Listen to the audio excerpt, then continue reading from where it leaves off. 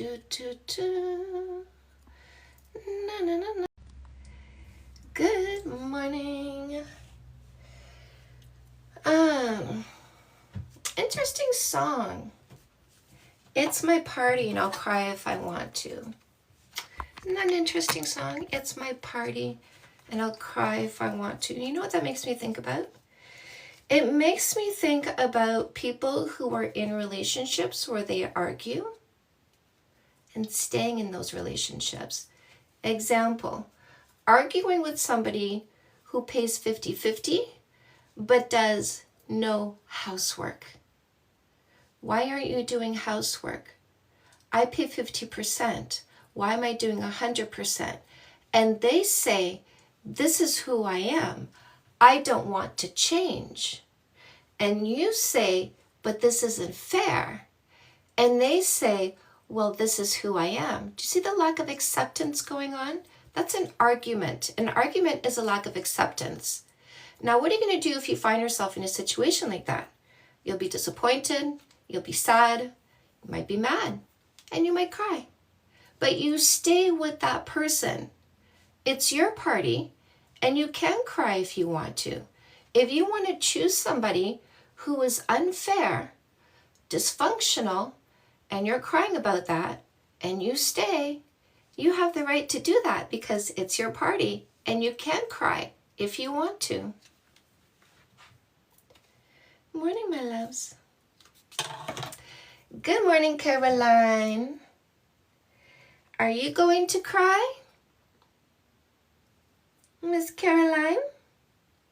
Are you going to choose a relationship where you cry? Because you can if you want. It's not my situation. I don't cry. I laugh. I smile. I cuddle. I kiss. But I don't cry.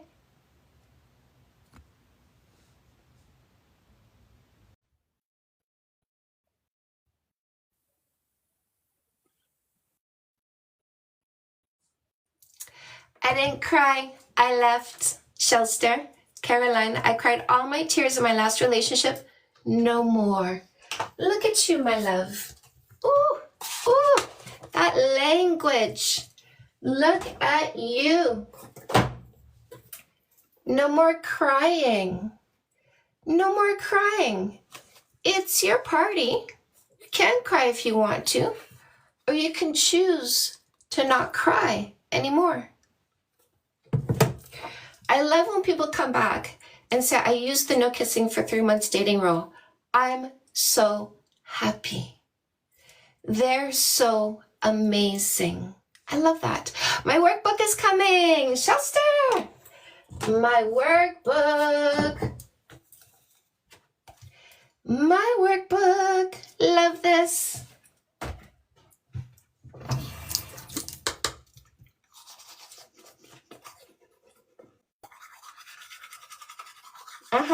I'm excited for you. Good morning, Wendy.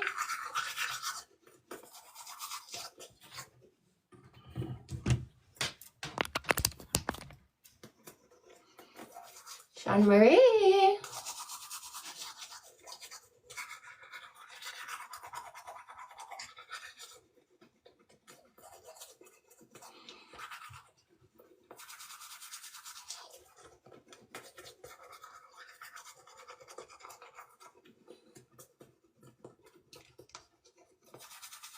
Caroline.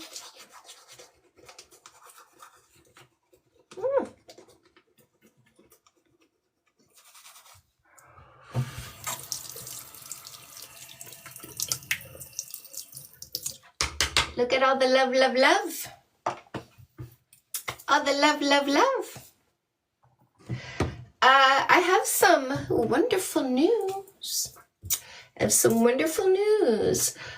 The contract for the Fallsview Marriott Hotel 2025 party seminar / party has been signed and sent. Signed and sent. I'm excited, Miss Ripple. I see you. I see my Ripple.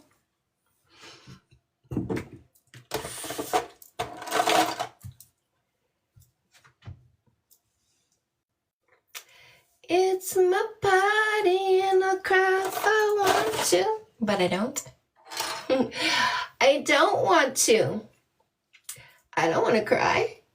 And that's why I don't surround myself with people who disappoint me. I don't have a disappointing man. I don't have disappointing friends. Goddess, good morning. I don't have disappointing work. I love what I do and it rewards me in so many ways. I don't have a disappointing home. My house is built by Mennonites. It is solid as a rock. Don't have a disappointing vehicle. It gets me everywhere I need to go. I love my life. Are you loving your life, my loves? I think Ripple's loving her life.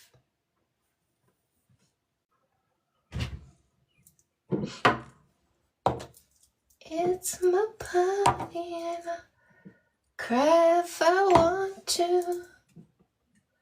Cry if I want to.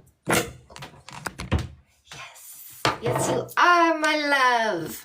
Yes, you are, because you are an incredible designer, Ripple. You are an incredible designer. I'm very proud of you.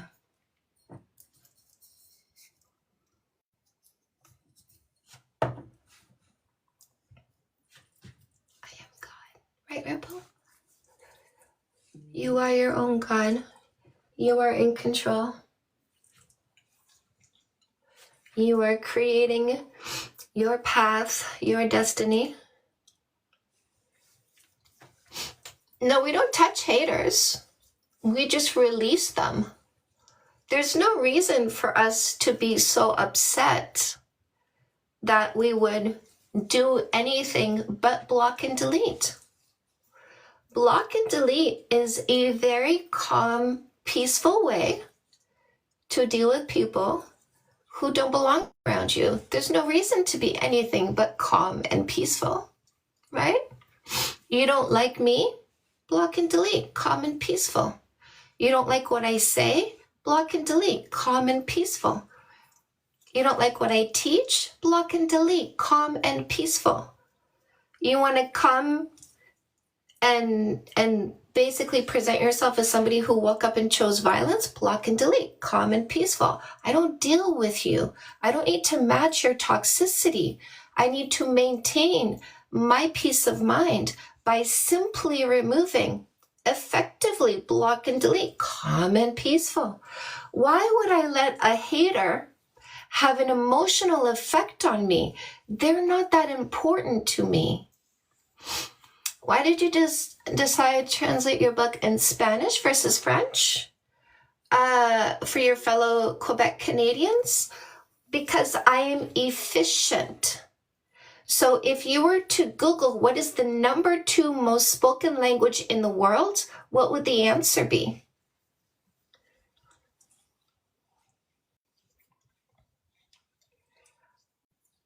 Do you think as an author and an educator, I want to reach a smaller demographic or a larger demographic? But go ahead and Google, inform yourself, because that's what I do all the time. I'm always informing myself. And that's the answer why I chose Spanish instead of French, to effectively reach a wider audience. Because after English, hi, good morning. After English, Spanish is the most spoken language. What if you Google, how does French rate in terms of the most spoken languages in the world? Where does French fall? I don't know the answer to that because I didn't bother looking that up. ¿Está bien? Sí, señor. Sí, mi amigo. ¿Está bien? Sí.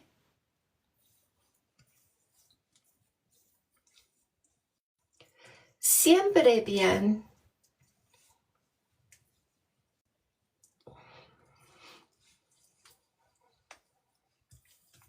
Siempre bien.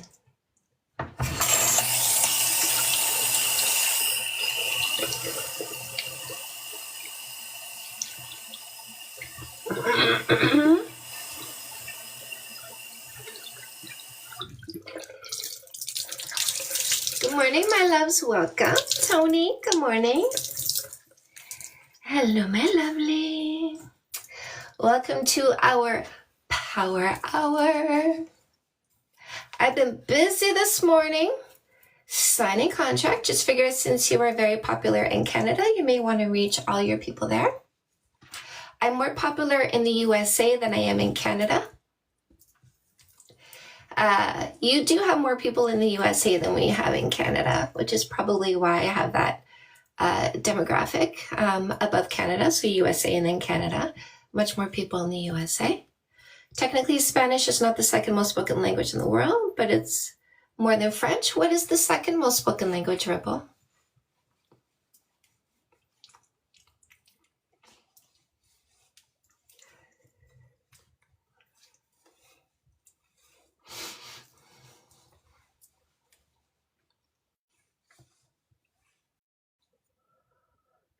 Oh, shit. Yeah, good point by you. Good point by you, my love. Good point by you. But I don't have many followers in Asia. Yes. Very correct, Sean Marie. Very correct, you guys. Yes. Yeah, and it's true. That is true. Should I become popular in Asia? I will definitely. Good choice on your part, yes. Numbers, it is Mandarin. True. Yeah, very good point by you guys. Indeed. But my reach has not hit Asia yet. I was playing games. Oh, Tony, something's missing here. I missed the first part. I only have the second, and that I was playing games, whatever. Do you want to try that again? Do you want to maybe write a sentence or two and send, like just break it up and click send? World needs to know this method. I agree, Caroline. I agree. I was having a conversation with ChatGPT last night, and I asked ChatGPT some very, very important questions. We can get into that in a second if you guys want to.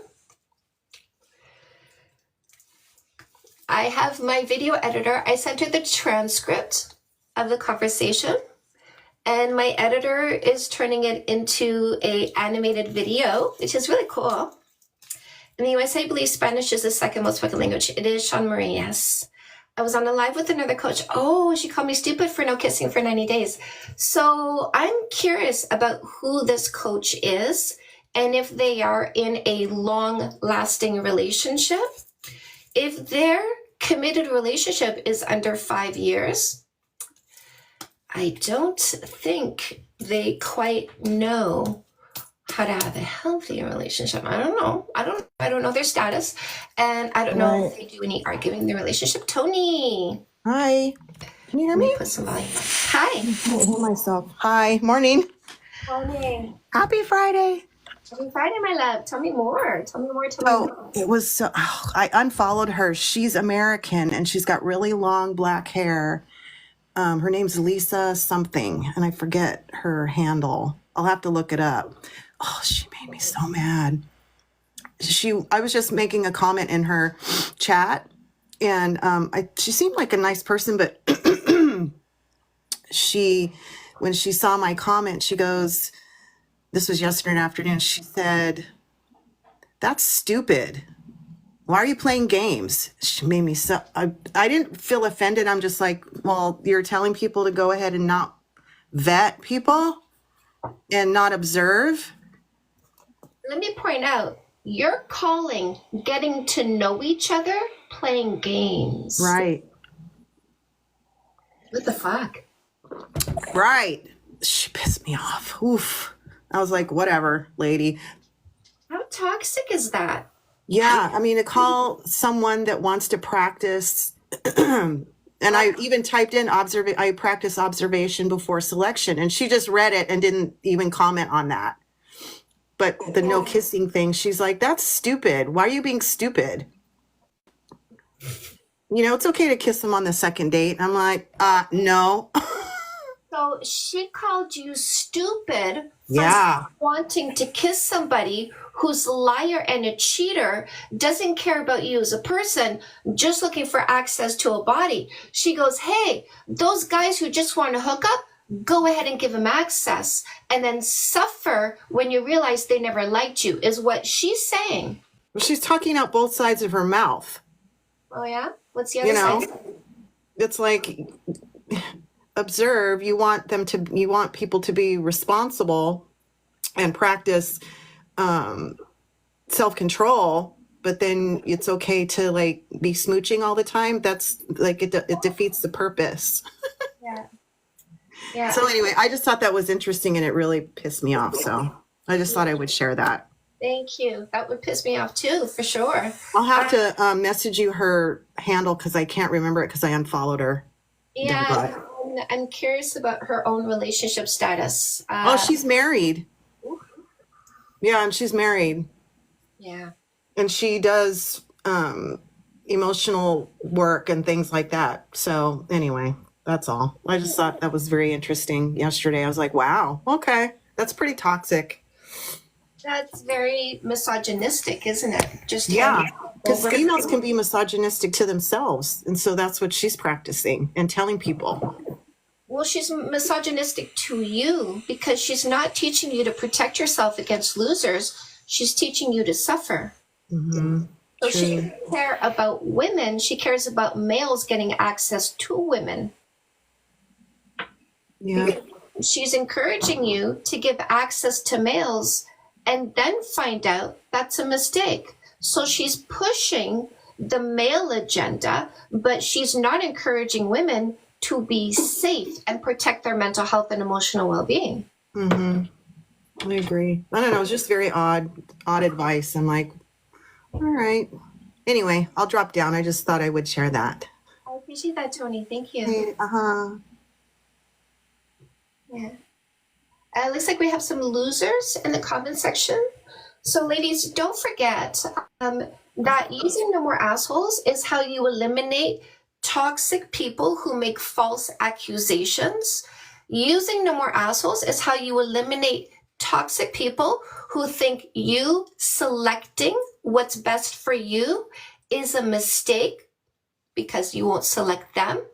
This is how you eliminate toxic people. Let's see who else we got here. Toxic people who call you a town bus. So who are abusive, right? Who call you names. They're abusive. This is how you get rid of abusive people. This is how you get rid of people. Let me just keep going here. Let me see. Well, there was another one there's another loser here, wasn't there?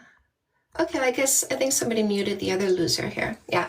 So face it, ladies, these guys are going to have a gilded tongue when you first meet them. They're going to say whatever they think you want to hear in order to try to get into your pants, right? But you need to let them talk and find out what kind of a loser they are, right, dude? And get rid of the losers. Get rid of the bad sandwich. Get rid of the rotten apple. Get rid of the moldy piece of crap in front of you that isn't telling you, I'm crap. You have to discover their crap because listen, crap guys don't say at the get-go, I'm a crap guy.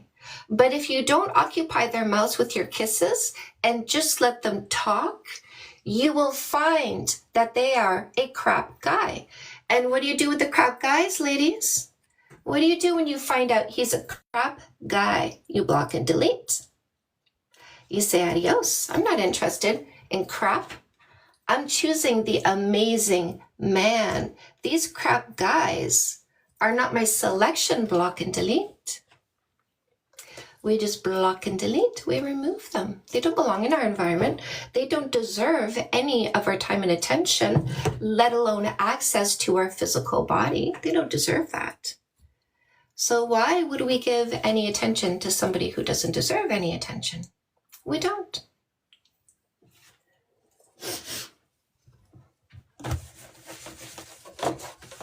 We don't. We don't have time. We are focusing on our truth. We are focusing on our goals. These guys can't handle criticism. They can't handle that you're going to discover they're lazy and selfish. They can't handle that you're going to discover they are immature, impulsive, and impatient.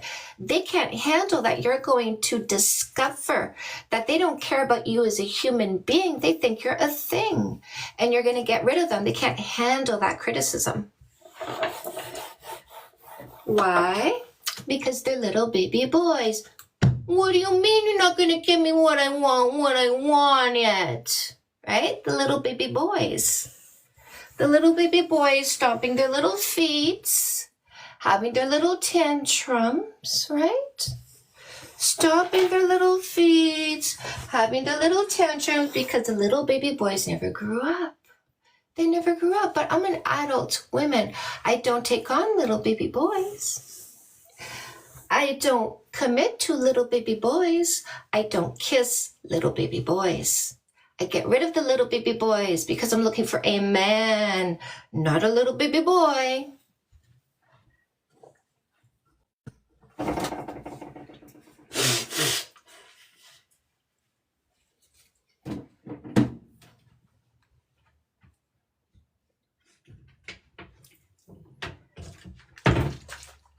Those little baby boys, they get so mad, don't they?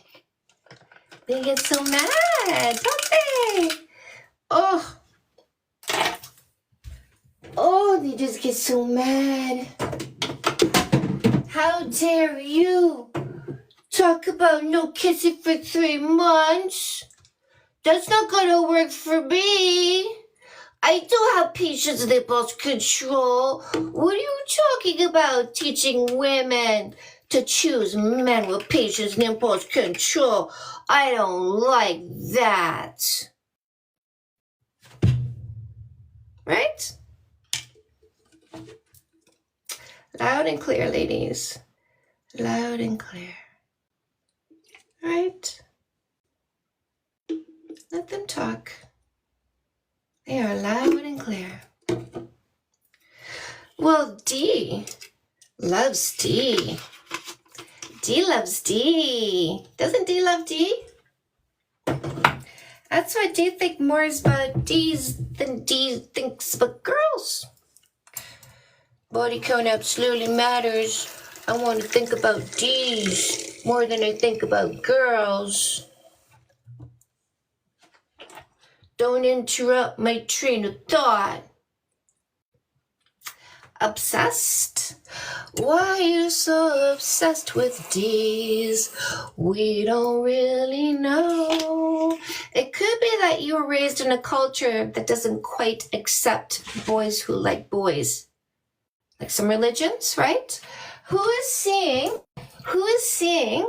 the creator on TikTok who is doing a video series on those TV shows about Mormon men who were attracted to other men, but they're not called gay. They don't call themselves gay. No, they have same-sex attraction. It's called SSA in their religion. It's not called gay in their religion. It's called SSA. And then they marry women and say, I also have SSA. There you go. Why don't we report that one?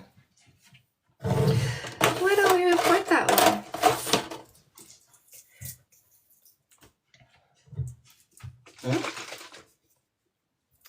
Caroline, yeah. It's funny. There's a lot like that, right? Because thank you. There's a lot of there's a lot of cultures that don't accept males liking males. Thanks, Diane. They don't accept that, right? And so they have to hide behind women. They hide behind women. I'm not gay. Look at me hiding behind women. If you're thinking more about boys than you're thinking about girls, you're not for us. I want a heterosexual relationship. I'm not looking to get with somebody who hides behind their attraction for other males by hiding behind me. Using women as a beard. We're not going to be used. Absolutely not. We will discover who you are. Why would no kissing rule apply? No, it's not contradictory. I have a question for you, mermaid. Are you willing to answer a question? Sell your book. Ladies, no more assholes. He calls you delusional for rejecting losers. He calls you delusional for finding out who he is before you commit. Okay, so mermaid, is there a difference between a short term and a long term? Are those different? Yes or no? Surfing, good morning. Is short term different than long term, mermaid? Yes or no? Do you want me to do a book walkthrough? Thank you. So I have 10 books on dating and relationships. I catch you where you are and I lift you up from there. Thank you, Dee, for reminding me to sell my books. So you can get all my paperbacks on Amazon. I have ebook bundle deals, audiobooks as well. All the buttons you want are in the link in my bio. Comeback Queen helps you heal faster from a breakup. If you're listening to me and you're realizing that you are with a loser, stop trying to change them. If you're fighting and arguing and crying, stop trying to change them. You made a mistake. It's time to fix the mistake. How do you do that? By removing the mistake. You are going to be sad because you have to mourn the story you told yourself in your head about who they're going to be. They're not living up to the story you told yourself because you created a story that is not based on reality. So dump the loser and use Comeback Queen to heal faster from the mistake. And then what you're going to do is move on to No More Assholes. We are not picking triggered losers anymore.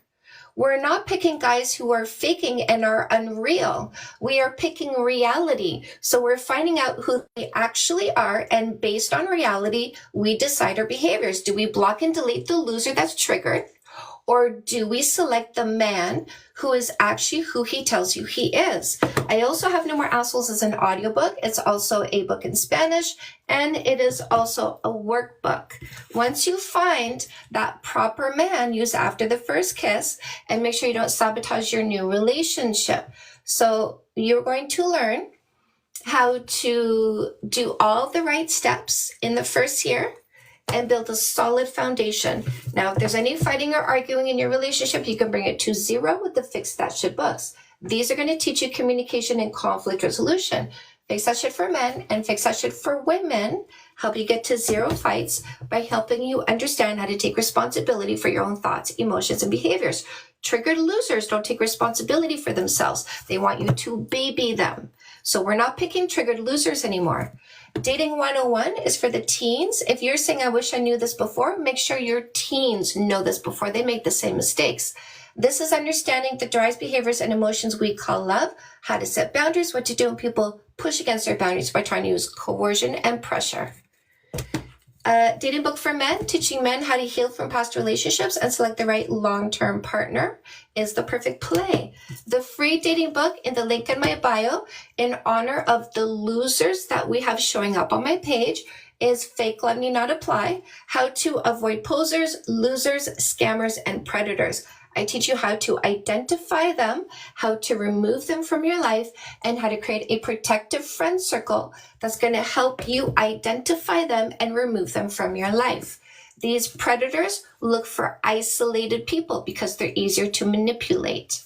I also have general life coaching and career coaching because your happiness and fulfillment are your contributions to your relationship. So, Say Yes to Goodness, 10 Steps for a Complete and Happy You is helping you evolve your happiness in 10 key areas of your life. And Custom Made is your career coaching to help you identify and monetize your purpose, passion, and talent. My 3 workbooks contain bonus material. You'll find these in paperback on Amazon. So there is the No More Assholes workbook. Here is the Fix That Shit for Women workbook. And here is the Fix That Shit for Men workbook. So get your paperbacks on Amazon, ebook bundle deals, audiobooks. All the buttons you are looking for are in the link in my bio. Thank you. Thank you.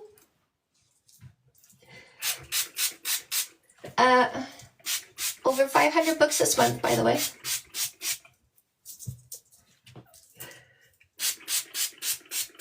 $500, and do you know why? Because you keep reminding me to tell people about my books.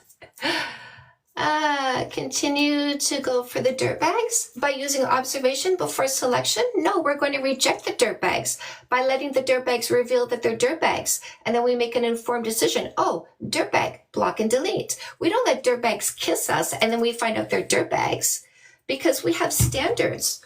Our standard is no more dirt bags. Look at all the pages helping women reject dirt bags. Bye, dirt bag. No more. Dirt bags don't get convenient access to women anymore because women are smartening up and saying, wait a second, why should I kiss a dirt bag just to find out he's a dirt bag? How about I find out he's a dirt bag and not kiss the dirt bag? That's logical, isn't it? See, we are bringing logic to dating now. Does that make you mad? Does it make you upset that women are going to reject dirt bags? Does that make you upset? I'm asking you a question, Ryan. Ryan, I got a question for you. Does it make you upset if women reject dirt bags? Does that make you upset, Ryan?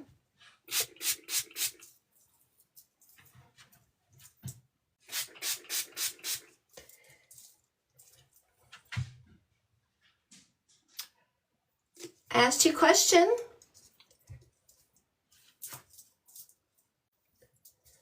Asked you a question. Not upset? There you go. So good for you. Good for you. He's not mad. That's good. I don't know why he was here being so pushy if he's not mad. It seems like the behaviors weren't matching the words. That's why we use a no kissing for 3 months dating rule, right? When he says, I respect something and then acts in a disrespectful way, are you seeing how the behaviors are not matching the words? This is the efficacy of the no kissing for 3 months dating rule. Notice how the mere introduction of this has some of the dirtbags instantly revealing themselves as dirtbags. It is so efficient and effective. This is a wonderful way to ensure you reject the wrong people. And when you continuously reject the wrong people, what are you continuously doing? Leaving the space beside you open for the right person because the wrong one isn't occupying it.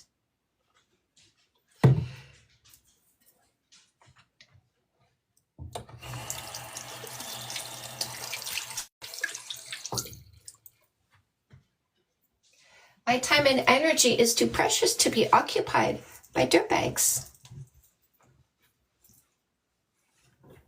What's the problem? He's got no problem, right?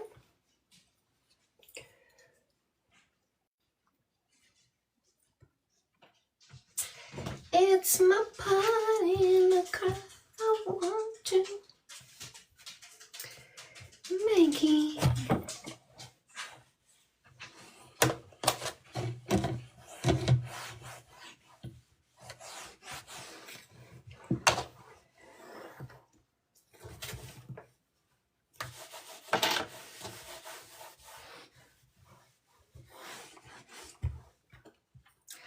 Obviously, winners don't have a problem with being identified. Obviously, losers have a problem that you'll identify them before they get what they want from you.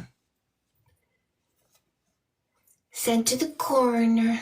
I know, Sean Marie. Sent to the corner. Maybe he'll go learn to do some meditation. Calm himself down. He seems emotional. Dirtbags get triggered by this message. They really do, Paula. It's so effective, though, isn't it?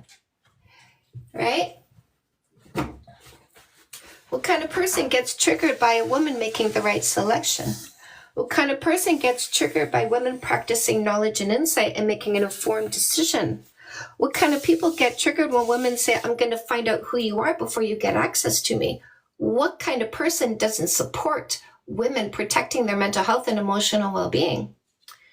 And by the way, not 100% of the females out there support women making the right decision. Tony apparently was talking to a female dating coach who doesn't support the no kissing for 3 months dating rule. She calls it playing games when you say, I want to know who someone is before I make a decision. Is she supporting women, or is she supporting the male agenda of having access to women they don't deserve? No exclusivity? Brando, I have a question for you. Are you willing to answer a question, yes or no?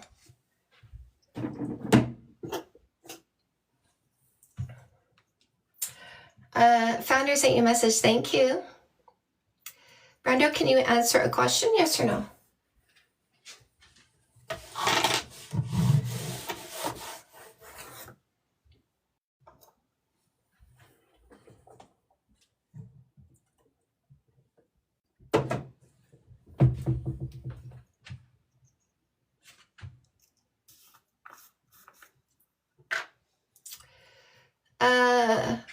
No, I listen, that I didn't ask for your opinion, right? And by the way, why does a woman, anyways, so Brando, this is the question for you.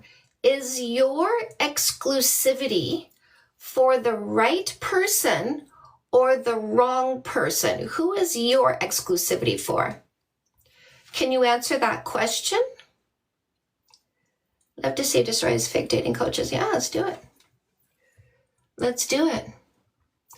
The thing is, I don't know if you've noticed on my platform, but I don't necessarily call out people. I might reply to people in the comment section and show them how illogical they're being, but I don't usually make videos calling out specific people. So I might make a TikTok saying, this is how you can recognize a dating coach that actually supports your mental health and emotional well-being. And this is how you recognize a dating coach that supports the male agenda of getting access to female bodies they don't deserve. I guess Brando's exclusivity is for the wrong person because he doesn't care where he puts his thing, right? So notice that males don't care about who they give their exclusivity to, like toxic males don't care who they give their exclusivity to as long as they're getting dipped, right?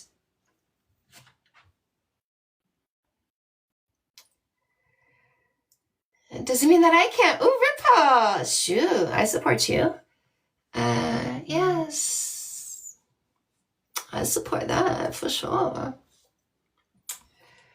Yeah, I mean, it looks like you didn't have anything intelligent to say. What do we do with people who don't have anything intelligent to say? We go, thank you, glad I let you talk, and found out you lack intelligence.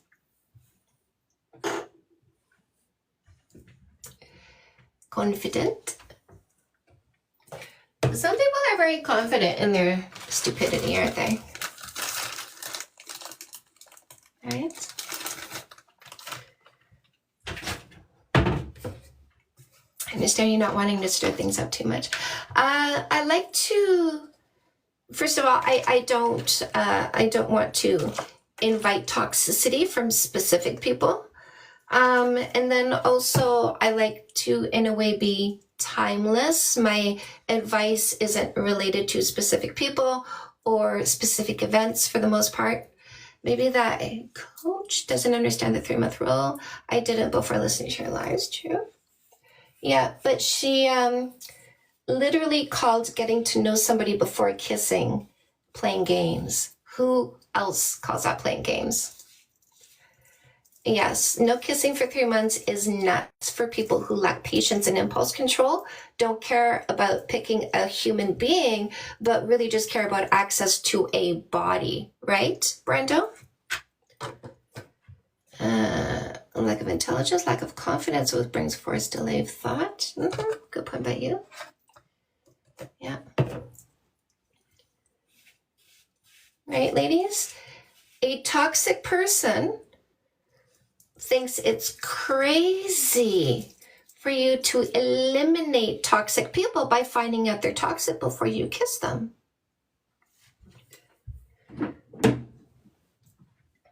Right? Hi, Diane. Hey, good morning.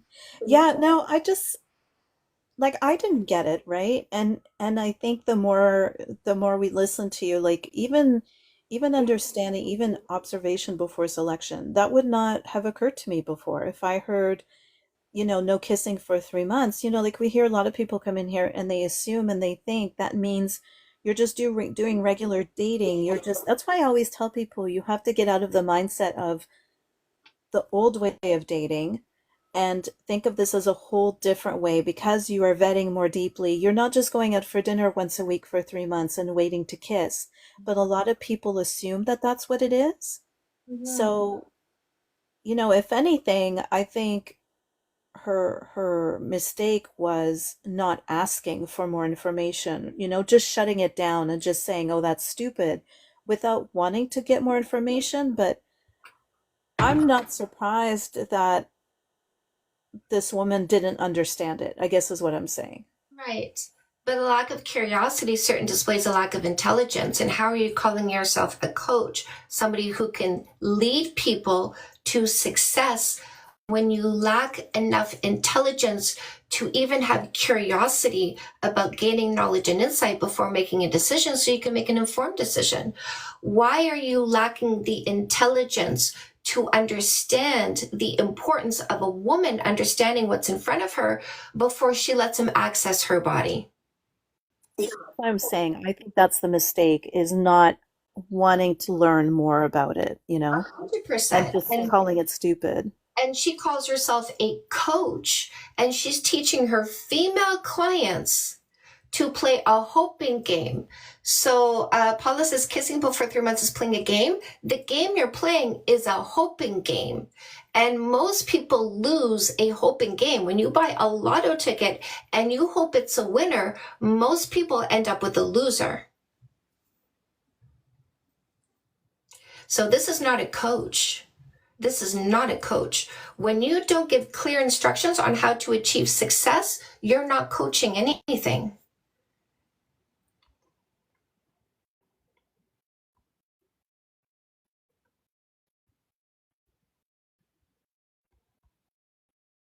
Asha, not all women support women, unfortunately. And we have to have eyes wide open, because not every woman is an ally.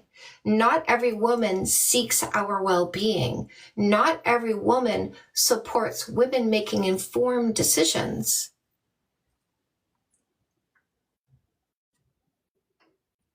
Lydia. I like your point too, that the old way of dating is it benefits patriarchy, and we are all socialized into the patriarchy, and we have to undo it and unpack it along with all of the other limiting systems and beliefs.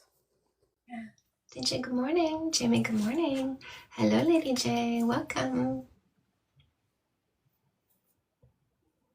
Thank you, Diane.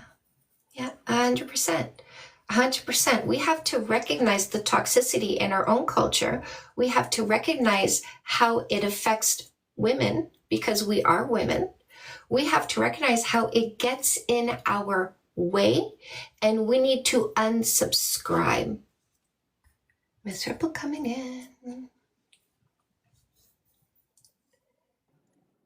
in. People pleasing, no more. Yes, shutting it off. Tony, well done. Ripple, hi.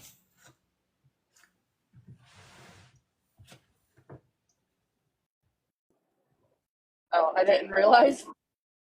You didn't realize you popped up? That's cute. Welcome. Do. Perfection. How does this timeline apply to long distance and the intimacy built while maintaining space? So Taylor, I do not recommend you take what people say at face value. I recommend you get the truth beyond their words. So my question to you is, if you were starting something long distance, How are you making sure that you are corroborating what they are saying to make sure reality matches the words coming out of their mouths? Taylor, what's your answer for that? Are you corroborating what they're saying? Or are you simply believing what they tell you? That's dangerous, my love. Oh, Ripple coming back. Hi. Okay, let me try that again. So what I was saying is also, I think, in my opinion, using this methodology involves a lot of confidence and security in yourself as well. Because I think that especially, well, not especially for women, because I'm pretty sure guys do this too, where we barter our kisses and sex because we're afraid they're not going to be interested in us just for who we are. And when you're using this methodology, you have to have that confidence in yourself and who you are, and be secure in yourself. Be secure in yourself being single, and be secure in yourself enough to let somebody get to see who you really are. Yeah, we are confident enough when we use this methodology, and that's something I teach you to develop, by the way, is confidence. I teach you to develop confidence in the first 3 steps, because your confidence is a key factor to the success of this methodology. You need to be confident enough to say, if you don't like me, I don't want you. And that means liking my personality, liking my brain, liking the behaviors that I choose, liking my goals and ambitions, liking me as a human being. If you're not looking at me as a human being and liking what you see, there's no way I'm going to let you touch me, because I'm not looking for a hookup. I'm looking for a human being who appreciates me. And if that's not you, it's a good thing I didn't kiss you. I had a guy come on my panel the other night who started off by saying, he was like, first of all, caring about body count doesn't mean you're insecure. And then he literally just went on to talk about how he doesn't care about the number. He cares about the experience the woman had before him, because if she experienced someone who was like the best she's ever going to get. And I was like, whoa, that is textbook insecurity. 100%. So notice how they gaslight. Notice how they lie about themselves. And that's what we're looking for. We're looking for the discrepancies. I'm not insecure, but I don't want you to compare me to past experiences. But that is insecurity. Corroboration is not an issue. There is in-person interaction, but I imagine that it would take longer because we aren't seeing them in every situation. That's exactly it, Taylor. And so what you are doing when you use No More Assholes is you're doing a thorough vetting process. I teach you how deep to go. I teach you what questions you need to ask. I teach you what you need to look out for so that you pay attention to what they say, but you also pay attention to the facts. And if the facts are not aligning with what's coming out of their mouths, they are liars. And we're not going to commit to liars. So observation before selection means you find out what kind of person they are and you walk away from the ones that are dishonest. Oh, part of TikTok is this, and how did I get here? I don't know, but if you don't like it, all you do is you leave instead of complaining about the choices you're making and hoping other people fix you for you. Right, ladies? This is a red flag right here. We never get into a relationship with somebody who doesn't take responsibility for their own behaviors and decisions and blame you for the unhappiness they generate because they don't take accountability for themselves.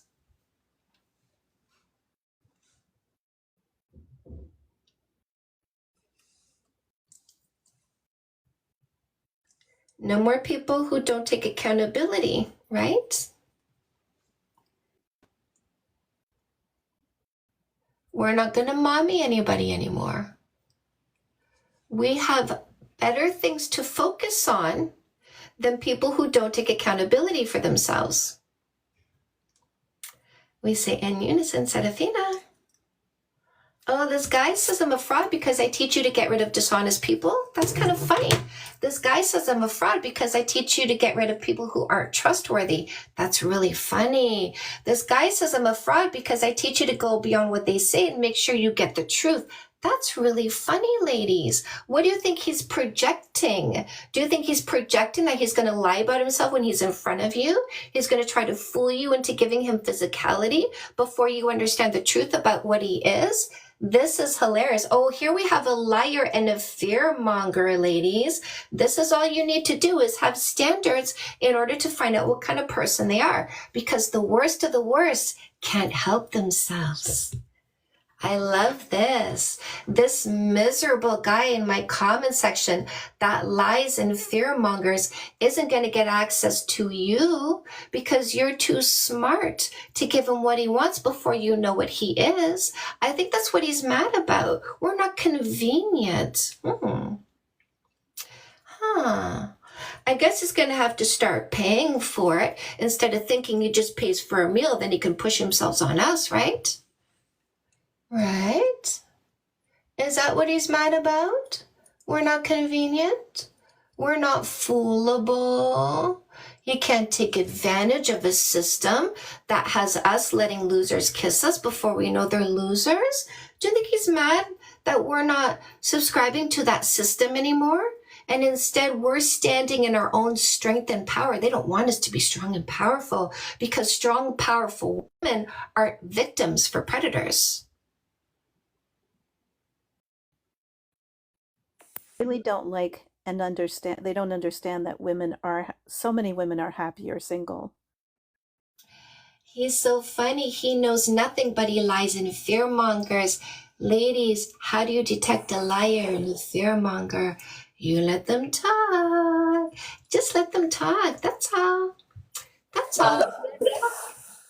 Oh, god damn it. Someone muted him. There he is. Ben Beloved is being racist and indoctrinated in your comments. Yeah. Got rid of him. Those poor baby. I was hoping we could block him. Hit his comments there, but I don't know if you want to block him or just let him be racist. It's not a threat to be single, right, ladies? Happiest demographic is single women without kids.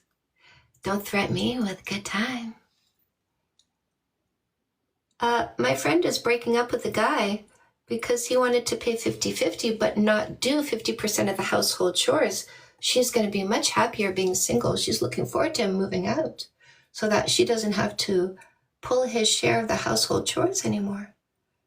She just broke up with him yesterday, in fact. Another lazy, selfish guy is going back to his parents' house. Back to mommy and daddy's house, ladies. We are buying our homes and we're kicking out losers. We are buying our homes and not letting losers live with us. Who's going to be unhappy about that?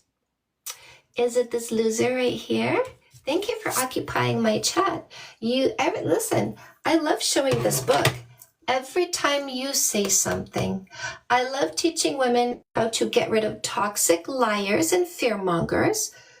Every time you say something, please continue to be my free labor. Please continue to encourage me to hold up my book every time you talk as I show women what they are avoiding. Liars, fearmongers is the example you're setting, right? Right? Ladies, get rid of them. They don't like you. They don't like you at all. They just want you to be convenient.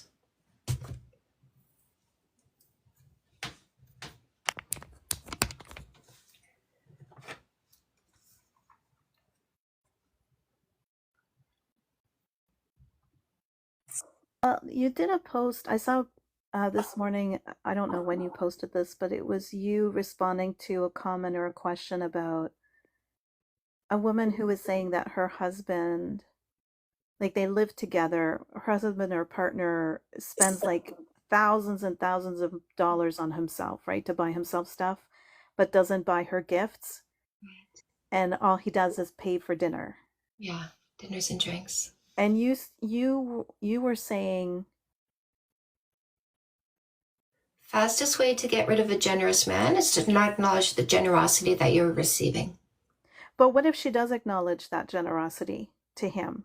But She, then he's like, he buys himself, because you hear stories like that, right? The man's buying himself a boat and a motorcycle and all of this stuff, and then doesn't buy her anything.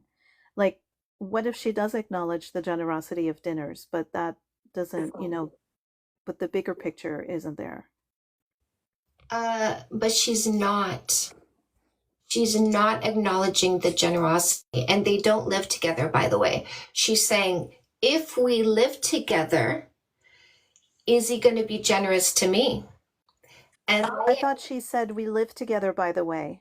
I, Oh, okay. I thought they were living together. Okay, that's very different then. no, she's worried that his spending money on him is a pattern he's going to keep doing if she goes and lives with him. Is he's not going to buy her gifts and flowers.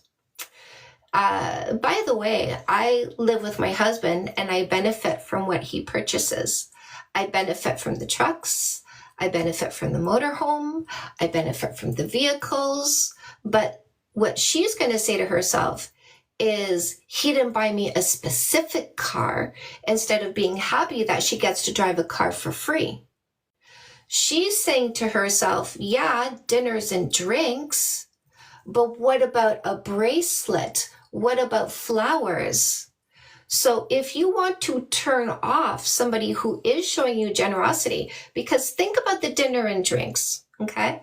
If we go out to dinner and it's a nicest restaurant, it's going to cost probably $40 for your meal, because there's going to be maybe an app, a meal, a drink. So probably about minimum $40 if we go to a nice-ish restaurant. Not even upper tier, nice-ish. Now, if you think about what it took to make $40, maybe it took him 2 hours to make that money. Maybe it took him 1 hour to make that money. So that's him working that hour, spending that on her. That's something he's not spending on himself. But she's saying, yeah, but. Yeah, but. This show of generosity doesn't register. I'm waiting for you to do this. I'm not going to acknowledge this. You have to do this for acknowledgement. A logical man says, why would I do this when this is not appreciated? There's no point upping the ante only to meet another level of lack of appreciation. Somebody who doesn't practice gratitude and appreciation is going to say, I got the flowers and the bracelet. Yeah, but I saw you buy yourself a motorcycle. Where's my toy? So there's always going to be a yeah, but. If you can't acknowledge what they do, you won't acknowledge what they do, and you won't acknowledge what they do. So a logical man is looking for somebody who sees what's happening. He's not looking for somebody who ignores what they do.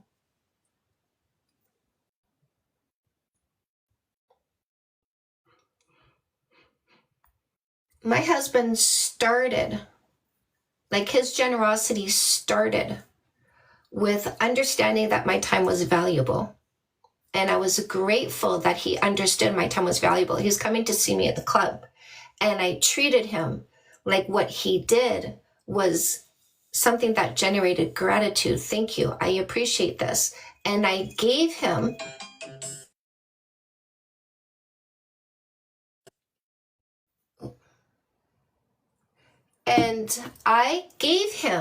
appreciation.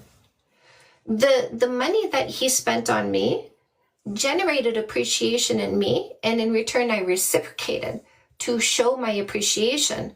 When he came to see me at the club, I didn't immediately take him to the back and say, start paying for my songs.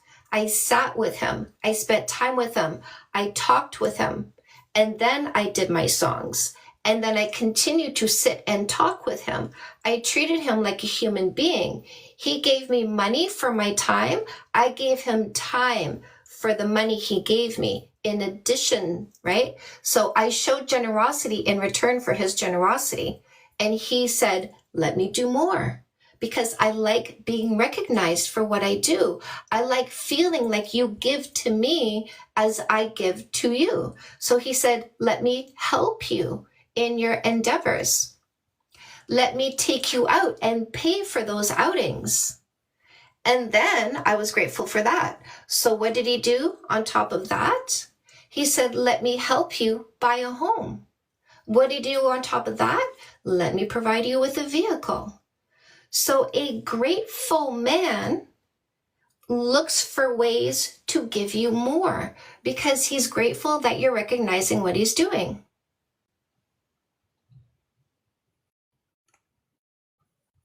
But if you don't acknowledge and appreciate what they're already doing for you, why would they do more? Like Diane, if you bring somebody a meal, you bring him a meal at work, and he shows up at your house to eat your food, and you bring him another meal at work, and he shows up at your house to eat some more food, and you bring him another meal at work, and he shows up at your house to eat some more food, are you going to start feeling like what you're doing isn't generating anything in return because he's not being reciprocal, he's not being grateful? Are you going to keep doing those things for him? I get what you're saying. I think for me the big difference is them living separately versus being together. Yeah. Right? And I just don't think the way she wrote it necessarily means like maybe she doesn't appreciate what he is doing, and maybe she does. He negates what he does with the word but. He pays for meals and drinks, but he doesn't buy me flowers and gifts. She doesn't see the paying for meals and drinks as a gift. So why would he gift her anything more when the gift that's offered isn't even acknowledged? Again, for me, especially because they don't live together, that's a big difference. Living together versus not living together is a different level of commitment, and yeah. Yeah. But if they were living together and he's paying the rent and he takes her out for meals and drinks, should he also buy her flowers and gifts? Because now he's up the ante too, right? You don't have to pay rent. Like, you don't have to pay for this food. That's money you save. That's in your pocket. So Right, but we're assuming that he's paying the rent. Like we're assuming a lot of details in this like scenario, but um yeah, I think there are women who take advantage and like you say um aren't grateful for what they do receive, but there are other times when there is uh I think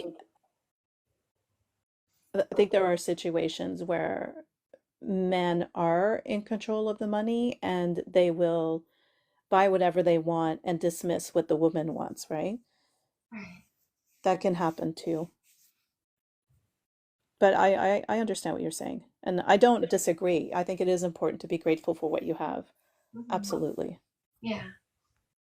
Yeah. It's like a manifestation lesson too, right? If we sit in a sense of lacking, if we tell ourselves, I don't have enough, I don't have enough, I don't have enough, the universe doesn't bring you more abundance. If you sit in gratitude and say, I have everything, thank you for everything that I have, I am so happy and fulfilled, the universe will send you more abundance to match the energy that you're feeling. Everything you want is right there inside your heart. Yes. Hi, Dondra. Good morning. Oh, yes. Yes. Dating 101. Understanding the drives, behaviors, and emotions we call love is for our teenagers. By the way, this person said they're 16. I think that means because this is an adults page. So here comes block. Here comes delete. If you're going to come here and present as somebody who is a child, got to deal with you appropriately, right? So, but yeah, parents, if you have any teenagers, grab Dating 101, understanding the drives, behaviors, and emotions we call love. Teach our teens how to set boundaries, how to recognize coercion, what to do in the face of coercion. That's right, surfing.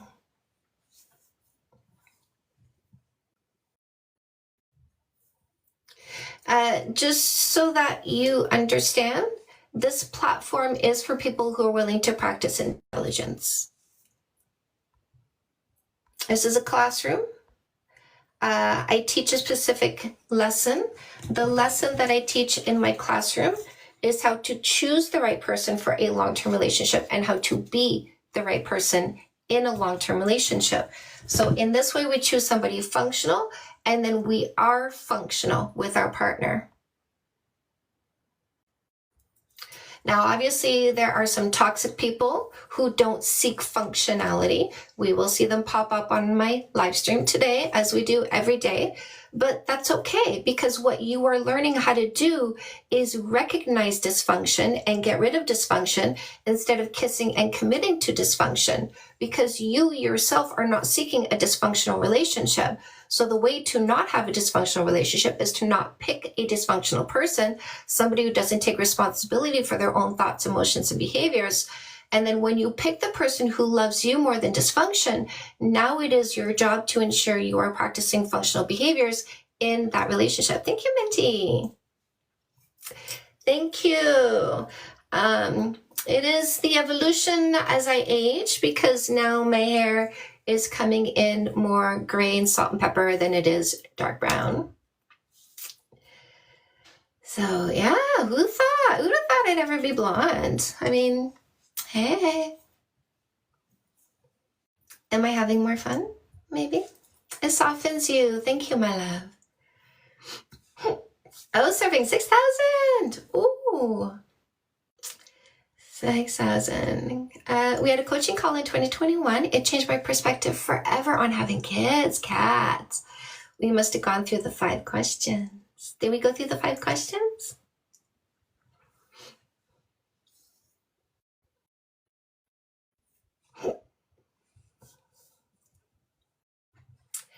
It's my party and I cry if I want to. But we don't want to cry. We don't want to cry. Probably they're online somewhere. Yes, they are, my love. Yeah. Yes, indeed, they are.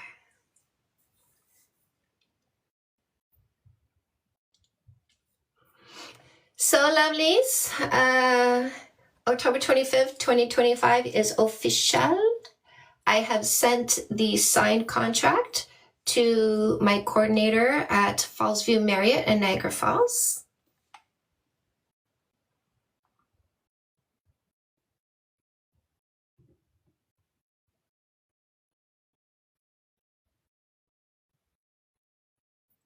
You're so welcome, my love, exclamation mark. I love you, exclamation mark.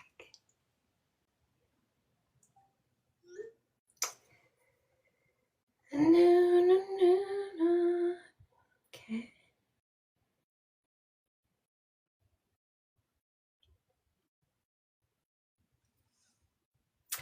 10/25/25. That's right, my love. Yeah.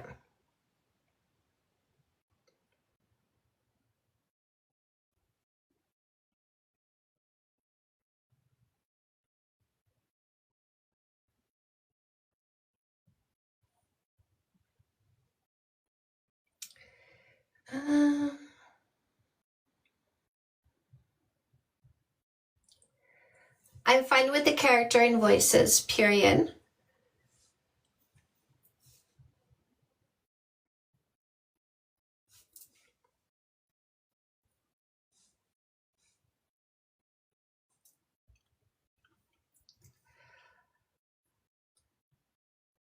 You can follow the text closely, comma, if there's some thing that you feel we don't need, it's okay to take it out, period.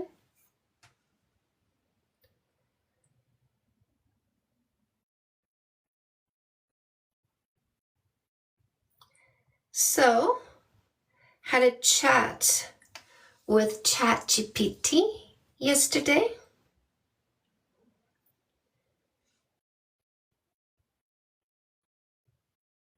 And it was very interesting. Tap, tap, tap.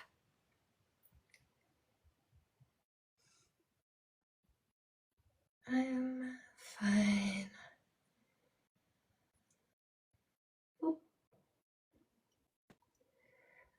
So the questions that I asked ChatGPT, let me show you.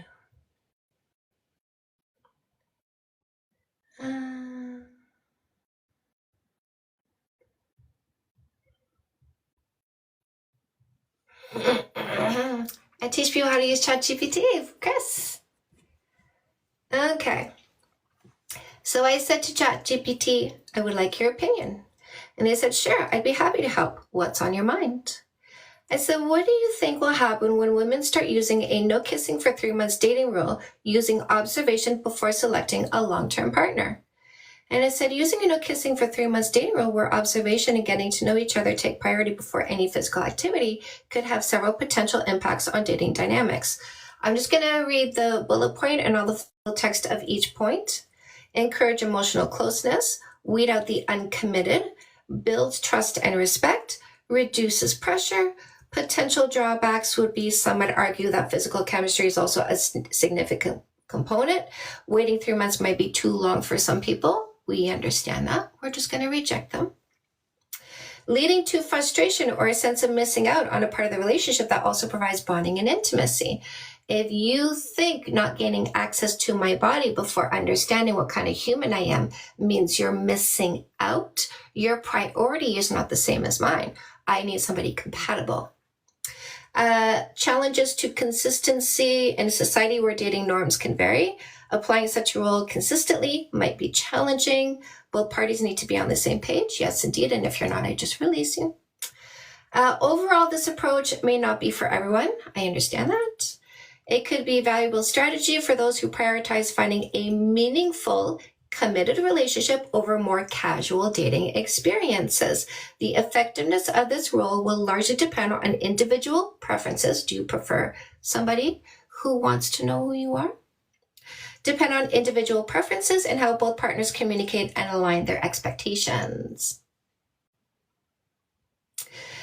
Next question I asked, what do you think society will look like in 20 years if women consistently apply the 3-month no kissing dating rule? If a significant number of women consistently apply this rule over the next 20 years, society might experience several changes in the dynamics of dating relationships, and perhaps even broader cultural shifts. Here's a look of some potential outcomes. Number 1, shift in dating norms. Bullet point, more deliberate dating, emphasis on compatibility.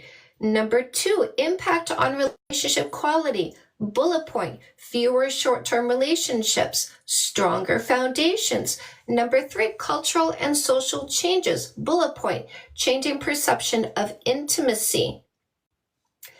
Bullet point, reduced pressure and stress. Number 4, potential backlashes and adjustments, resistance to change, as we see here. Emergence of alternative dating practices. We might become the alternative dating practice. Number 5, economic and media influence. Bullet point, changes in dating apps and services. Dating apps and services might adjust their platforms to cater to these new norms, emphasizing personality matches and long-term compatibility over physical attractiveness and quick connections. Media and TV shows, movies, other forms of media might begin to reflect and reinforce these new dating norms, showcasing relationships that develop solely and focus on emotional bonds. Number 6, impact on gender dynamics, empowerment and agency. Also shifts in masculinity. Men might also adjust their expectations and approaches to dating potentially leading to shifts in traditional views of masculinity and how men express interest and affection. One of the results that I have witnessed when men use a no kissing for 3 months dating rule, and I did a panel discussion, which you'll find on my YouTube channel, and you will hear a man who is practicing that rule say, I really love how this, oh, look at the liar and the fearmonger, right? Right on time, liar. Right on time. Do you think women want liars and fearmongers? Looks like a rejection. So this man in my panel discussion says, I really love this because it is getting us to show new ways to show affection and appreciation, quote unquote. Number 7, possible unintended consequences, bullet points, heightened expectations, overemphasis on rules. In summary, while the consistent application of a no kissing for 3 months dating rule could bring about positive changes such as deeper connections and more thoughtful relationships, it could also lead to a variety of challenges and adjustments as society adapts to new norms. Who's going to create new norms, ladies? Us. The ultimate impact would depend on how widely and consistently, that's on you, these practices are adopted and how flexible individuals and society are in embracing them. We will only accept the people who accept our desire to choose the right person. Here's my next question to ChatGPT. Do you think this could lead to more functional family dynamics? Answer, yes. Applying a no kissing for 3 months dating rule could potentially lead to more functional family dynamics over time. Here's how this approach might influence the formation of families and contribute to healthier, more stable family environments. Point number 1, stronger relationship foundations. Bullet point, increased compatibility, better communication skills. Point number 2, more thoughtful partner selection. Bullet points, avoiding impulsive decisions, fewer toxic relationships. Point number 3, promoting commitment and stability. Bullet points, longer courtship periods, reduced divorce rates. Point number 4, healthier role modeling for children. Bullet points, demonstrating respect and patience, emotional security. I love this one.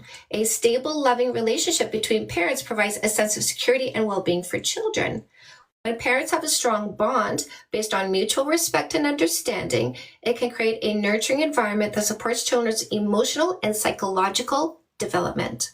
Point number 5, reduced impact of external stressors. Bullet points, lower stress levels, improved mental health. Point number 6, cultural shift towards valuing long-term relationships. Bullet points, normalizing of healthy relationship practices, changing social expectations. As more people adopt this approach, social expectations around dating and relationships could evolve to emphasize quality over speed. This could encourage more people to prioritize finding the right partner over simply being in a relationship, leading to more functional family dynamics. Number 7, potential challenges and consideration. Bullet point, adaptability, balancing physical, emotional intimacy. Conclusion, overall, the consistent application of a no kissing for 3 months dating rule has the potential to foster more thoughtful, committed, and compatible relationships, which can lead to more functional family dynamics. By encouraging emotional intimacy and understanding before physical intimacy, couples may be better prepared to handle the challenges of family life, ultimately benefiting both parents and children. However, the success of this approach will depend on how well individuals, that means you, adapted to their personal needs and how society supports and values those relationship practices. If you remain consistent with this, they don't have a choice but to accept it if they want access to you. So ladies, in order to change your culture, you need to be consistent with this. My next question, what do you think the children of women who use the no kissing for 3 months dating rule will be like when they are adults? Here's the answer. The children of women who use the no kissing for 3 months dating rule may grow up with unique perspectives and behaviors influenced by their parents' relationship dynamics and the values they witnessed. Monkey see, monkey do. Here are some potential characteristics and outcomes for these children as they become adults. point number 1, emphasis on emotional connection. Bullet point, value emotional intimacy, strong communication skills. Number 2, greater patience in relationships. Bullet points, willingness to take time, reduced impulsivity.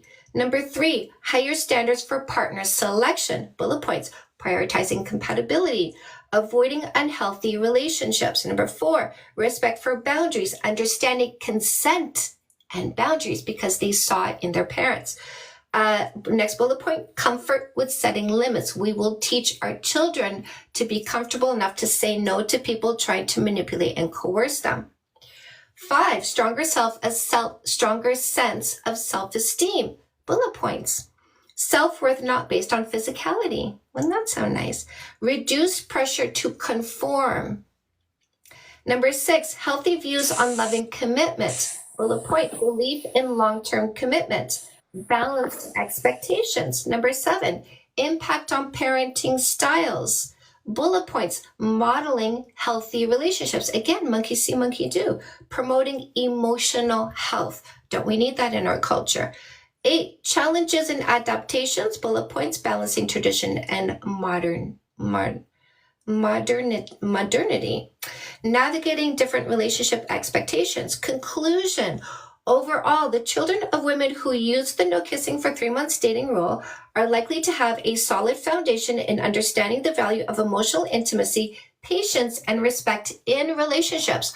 No more being disrespected because you chose a disrespectful partner. They might grow up to be thoughtful, discerning individuals who seek meaningful connections and prioritize compatibility and emotional well-being in their romantic lives.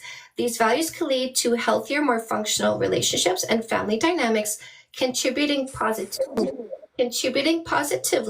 to their personal development and to society at large. However, as with any upbringing, the impact will also depend on individual personalities and how these lessons are internalized and adapted to changing societal contexts. I ask, do you think our society will improve if women use a no kissing for 3 months dating rule? If a significant number of women and potentially men, because they have to follow our lead if we have standards, adopted a no kissing for 3 months dating rule, it could lead to various positive changes in society, though the impact would be complex and nuanced. Here are some ways society might improve along with potential challenges. Number 1, potential improvements to society, healthier relationships, deeper connections, lower divorce rates, greater respect for boundaries, improved understanding of consent, empowerment. This one, women and men might feel more empowered to assert their boundaries and make relationship choices that align with their values, leading to a society where individuals feel more in control of their romantic lives. Reduction in casual hookup culture, shift in dating norms, less emotional turmoil. Doesn't that sound nice? Positive impact on mental health, reduced relationship anxiety, better self-esteem, stronger family units, role models for healthy relationship, reduced impact on family breakdowns, cultural shift towards emotional intelligence, emphasis on communication and empathy, redefining success in relationships. Doesn't this sound great? I love the ripple effects. Like, I love how it's just slowly branches out throughout society, even to the point of like changing Hollywood, and what we see on TV. Yeah. Yes, exactly. It's time for a change because look at all the dysfunction. I just read something yesterday. This may be right, this may be wrong, but it said 70% of women that are moms are single moms.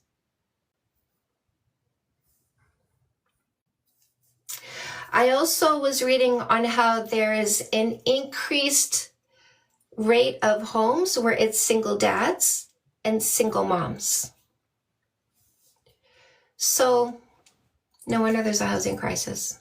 Everybody's buying their own place. Everybody's getting their own apartments and parenting so low in their individual spaces.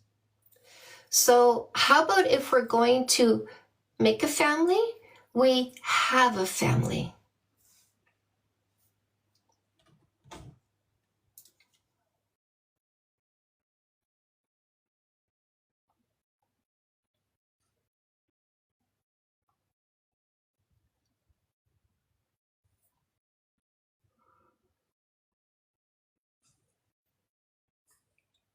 How about we do that?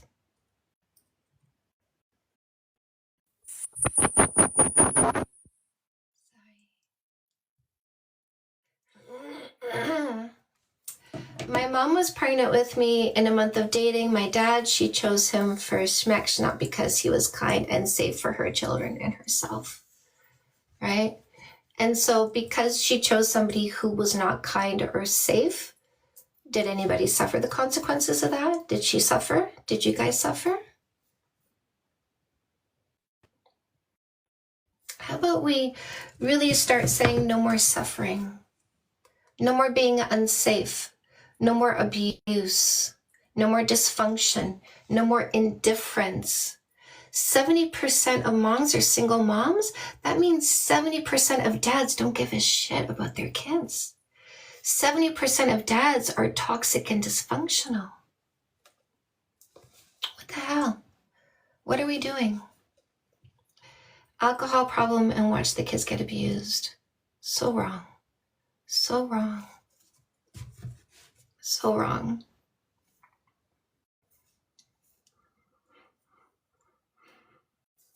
It's time for a shift. It's time for an evolution in our culture. Evolution in women, evolution in families, evolution of the children we are raising.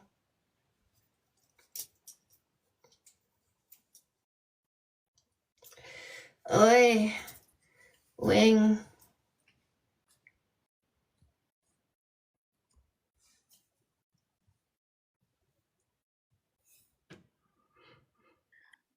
Hi, what did you, oh, adios.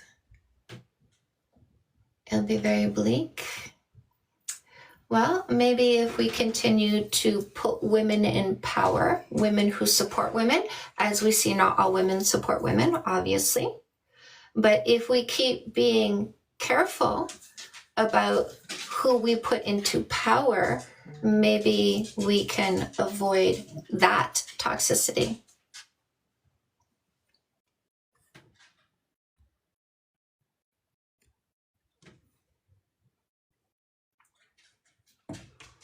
Now, my phone's acting up. All right. So I just wanted to say, I think that what is it? Oh, I'm forgetting the plan thing you got here, like the 3-step thing, whatever, I think that's smart. All right, take care. It's called observation before selection. So that's what we're doing. We are practicing observation before selection. And by doing so, we are gathering data, and then we assess the data, and based on the data, make an informed decision. By making informed decisions, we increase our own happiness. When you make an informed decision before buying a house, by gathering the data and assessing the data, in other words, a walkthrough home inspection and title search, are you not happier with your purchase because you made sure there were no unpleasant surprises, like the house is actually falling apart, or when you handed your money over, it was a scam because the person you gave your money to didn't actually own the house. So we're not setting ourselves up for disastrous disclosures after we buy the house. We're going to find out before we put our money down what condition that home is in. Thank you, Emmett. We appreciate you. We always appreciate people who support informed decision making. Obviously, people who don't support informed decision making don't support women's mental health and emotional well-being. And if a girl doesn't support informed decision making, she does not support his emotional health and well-being. I always wanted to build a Chantal High dating GPT, a digital dating coach. That's interesting. That's an interesting thought.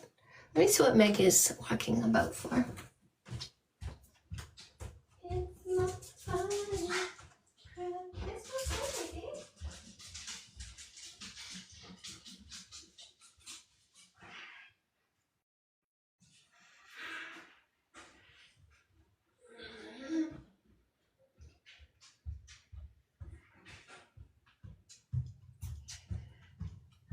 tell you, my standard poodle, almost 10K. Digital AI doppelganger. I think we should talk about this, Chris. I think we should talk about this. What do you think? Maggie is indestructible. Like, months ago, I was saying to my husband, I think it's getting time to say goodbye because she doesn't look like she's doing well. And I don't know what happened, but she's like got a second wind. She's got more energy. She's put on more weight. Like I can tell how she's feeling by how she moves. Chris, do you want to send me your email address and I'll send you my link to my booking page and we'll set up a Zoom call and have a discussion, you and I? 10K. Oh, you guys, you're so sweet. You are so sweet. Okay, let's do that. More energy. So I can tell how she's feeling by how far she goes when I let her out. We're on 6 acres. Sometimes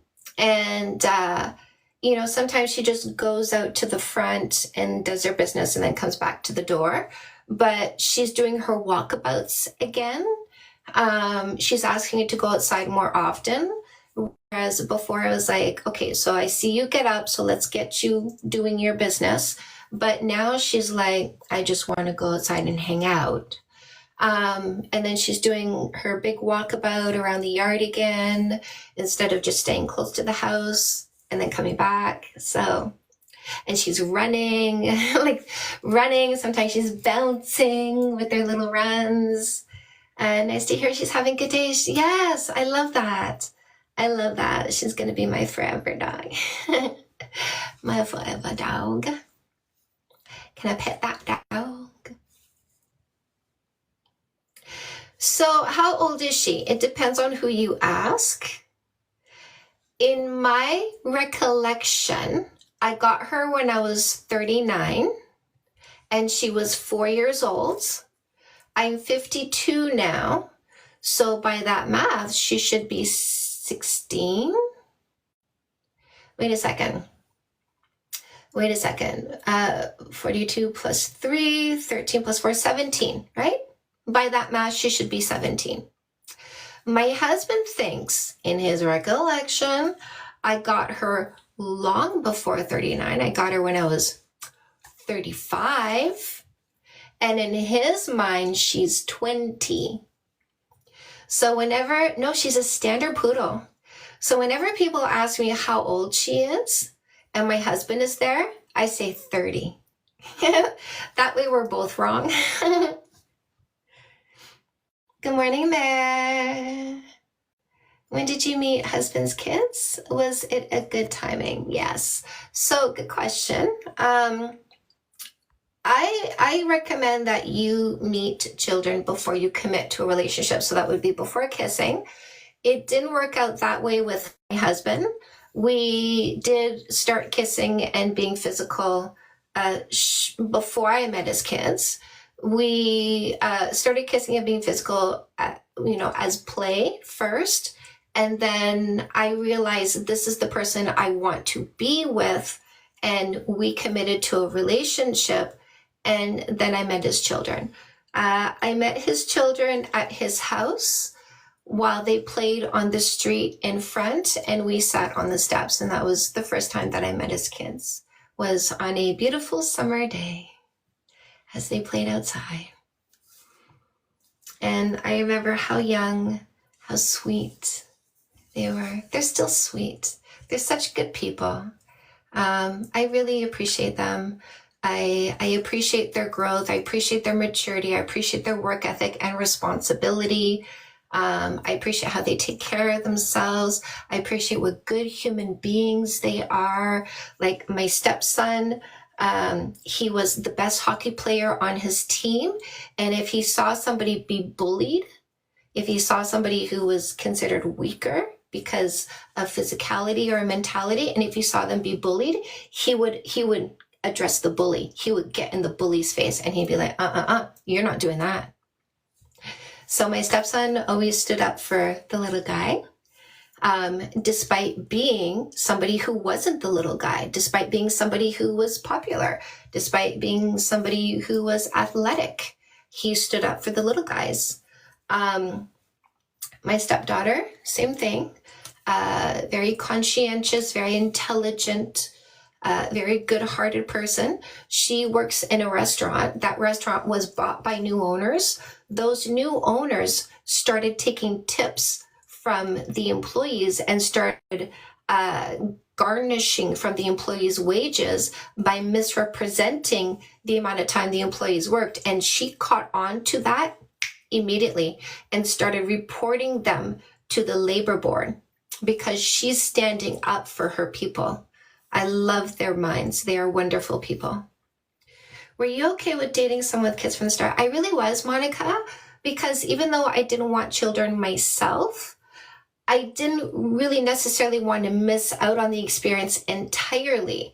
So I call it secondhand smoke of parenting. So I got to get some of the effect of parenting without the responsibility of parenting.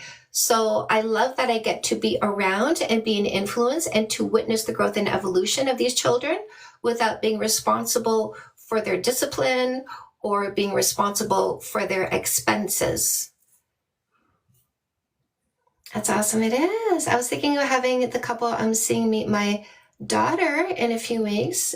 That would be about 2.5 months. Okay. Introduction should be in a neutral way on neutral territory. You introduce them as friends. And by introducing them on neutral territory, they don't feel encroached upon. And you just see how they react to each other. Amazing. Yes, I agree. I agree. Do you think it's important before you start a relationship to also meet the other parents, like the co-parent, who I don't know how you would say that, parenting, whoever the other parent is? The other parent. I do, because they're going to be an integral part of the dynamic, right? It was difficult for me. Like I met my husband's ex, as she said it, I want to meet the person who's going to be around our kids. Fair, right? And so it's fair for you to introduce yourself to them. It's fair for you to let them get a sense of you so that they can hopefully ease their minds about you if they're mature people. Unfortunately, what that did for her was kick up her competitiveness, because what she ended up saying to him, this is very illuminating, very illuminating. After she met me, she went to him, and listen, my husband's honest. I learn all kinds of stuff. So she said to him, wow, I thought she was going to be more trashy because I was a stripper. So who she met, look at me. Do I seem trashy or do I seem classy? So she met somebody who presents as confident and classy, and she went, oh, this person isn't trashy below me. This person is confident and classy. I must compete with her for my ex-husband's attention, which she did. She competed with me. She changed how she did her makeup. She went from blue eyeliner to earthy tones in her makeup. She started wearing clothes that I wore. I had tall boots. She bought tall boots, right? I wore long coats. She switched to long coats. Yikes. It's crazy. And it created a lot of stress and dysfunction. She was mimicking me, and every single time him and I were together, without fail, she would call him. Every single time. So I will notice something, and I'll say to myself, is that a pattern? Let me start taking notes. So I noticed that when we were together, he would end up on the phone with her. So I said, is this a consistent pattern? So every time we were together, I would pay attention to if she would call him.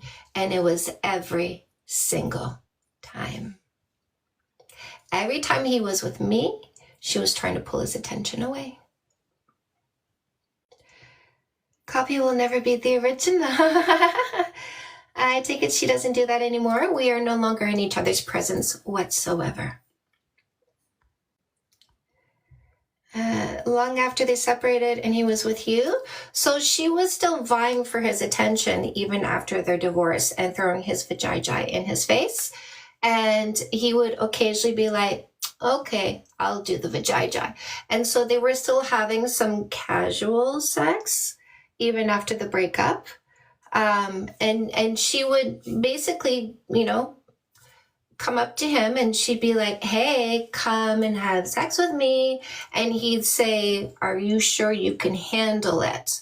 Because what would happen is she'd be like, oh, I just want something casual. And then she would cry because he just wanted something casual. He didn't want a relationship with her, but she was trying to barter her body to win him back.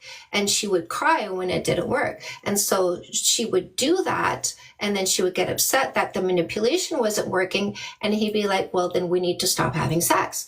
And then months and months would go by. And then she'd come knocking on the door again. She'd be like, hey, come scratch my itch. And he'd be like, are you sure you can handle it? And she'd go, of course I can. And then she would repeat the pattern. Make me out crazy. Oof. I'm a grandma. I am. Yeah. My boyfriend's ex did the same thing, vying for his attention, right?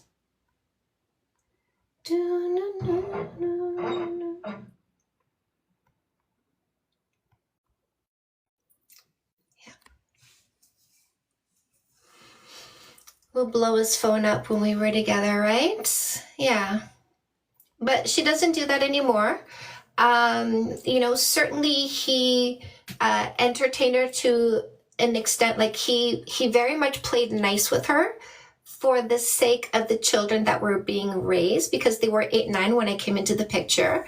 And he wanted to maintain peace with her so that they could co-parent as functionally as possible. But if you want to create like a visual in your head of what was happening, imagine her coming up to him and him putting his hand against her forehead. So this is his hand against her forehead and she's pushing against the hand, trying to get back into him. And he's like, no. Boyfriend's ex make TikToks about me. Oh no. I don't know if there's ever a time that dynamic would have worked, right? Yeah. So, my husband met somebody who was very confident and strong, because in my relationship with my first husband, there was zero need for any insecurity, because there was nobody orbiting my first husband, and my husband wasn't, I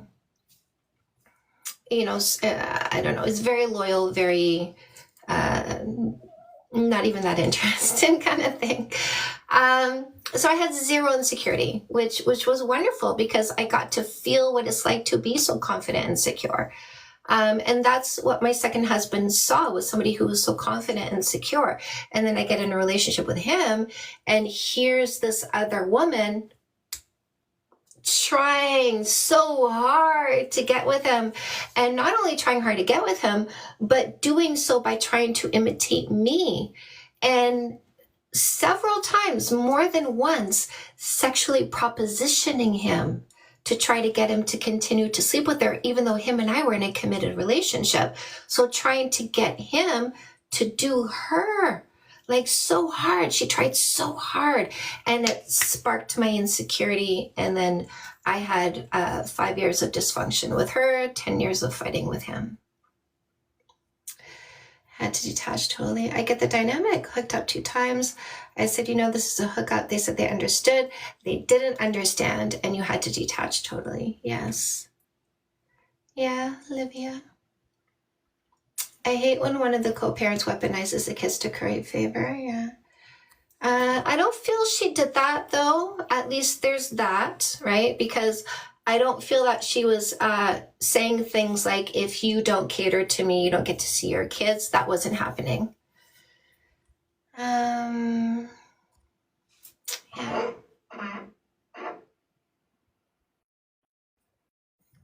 My ex left me for a friend. And she had basically transformed herself into me. Oh no, damn. Well, if you don't want me, it's bye-bye. My husband taught me this. I don't want to be with anybody who doesn't want to be with me. And it's such a liberating mantra.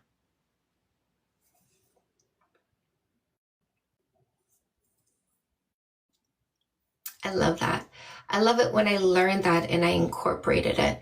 It really did make me feel strong to be able to say that for myself. Let's go in the kitchen, my loves.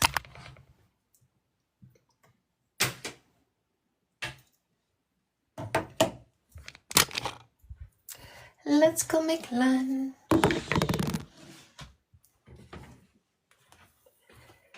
It's my party and I'll cry if I want to.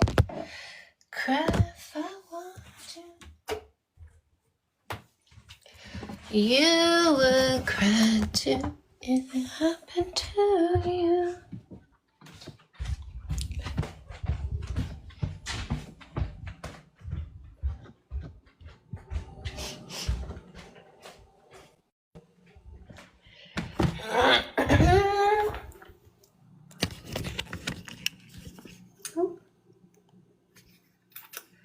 Yes, no, body count absolutely matters to guys, not men.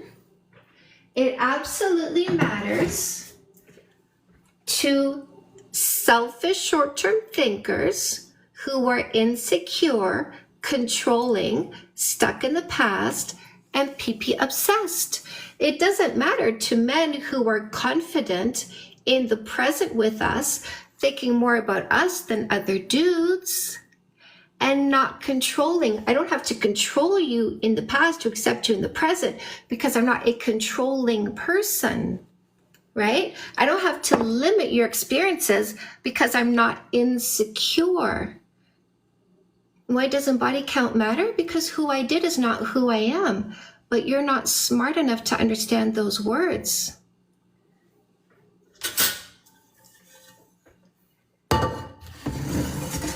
Smart people understand what I say. Impulsive, disrespectful, illogical, ran through people, behind me in the past, not in the present with me in front of me, ran through behind me. Those people don't understand what I say. Those people are too stuck in their ego, their dysfunction, their insecurity.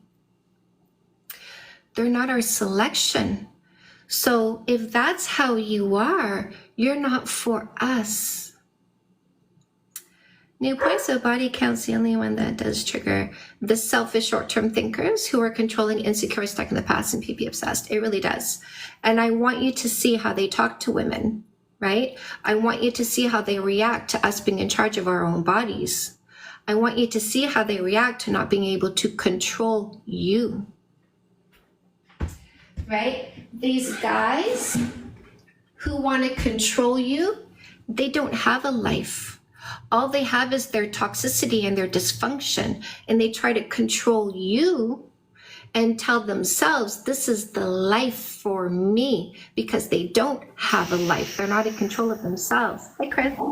Hi, I don't want to be political, but I do have to ask a question, and something that I've been thinking about and observing. And especially with what's going on in the United States and our political contentious realm, and how young men are kind of gravitating against Kamala Harris, and there's a lot of underlying misogyny we're seeing there for sure.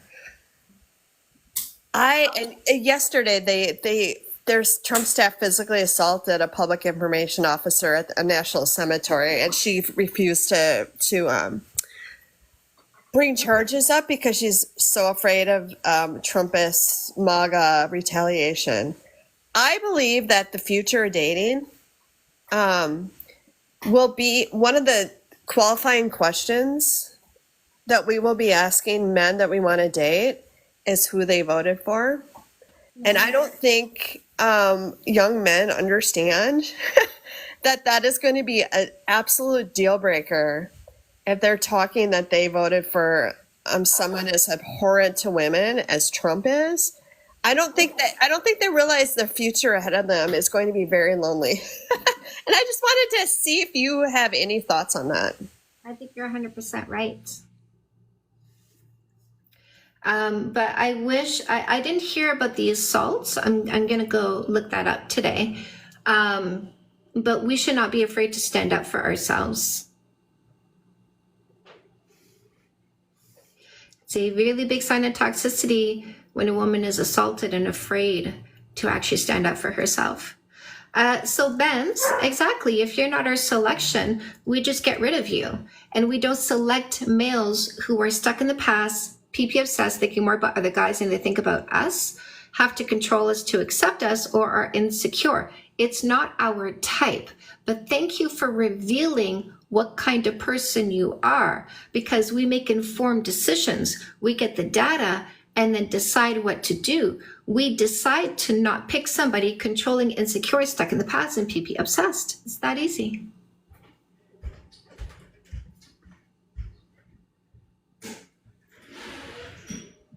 Maggie! Hi. Come. Good girl. Good morning. Good morning.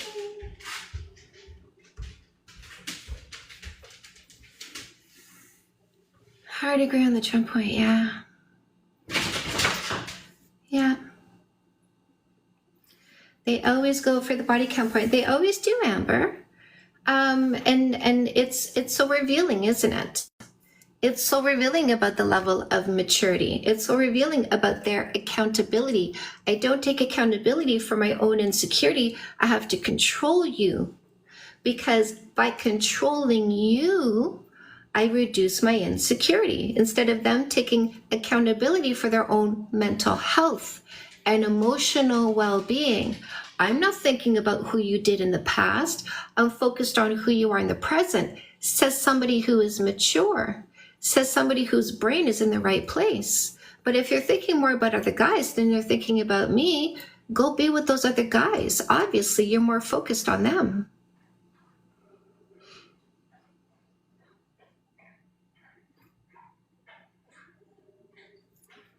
What's your question?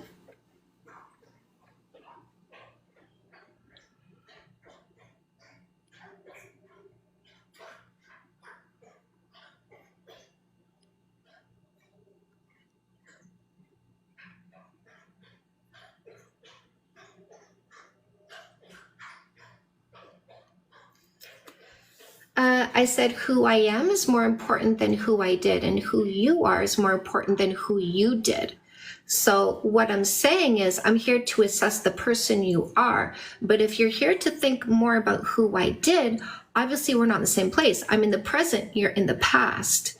So we don't pick people who aren't with us. We don't pick people who are more focused on other guys than they are on us.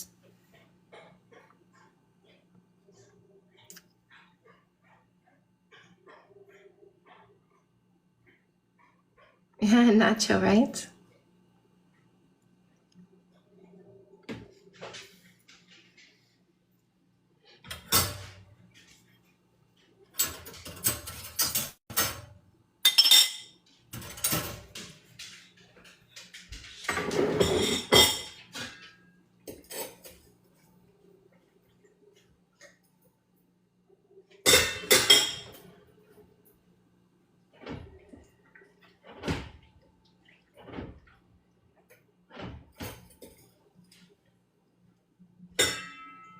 Well, who you had consensual sexual experiences in the past doesn't matter. That specifically is what we are talking about, Simon. Oh, it's very hard to change, says the guy who still poops his pants, apparently, because you've never changed anything in your life. So here's the thing, Johnny. I am not looking for a pant pooper. So if you think nothing ever changes, you're projecting that you still poop your pants because you've never changed anything, right? So thank you for letting us know you're a pant pooper and nothing has changed for you. Okay? I was just wondering too, Johnny, what about having consensual sex is a bad decision? Why do you demonize it? So, ladies, if he says that your past is who you still are, this is somebody who's never changed anything about themselves, and they're projecting that to you. So get rid of them because they never changed anything about themselves. And if you're not going to enter a relationship with somebody who still poops their pants and have to clean their poopy pants, get rid of those ones, right? Get rid of those ones. The ones who feel like it's too hard to change, they're letting you know they never changed anything. So those are block and deletes. We want people who evolve, not people who never change. Right? They have no control. They have terrible decision making to this day. They've never changed anything, ladies. The projection is immaculate. Pay attention to what they tell you about themselves by trying to tell you that's you. It's not you, it's them. They're speaking for themselves. Simon, I wouldn't go back to any of my exes because once I'm done with somebody, I'm done. Like, I don't need to watch that movie again. I've already been there, done that. I have bigger plans for the future, and if it was going to work out, in my opinion, it would have. These guys don't have the intelligence to have a dialogue without insulting us, right? Without insulting us. Because they're trying to project that we've never evolved. That's an insult to my intelligence. I reject your insult. You've never evolved, apparently. Yeah. So if you don't change, you're going to communicate to me that nothing changes because that's who you are. You're projecting your mentality. That makes you uninteresting if you've never changed. I'm not interested in people who don't evolve. And you're letting me know you've never evolved. Obviously, because you can't imagine evolution. It's not in your mindset because you don't evolve. So we don't pick people who don't evolve. Yes, pant poopers. Obviously, you still poop your pants because nothing's changed for you. And that's what you're projecting, trying to pin on me.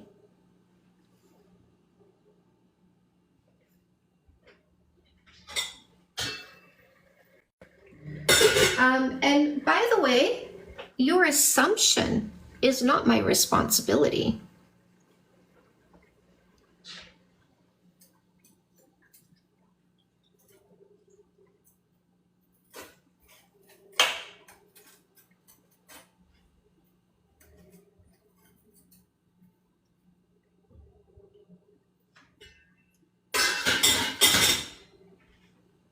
But you have communicated who you are by making accusations, right, ladies?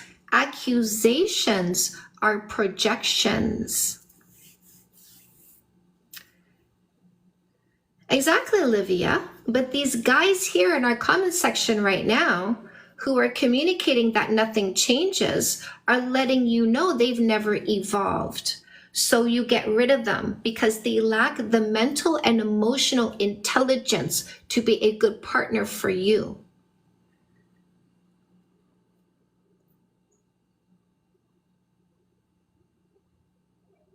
There you go. False accusation, right? So you block and delete these guys because they make false accusations. I don't pick people who make false accusations. I get rid of those people. Rhode Island, good morning. Ooh, kills together down here live. Ripple. Yeah, TikTok has been pushing out my live when I do the prompt, and I've had some really good lives. I'm going to try to do 10 to 15 hours a month just with the prompt. Love that. Yeah, girl. Yes.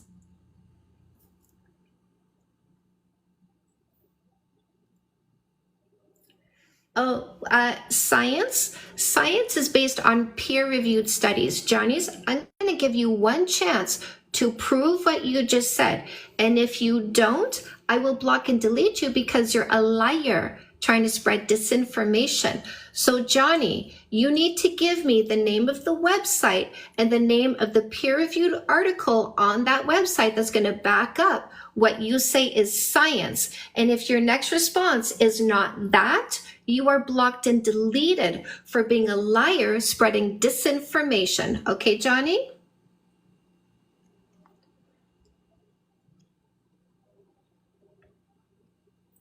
So if you think who I did in the past tells you who I am today, I block and delete you. You're not up for selection because you're not here to learn about me. You're a failure. You're a failure to meet my preferences. You fail to meet my preferences. In fact, you fell 4 times on my list of preferences. You failed to listen with an open mind to understand who I am because you respect individuality. I don't pick failures. I pick winners, not losers. By the way, this list is a free download in the link in my bio. It's a freebie.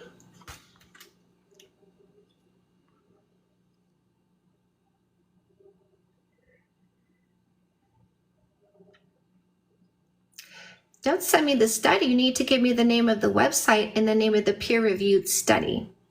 So go ahead and say it. Or if you say anything else, I block and delete you because you're just blah, blah, blah with zero substance. You're blah, blah, blah with disinformation. You're blah, blah, blah with lies. And I don't keep people like you around me. You don't get oxygen in my space. This is an educational platform. Disinformation doesn't belong on an educational platform. Teenage girls getting this advice would be so good. I wrote Dating 101 for the teenagers. So these are the 10 books that I wrote on dating and relationships. Yes, no, body count absolutely matters to controlling insecure, stuck in the past, pee-pee obsessed guys. That's not our choice, right? Obviously, we don't want those ones. So this is for the teens, my love parents. Please get this for the teens. We're going to teach them the drives, behaviors, and emotions we call love, how to recognize coercion, how to get rid of coercive people trying to pressure them into sexuality that they're not ready for. So please grab this. I wrote this to be a textbook in high schools, and I don't swear in this book. Yes. Yeah.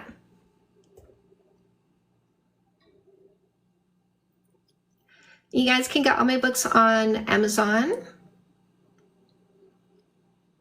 Paperbacks on Amazon. I have ebook bundle deals, audiobooks as well.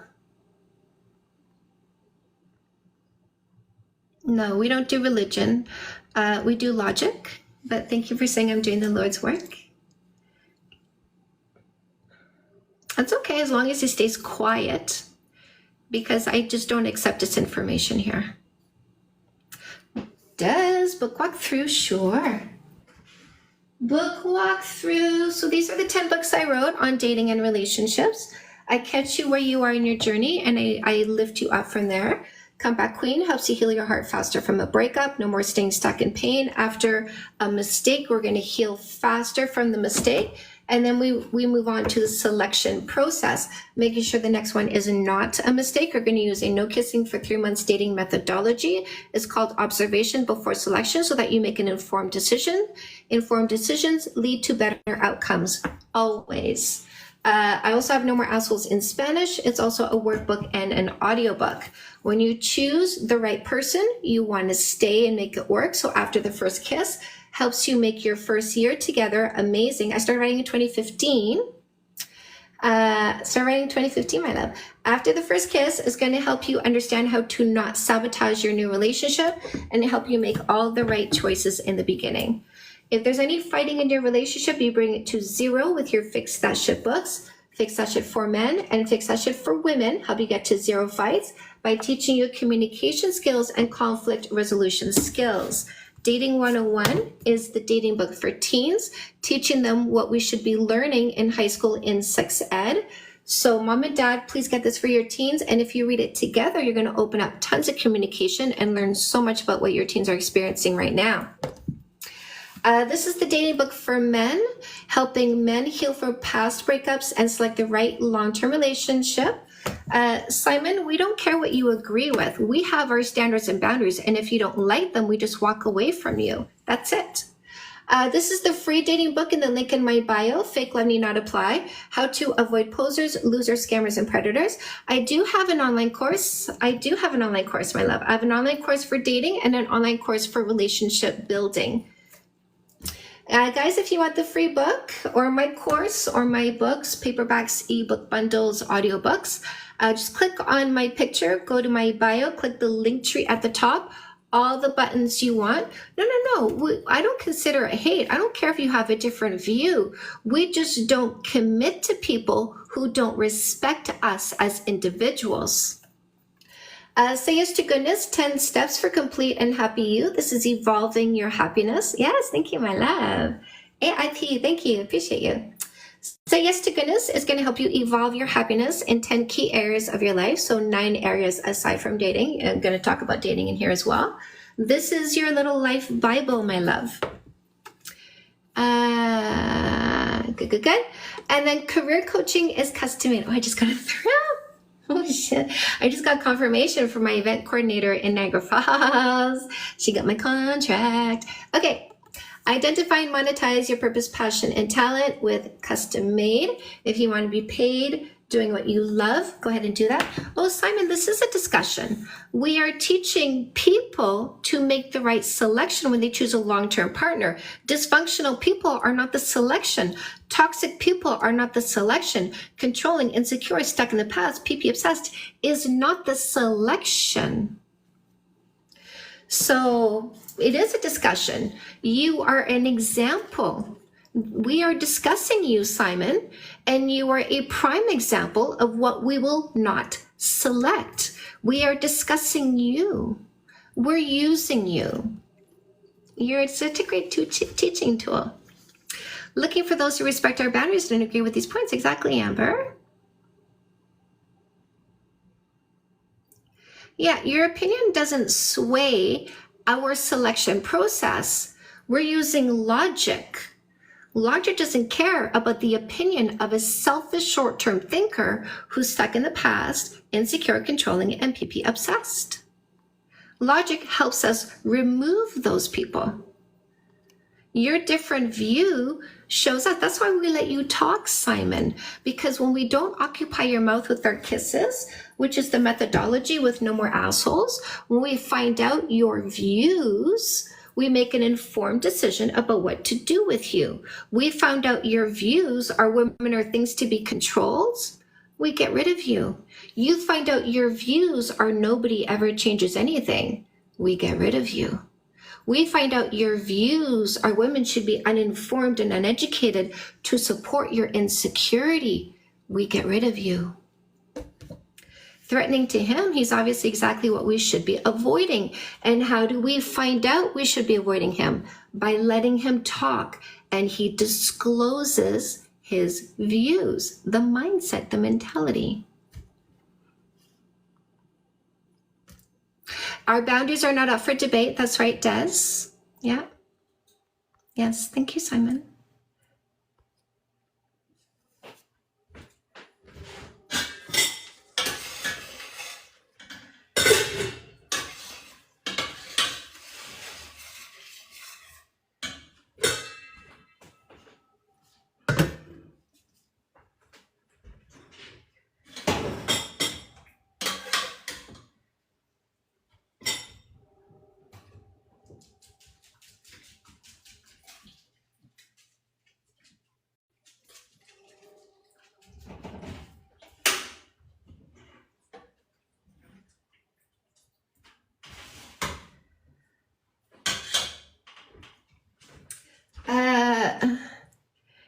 somebody want to be in charge? Love this. If you're all this method, it acts like a Venus flytrap. It catches them. Yes. Hi, what did you want to say? Hello. I wanted to talk about the third topic. If that's all right. All right. Why do you think body count doesn't matter? It's not why I think, it's what I know. So why do I know body count doesn't matter? Because I know who I did is not who I am.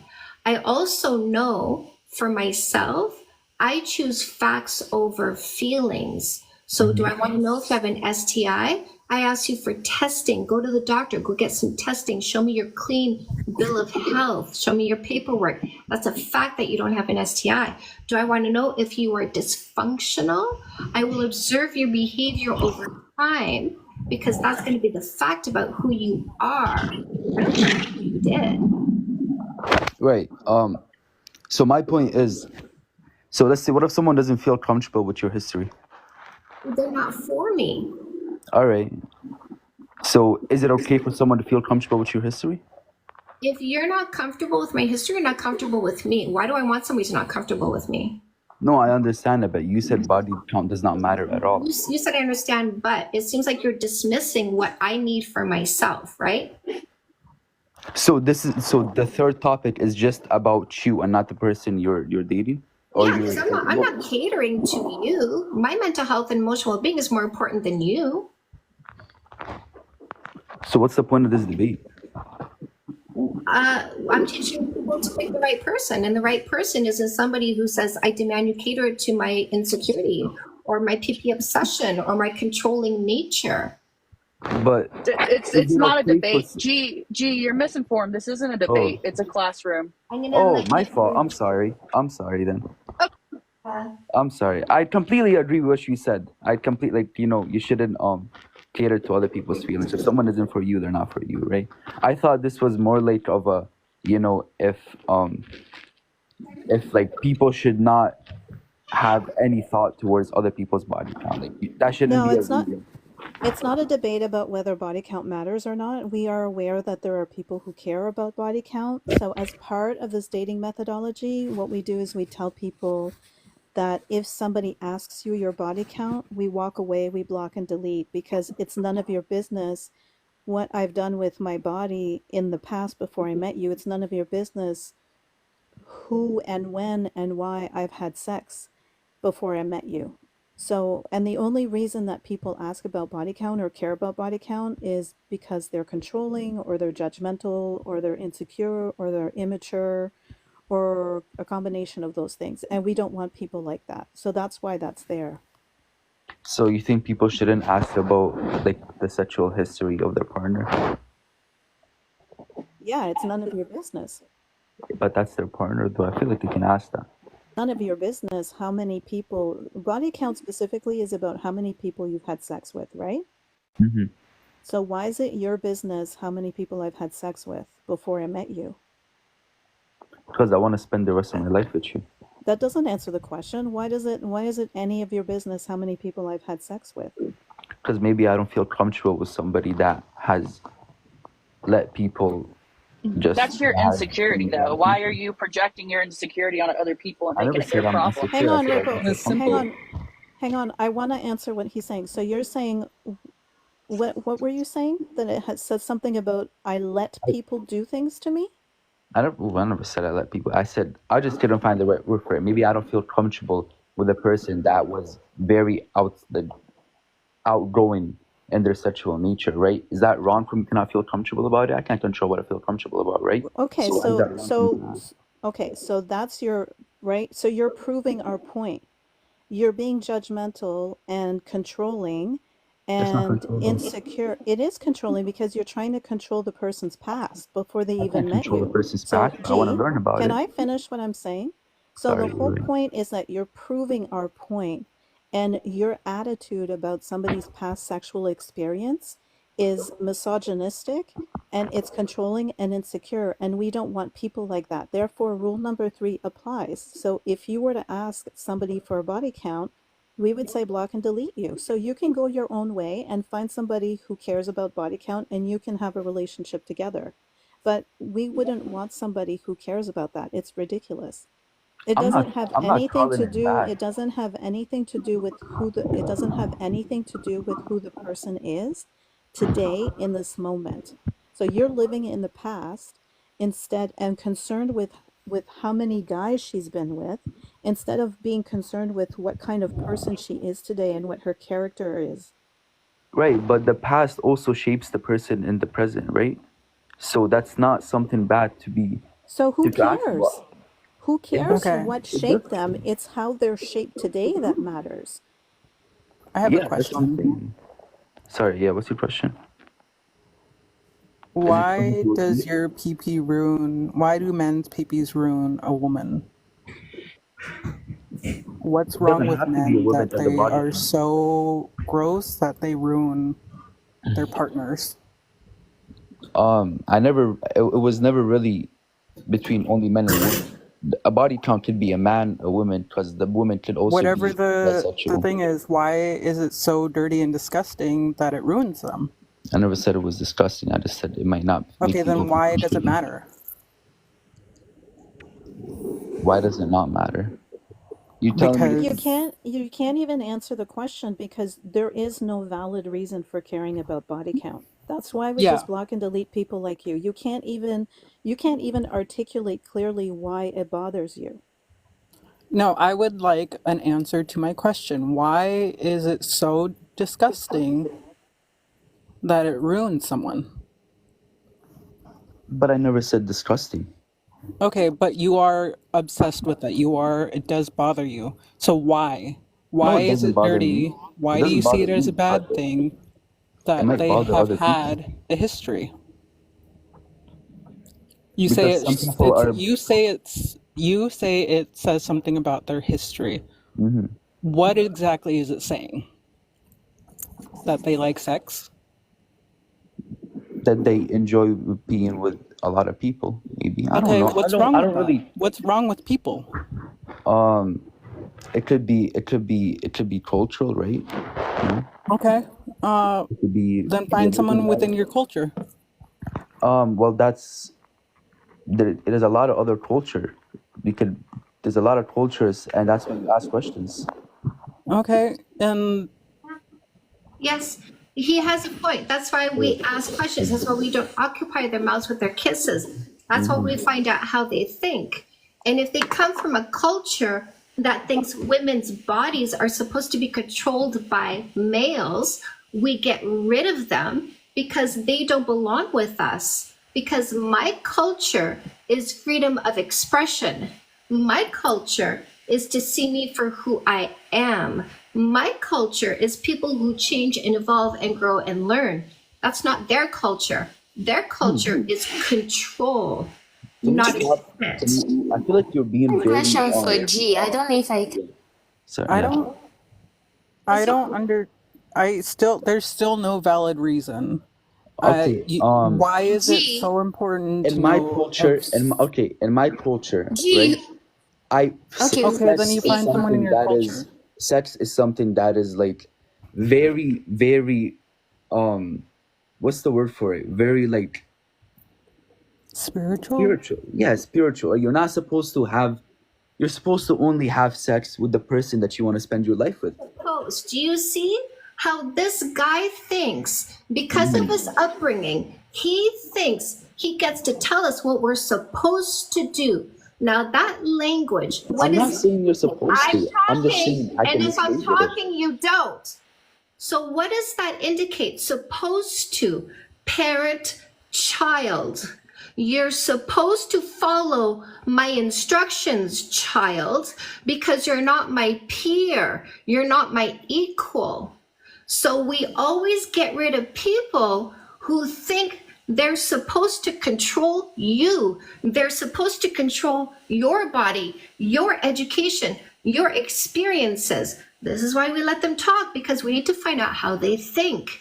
And we get rid of the toxic ones who want a parent-child dynamic. Okay.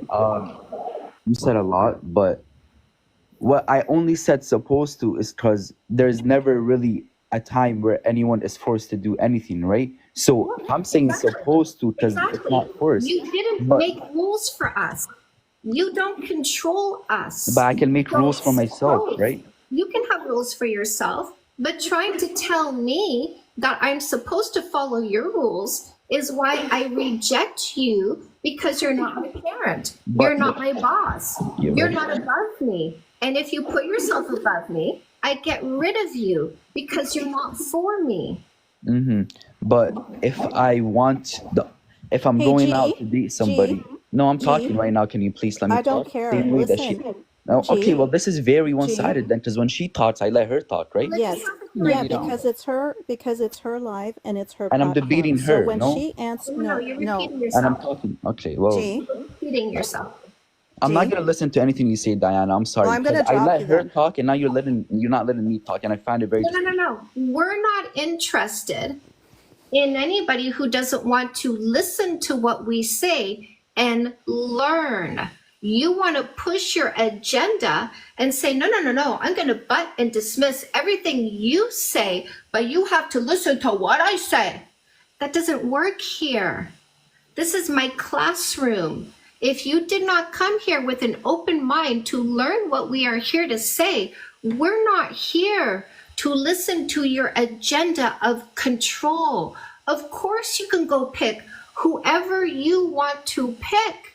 And of course, we are going to reject the people we don't want. You coming here talking to us like that is you trying to convince us to select people that are not good for us because they are controlling. We don't want controlling people. And if you're not willing to pay attention to what we say, we're just going to get rid of you because your agenda is not more important than our selection process. Your agenda is not more important than our mental health and emotional well-being. Your agenda is not more important than who we will bring into our inner circle. You don't belong in our inner circle because you are controlling. We don't want you. We reject you. Don't try to change our minds by not listening to us and pushing what you want to say. Also a great example of number 2 and the arguing that goes on, the back and forth arguing. I clearly stated at the beginning, Chantal, I think you were gone. I clearly stated that this is part of the rule as a way to filter people out because if you care about body count, it means that you're controlling, you're insecure, you're judgmental, all of these things. You can go your own way. If you ask, we just go our own way. And he had to keep arguing and arguing his point. And yes, I did cut him off and I did drop him because he wasn't listening and he just kept arguing. Yeah. So he used the word preferences. What these males don't want to understand is that your preference is now more important than my preference. You don't meet my preference when you were controlling, insecure, stuck in the past, and PP obsessed. You fail to be a good listener. We saw that, didn't we? You failed to have an open mind. We saw that, didn't we? You failed to understand. We saw that, didn't we? And you certainly do not respect individuality. You are a failure in the face of my preferences, and your preferences are not more important than my preferences. Felicia, what did you want to say, my love? I had a question for him before he was dropped. I wanted to ask him when he says the ladies have been with a lot of men, like the ladies have had experience. I wanted to ask him, like, okay, who are the ladies having experiences with, right? The ladies are not having experiences with themselves, or maybe their fellow ladies, they're having experiences with men. So if you're so concerned about ladies not having so much experiences and you have a culture and you feel it's bad, then why don't you start from the point of telling men to also keep themselves? Why is it about the ladies? Like Because that was I can answer that because they are sexist and controlling. So they don't address other males because they're sexist. They address women because they're controlling. Yes, I wanted to attack him with that because I know that he would have not been able to answer that. I wanted to see how he would have given that answer. I knew. Thank you. Yeah, you're welcome, my love. He wouldn't have given you the truth. He would have been gaslighting you. Dress, what did you want to say?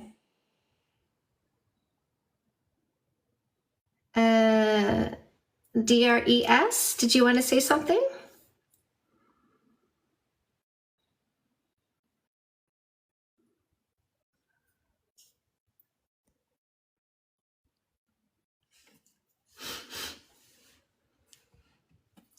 These guys think we exist for them. Colleen, exactly. Selfish short-term thinkers think women are things who exist for them.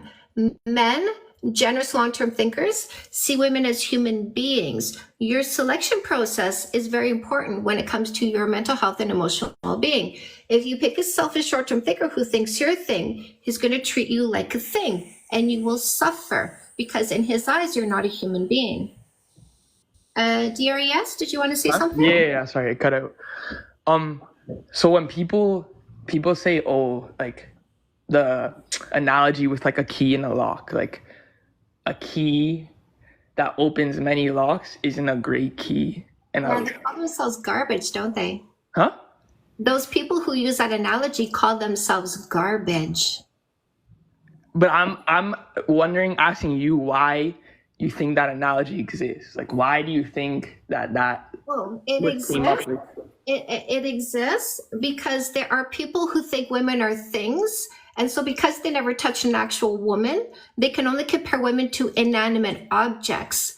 And they exist because they're dysfunctional in their heads. They're not smart, right? Because if you use a lock and key analogy, let me ask you this, DRES. If you go through your drawer in your kitchen, you know, the one that collects all kinds of things, and then you're moving and you find a key and you go try it in different locks and it doesn't fit in any of the locks and you don't know where this key belongs, what do you do with that key? You throw it in the garbage, right? So people who use a lock and key analogy are literally telling us they are garbage without a woman.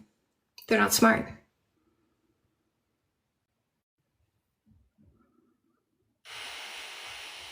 But do you know why that analogy is used, though? That's what I'm asking you. Do you know why, like, that analogy is? They're not smart, and they think women are things, and they compare women to inanimate objects because they don't know what a woman actually is. I know why it's used. But yes. that's not why it's used. Listen, if you're not going to listen to what I say, I'm not interested in your rhetoric. Do you understand?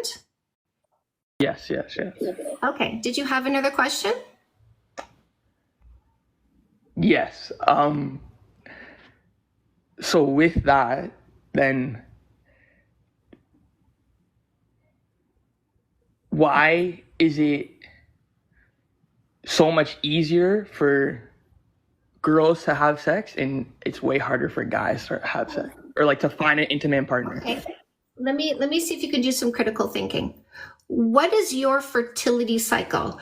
When are you fertile? And when are you infertile? What's your fertility cycle?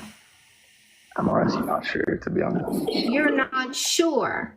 You don't know enough about biology, but you think you deserve access to a woman's body. You don't even know your own fertility cycle, but you think you should deserve access to a woman's body?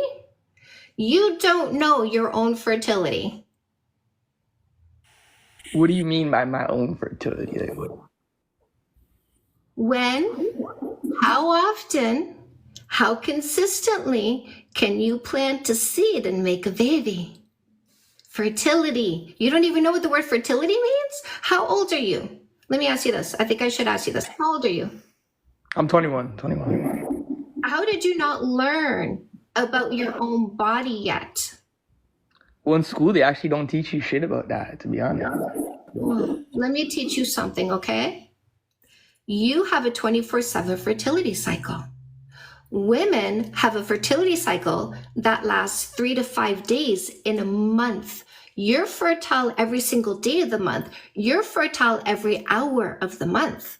24/7 fertility cycle. You can have sex and then wait an hour and have sex again. And you can make 2 babies 1 hour apart. Fertility.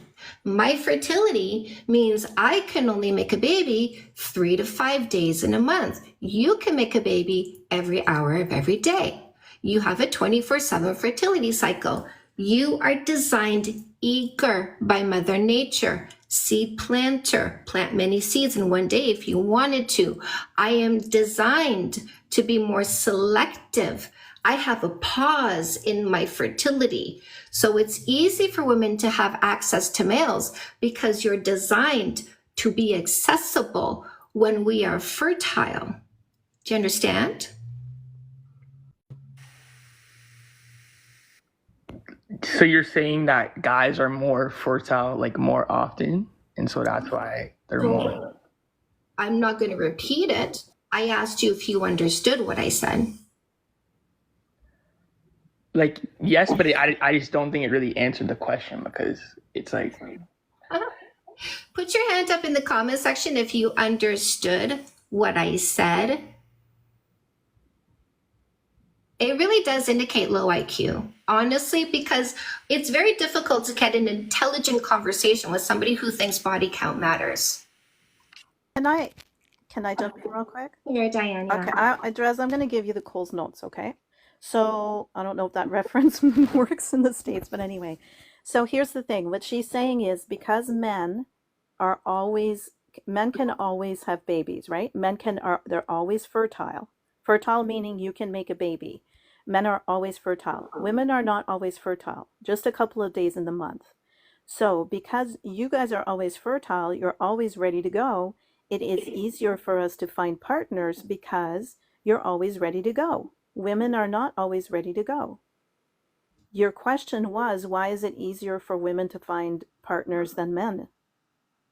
First of all, I don't think that's even true, but that's the answer to your question.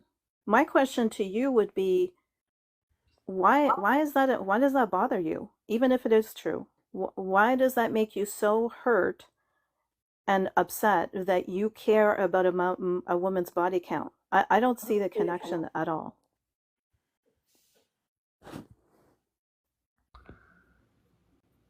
Okay, yeah, that made a lot more sense, to be honest. She just made it a little more clear, to be honest. But I do see where you're coming from, where guys are more like, yes, in like a sexual manner, but I just mean in general, like a guy can like to just go and talk to a girl, to just get her to go on a date is way harder and way less like. But what does that have to do with because body guys count? are more fertile, yes, they're gonna say likely to be yes because they're looking to, like you're saying, have sex. But like a girl, what? Because she's not on her 3 days, is not gonna want to like go out with you. Like not so much just have sex, but that like attraction state. So, Dres, if you're having problems like finding women, then I would highly suggest you actually listen to Chantal and get her book, The Perfect Play, and learn about relationships and how to approach women and how to be in a relationship. But you still haven't answered my question.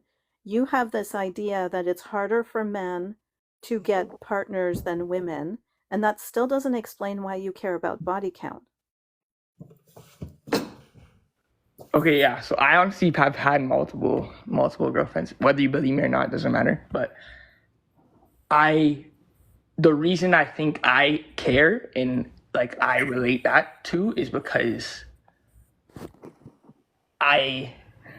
again, I already know what she's gonna say. Oh, it's me being controlling, but it's Let's answer the question. the innocency of it, of them not being like, There we go. Naive. He requires your lack of education in order to accept you because he's too insecure to accept a woman who understands her own body. He wants you to be naive so you don't understand yourself. So that his 10-second seizure, his disinterest in your pleasure, his lack of work ethic and conscientiousness and desire to understand your body to give you pleasure is going to register with you because you're too inexperienced to know the difference between a good lover and this selfish guy. Thank you. Thank you.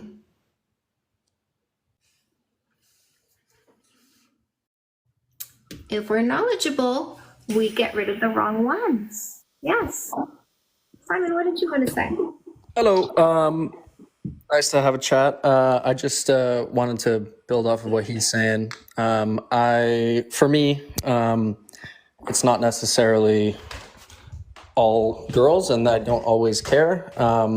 Just from my experience, it seems to be that sometimes when people, I'm not going to say women because it goes for guys too, when someone has had multiple partners or multiple short-term relationships, they may develop certain things that can affect future relationships.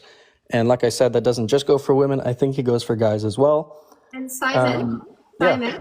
that's why we practice observation before selection, because you can have a low body count and be very dysfunctional. You can have a high body Yes, I count agree. and be very dysfunctional. So it's Yeah. not about the number of people you were with, it's about who you are today, because we're picking who you are today. We're not picking who you had sex with in the past. We're picking Yeah, no, I agree. based on your character and personality, integrity and consistency. Yeah, no, I agree. I just think there's like something that you can look into. For example, if a guy was like a player when he We're was, not huh? asking. No. I don't care if you were a player in the past. Playing in the past doesn't mean you're incapable of commitment and integrity and loyalty and honesty and trustworthiness Yeah. today. So I know I'm people can change. I'm aware. I'm just saying that some people don't change, and that doesn't just mean in this situation. People don't change for other reasons too. And I'm just saying, like, if a guy treated multiple girls poorly in the past, and if he's still somebody who treats people poorly, he'll treat me poorly and I'll get rid of him. yeah, I know. I'm just saying you can kind of use that as like something to not Okay. necessarily a red Okay, flag. I'm just Simon? saying, yeah. Simon, okay. First of all, when you're not speaking, can you mute yourself because you have background noise? It sounds like you're underwater sometimes when you're Oh, not speaking. that's weird. But Sorry. she's answered you like several times and you keep coming back with the same argument. So now you're just arguing for your point to be heard, and we've heard your point, but she's explained it. No, So I you I don't need haven't to keep fully saying the same completed thing my over and point. over again. Yeah. No, I'm just trying to get everything out just so we can Well, have a conversation. we you know? understand we understand what you're saying. You're saying that you think body count means that there is a possibility that somebody will be some negative thing about them. And what she's telling you is that we use observation, we use the vetting period, we use the 90-day period in order to gauge who they are now. The Yeah, I think reason that's a that great they idea. are, Yeah. so the reason that they are who they are now doesn't matter. It's who they are now that matters. So you hmm keep saying, yeah, but then you keep arguing your point. Yeah. No, I understand. I agree with the 90-day thing to see who they really are. Just from my experience, my most previous relationship, for example, we did actually do, well, it was 60 days that we didn't do anything. And she seemed like a very nice girl. And I think she saw me as a very nice guy. And it turned out after 6 months, her true side came out. I'm not saying this is obviously just girls, it could be guys too. I'm just saying 3 months sometimes may not be enough time You didn't, to really so you didn't understand. do 3 months though. You just said you waited for 2 months. You didn't actually Yeah, but use that's this not a big no, difference. you didn't. No, it is Oh, a big difference, Simon, because it's based on science. It is a big Okay. difference. That's why it's minimum 3 months, because it's based on science. And I've seen in my business, many people get to 2.5 months and then the failure comes up. So hmm 3 months is based on science. 2 months is not long enough. You didn't do long enough. You didn't do a scientific method, and it does make a difference. Yeah, that makes sense. I guess, you also yeah, 3 didn't, months you shows what's also the best. didn't, you also didn't do her methodology, which requires vetting. It requires asking like you go a deep dive. It requires meeting people. It requires working on yourself. You did not apply her methodology, so it's not fair for you to say that you did this because you didn't. Secondly, it doesn't matter what your experience is. Body count does not say anything about who the person is today. It Well, doesn't yeah, mean anything. Even if I you agree. had, okay, well, you agree. So then what are No, you like arguing I about? agree for most cases. I just Right. think we can't always say that it's a for sure thing, you know? Like I just think I it's don't see someone, that like anyway. someone could always. Simon, don't Yes. make a false accusation here. Who am I Nowhere. accusing? I'm not accusing anyone. I'm just saying like data is not always 100%. You can't always 100% trust that someone has changed. Simon, nowhere do I say this is a one size fits all methodology. In fact, what I do say is there are two ways to get into a relationship. One is the lotto ticket methodology, where you make your selection before gathering the evidence and information about who they are. So you buy a lotto ticket. You don't know yet if it's a winner or a loser because you haven't done the research into who they are to find out what kind of person they are, even beyond their words, because we don't take what people say at face value. We go deeper than that and get even more data than what they say. So we're not buying a lotto ticket and then waiting to find out if it's a winner or a loser. That's the other way. I don't discount luck or intuition. Obviously, some people got lucky. Obviously, some people had good intuition.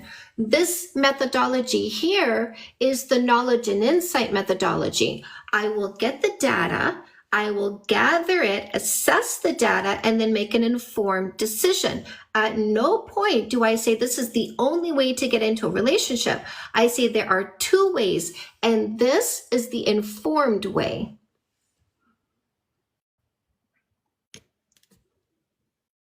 Okay, Simon? And this is the book that you read if you're a woman who wants to get all the information and choose a healthy partner. And this is the book you read if you're a man who wants to choose a woman and make an informed decision and pick the best partner. An invitation to unmute. You can unmute. Oh Simon. yeah, sorry. Yeah, I didn't see that. Yeah, no, that makes sense. I understand where you're coming from. Yeah, I mean, I could go further into it, but I think he got most of it. I guess my last point would be the 3 months. I mean, that's if you're serious about a partner, it's definitely worth doing. But if you know previously before meeting someone, or they have you have mutual friends and someone has informed you that they might not be the kind of person you're looking for, or if they've treated people poorly in the past, I don't think in some cases you should give them that 3-month opportunity, because that is a lot of time. So if you already know that this person has treated people poorly in the past, that's when I don't think you should do the 3 months. True, Simon, because part of the research that we're doing is talking to those other people's friends and family. The people in their inner circle are going to be part of my vetting process. And with the people in their inner circle, we're talking about observable behavior. I'm not asking who you did in the past because I did not observe you in the past. I'm taking 90 days to observe you in the present and discern your observable behaviors. For example, if you tell me you're a calm person without anger issues, but I observe you pounding your steering wheel and swearing like a trucker because of traffic, I see that you have anger issues, observable behavior. When I talk to your friends and I ask your friends, what are the red flags I should look out for? And they say, he's kind of got anger issues. I see him treat other people with disrespect. That is the observable behavior they are relaying to me. So this is all about gathering observable behavior, and not only what you observe, but what their people observe. Because one thing that I teach in my dating book is when you meet their friends and family, don't be too shy. Ask the important questions. So observable behavior, we are becoming behaviorists. Yeah, I agree with that. That's a really good strategy for sure for getting into relationships. So yeah, my main point, like I was saying, is I don't think body count numbers the number. I just think the way, if you know how people treated their past partners and it's poor, Listen, that's what but that's a good way to vet it. I have an ex with a scar on his face because of me. In that same relationship, I was so violent, I put my fist through a window. If you ask me how I treated my exes and how violent I was in the past, are you going to tell yourself that's who I am today? Or are you going to observe my behaviors today and find out who I am? Yeah, no, I agree. Yeah. You've definitely changed, and people can change. I'm like, my point is just like, you can kind of take that as a precaution, like a sort of a red flag. Is I know people can obviously change, and you have to see how they are today, like you said, in the first 3 months, which I agree with. I just say it's something that you can look out for before you even take that step to start going on dates with them. If you already know that they've had things in the past that they seem to have not changed yet, you know? But body count is specifically about the number of people you've had sex with. Yeah, I agree, and I don't think that necessarily matters. Like I said, it's just like I've Okay, heard so then I stories don't know of. why we're arguing about this. I'm not arguing. I'm just having a conversation. I'm not on either side. I agree with most of the points you guys are saying. Yeah. I'm just I think overall Simon agrees. Yes. yeah. No, I do overall agree with the 3 month thing and how the body count number doesn't matter, for sure. Thank you, Simon. We appreciate it.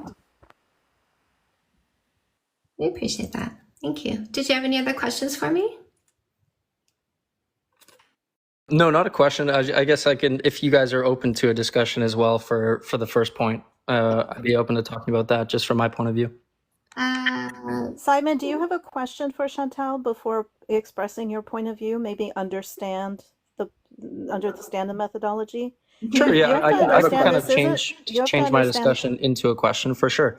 I think, Okay, because I guess this my isn't- question would Simon, Yeah. I'm in the middle of talking. This isn't a debate live, right? We're not debating. This is a dating methodology that she is teaching. Yeah, I So understand. for those of us, okay, so that means it's not for you to debate. If you have questions, ask her the questions. If you want to learn the why of the methodology, the why the 3 months, she's going to answer all of that. But Yeah, we're sure. not here to debate like whether you should do it or not. Yeah, I agree. I understand. Okay. So I guess my question would, can I ask the question?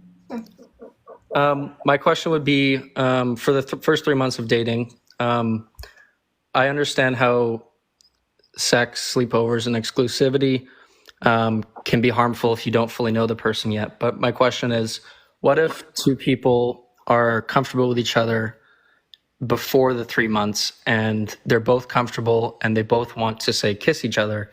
Is that really that bad of a thing to do before the 3 months?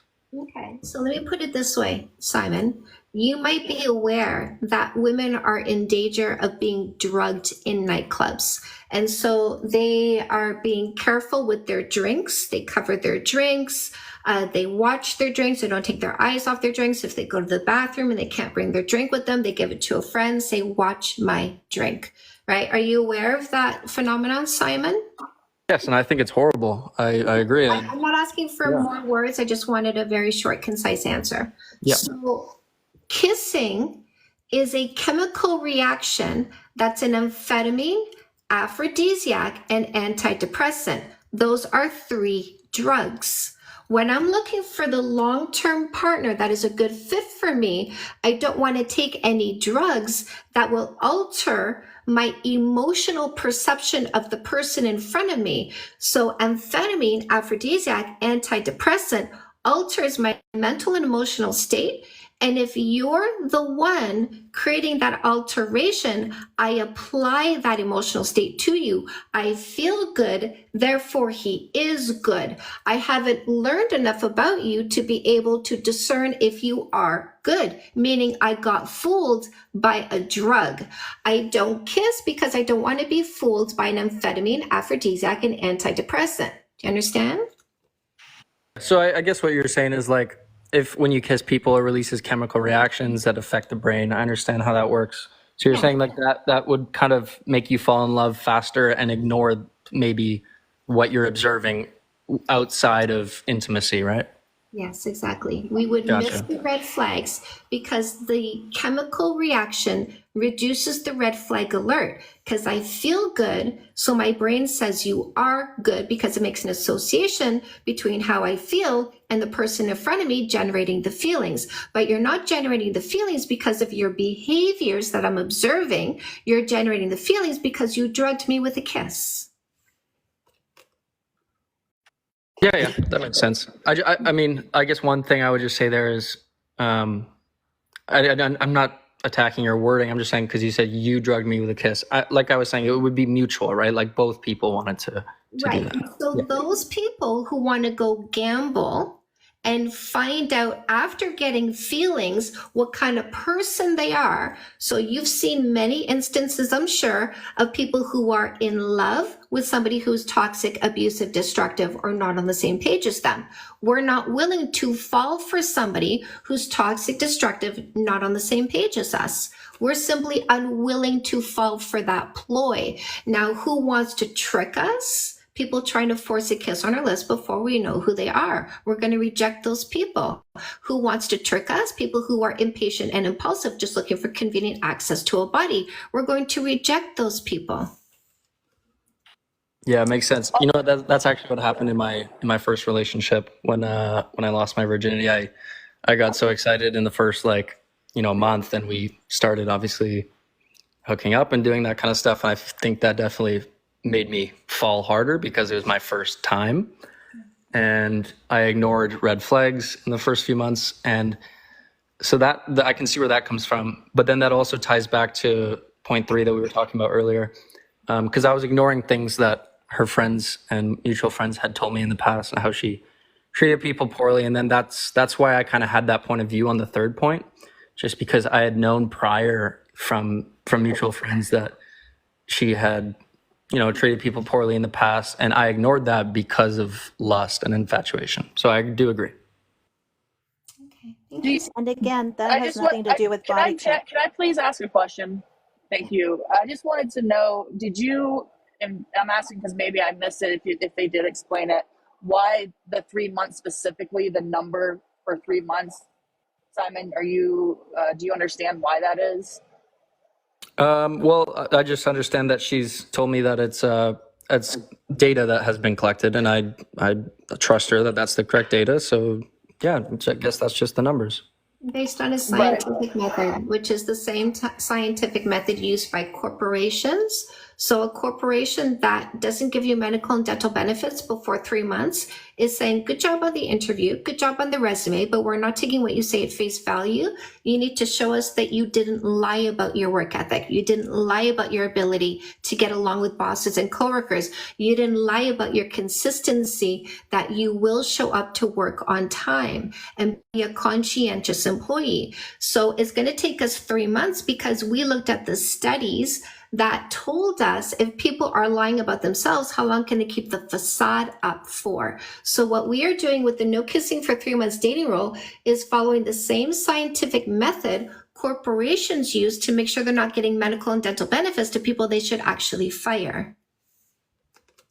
So what I was going to say is when we're using that, even if you don't have friends to tell you about the sexual experiences or how they treated that person, the people in the past, if you're using the 3 months and doing it by the book, the way Chantel has written it, you will be finding out and seeing these patterns of behaviors. Body count we're only talking about the amount of consensual sexual experiences that you've had. That is not talking about, did they cheat on somebody in their past? What were how did they treat their past partners? That's not what we're talking about. It's strictly talking about the amount of people you've slept with in your past. That's it. Yeah.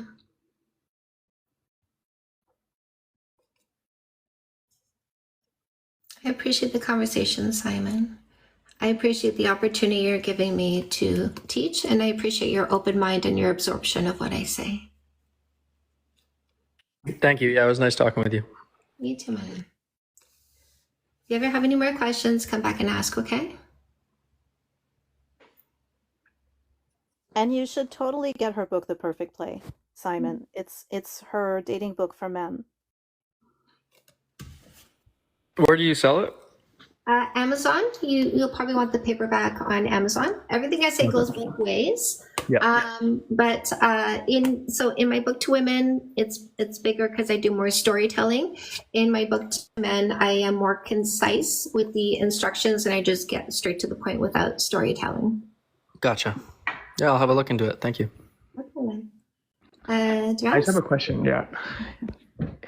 So how do you feel about all the women that aren't on the same like understanding and as educated as you, and are like, what's the word, like not in the best, I would say, like mental space, but they still like well, I'll give you an example. Like if they're out of the 30 days in a month, they're out having sex 27 days, all different guys, whatever, wilding out, and then they're saying, but body count like doesn't matter. But she's like not in that same type of, you know what I mean, like that dating, like no kissing for 3 months, not like wilding out, yelling at people, whatever she's doing. And is that like, I have no opinion on how people choose to be, but I have a strong selection process that helps me choose the right person to bring into my inner circle.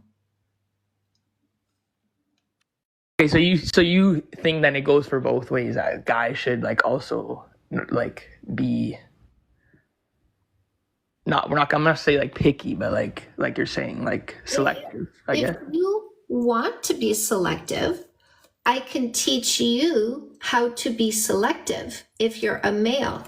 If you're a woman who wants to be selective, I can teach you how to be selective. It's just what we've been taught in our culture so far is selection before observation, kissing before we know who they are, typically kissing on a first, second, third, fourth date. That is not selection. That's not observation before selection. It's letting somebody access you and then finding out the hard way if they're toxic, dysfunctional, disruptive to your life, disrespectful, not aligned on your goals and values. We don't want to find out after selecting them what kind of person they are. Those of us who are here learning want to find out before selection and make an informed selection. If I find out you're not what I want because you're toxic, abusive, stuck in the past, controlling, insecure, maybe you're still hung up on your ex, maybe you don't share my goals and values, I want to find that out before I kiss you and make an informed decision about who I'm going to bring into my inner circle. So observation, show me who you are first before selecting to come into my inner circle. Can I just add on to that for Dress? Yeah, Dress, I think she's just saying like everyone, guys and girls and whatever, we should just vet our potential partners before we fall into lust and that kind of stuff, which, like I said earlier, happened to me. And if you, like, for example, I think it sounds like you care about like the number of body count. And if that's the case, that's just, I guess that's your preference. And you would basically not want to have sex with or do anything with that partner until you learn more about them. And maybe if you do find out that they have a really high body count and that's your preference, at least you haven't had sex with them and blah, blah, blah, and fallen more in love with them so that you can make the decision to not pursue them. Depending on whatever your preferences are and how you want your partner to be. And those of us who practice this, we understand our own preferences. This is my preference. And people who think body count matters don't meet my preferences. Now, I don't throw my preferences in the garbage because you have preferences, because your preferences don't supersede my preferences. So I prefer somebody who listens when I communicate, with an open mind to understand who I am because they respect individuality. Felicia, what did you want to say, love? Okay, I had two questions for now. First is, okay, wait, I want to also appreciate you. I really wish your message is more viral and a lot of people know about this value you are sharing. Okay, then I want to ask, like, the truth is that it can be hard at times since it's not the general practice to, test people before you go deep. So sometimes it can be hard until someone learns the hard way. So sometimes, how do you forgive yourself if you've made a mistake? Because sometimes you can get carried away and 3 months might feel too long and then you then make the mistake. How do you forgive yourself? That's one. Then the second question I had is just for better understanding. I want to understand, does that waiting period itself influence maybe how the man gets to love you, even though I believe you are not trying to do it because of the man, you are doing it for self-preservation, for your own self.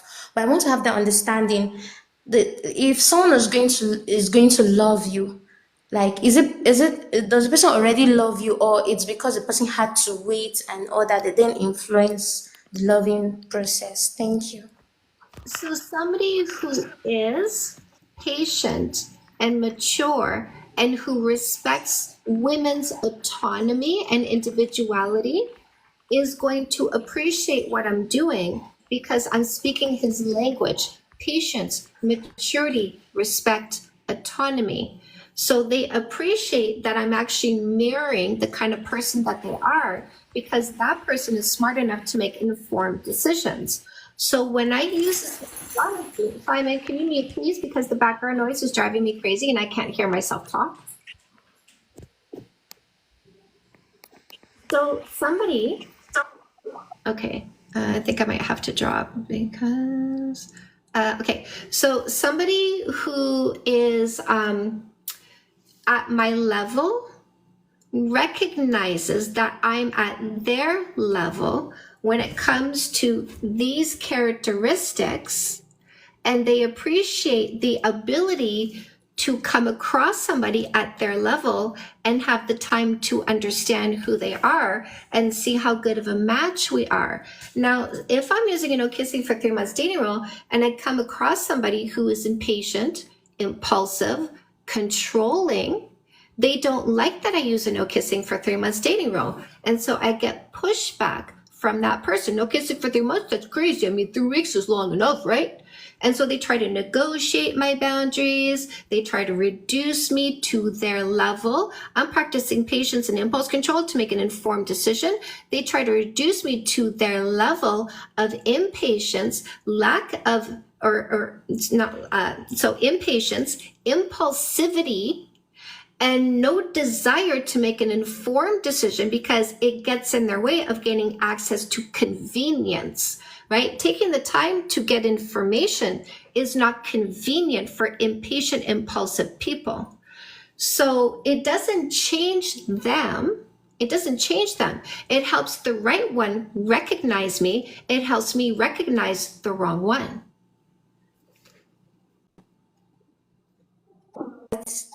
Okay, then the first question is like, how do you forgive yourself for maybe already making a mistake? By doing better. By doing better, right? When you were a child in school and you were learning how to write, and the letters that you wrote were big and blocky and awkward looking, do you forgive yourself for writing like that? Because you see today you're writing in a more beautiful way? Okay. Yeah. So it's easy to forgive yourself when you grow and evolve, right? It is. Yeah. So by growing and evolving, you get to look back on who you were and go, wow, look at me today. I'm proud of myself today. Yes. Yeah, Yeah.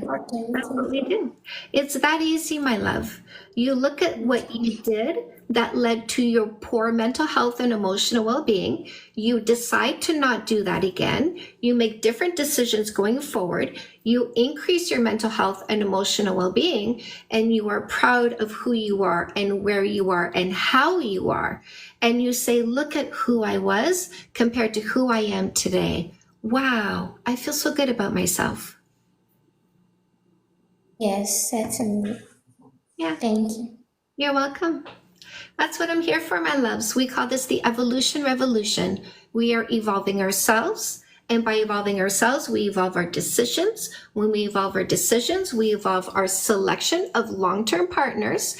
And in that way, we evolve the relationship that we're in. The relationship we choose supports our mental health, emotional well-being, goals and ambitions. The partner that I choose supports my growth and evolution, isn't trying to step on me to elevate himself, isn't trying to keep me down because he's insecure of my successes. My husband doesn't try to reduce my successes. My husband supports every decision I make to increase my success because he's not afraid of me being successful. And he's not afraid of me even making more money than him. He'd love it if I made more money than him. He wouldn't be bothered by that at all because he's not insecure or controlling.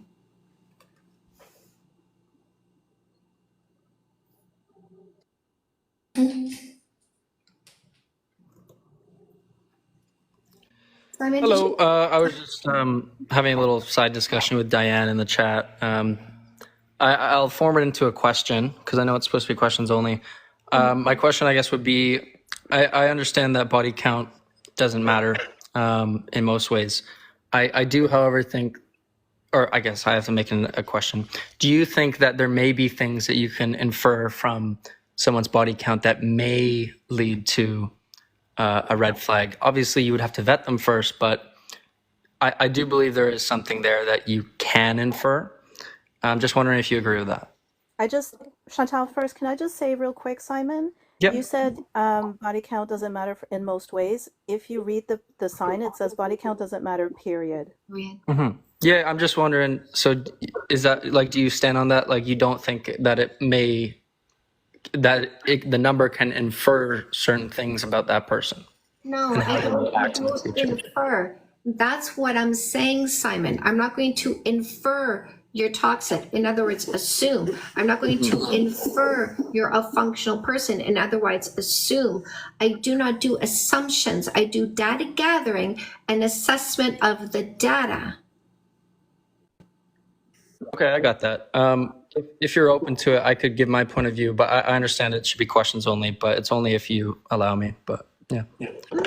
What's your point of view? Well, just my point of view for an example would be, say, take a guy and you know that he has had a crazy amount of partners, like a lot. Usually for a guy, that you can infer that means that he has a massive ego because he's going out there trying to have sex with as many women as possible. He probably doesn't treat them well. He leaves early in the relationship, or if there's no relationship at all. I'll see it. I'll see it in his behaviors if that's the kind of person he is. Yeah, I understand. That's why the 3-month rule is in place, right? Yeah. Yes. Yeah, so I understand that. I was just saying that there are like certain things that you can maybe take from the number, but obviously you have to vet them in the first 3 months. That was just my point, that there are certain things that you may be able to find from that. Simon, if somebody worked in the corn industry, they would have a high body count, right? Yes, of course. And working in the corn industry is a job, correct? Yes, it is. So just because they have a job, just like I had a job where I got naked in front of people for 20 years. I had a job where I got naked in front of people for 20 years. Do you think I'm going up to people and going, hey, I want to get naked in front of you randomly here and there on the street in stores and whatnot? Do you think I'm doing that because my job is getting naked in front of people? No, because that was your job. I'm just, word salad. I'm not looking for word salad. I just really like very concise answers because my communication is also very short and concise. And so just because they have a job that increased their body count doesn't mean they are a person who is incapable of all of these traits and qualities. So again, I'm not asking what's your body count to find out who they are. I'm observing their behavior to find out who they are, because maybe all of that body count was for reasons that no longer apply today. Like I was exploring my kinks and sexuality. I was exploring how many people I could get with. I was exploring finding out my own body. I was exploring the dynamics of different people and what they could show me through their diverse experiences. So just because they had a high body count in the past doesn't mean they're still this person. Just because they cheated in the past doesn't mean they're still the person who used other people as medication instead of turning to drugs and alcohol. I want to find out who they are.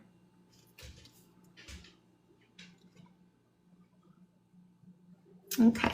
I'm gonna let Simon go because I think we've run this conversation all the way to the end.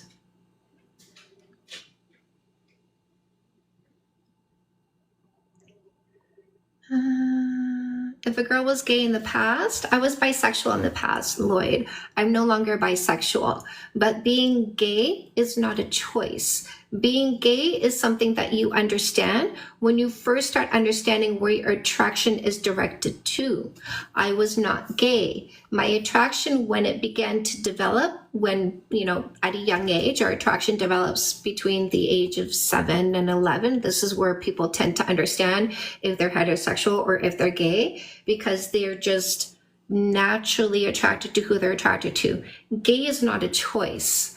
I was first attracted to men, and then I was also attracted to women. I wasn't first attracted to women, decided on men, but then realized women were all I was really attracted to. That is gay.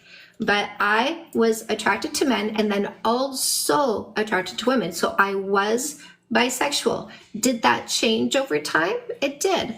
Now my focus is only my husband. I'm not interested in any other males. I'm also not interested in any other females. I'm very happy with my sexuality the way it is today.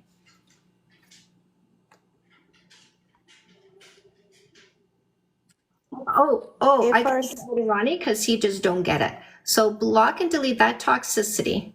Bye-bye. I do not accept anybody on my page who doesn't understand science.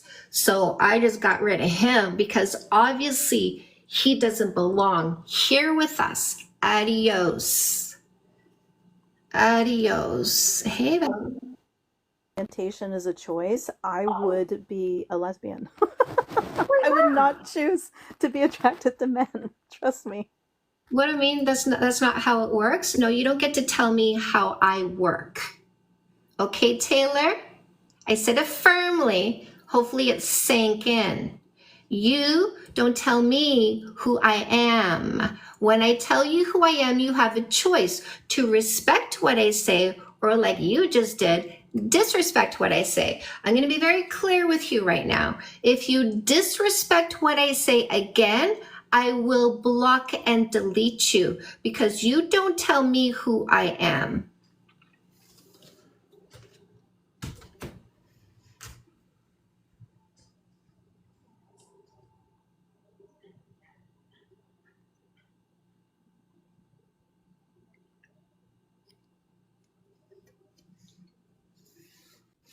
Don't make me mad. Please don't make me mad. You won't like me when I'm mad. The face, though. Like the face you made. I like that. I've been with my husband for 18 years. I knew him before we started our relationship. I made an informed decision. My husband was very consistent in his behaviors. He's still the same person I committed to 18 years ago. We've been married for 12 years. We've not had a fight in 8 years. I always practice what I preach.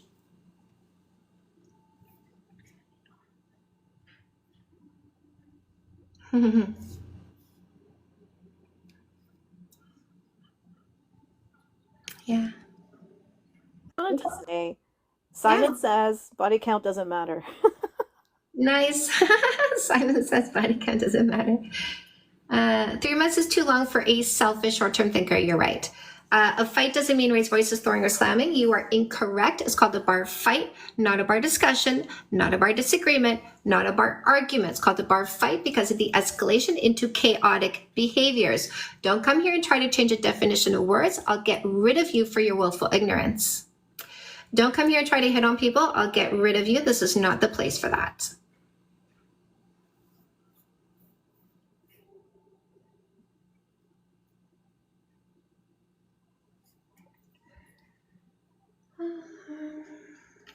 Hungry.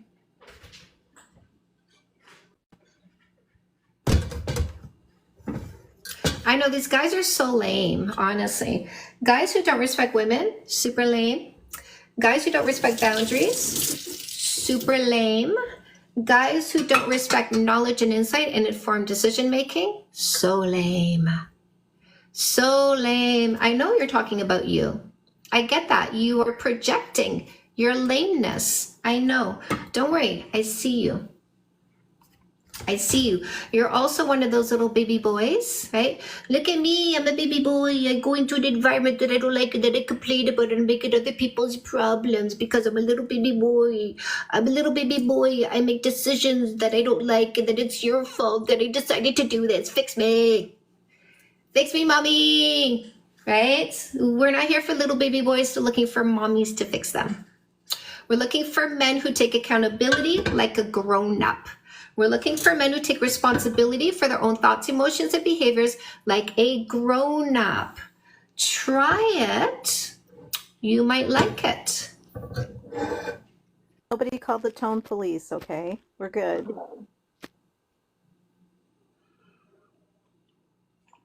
What do you argue about, Spawn? What's the topic of arguments that you have, Spawn?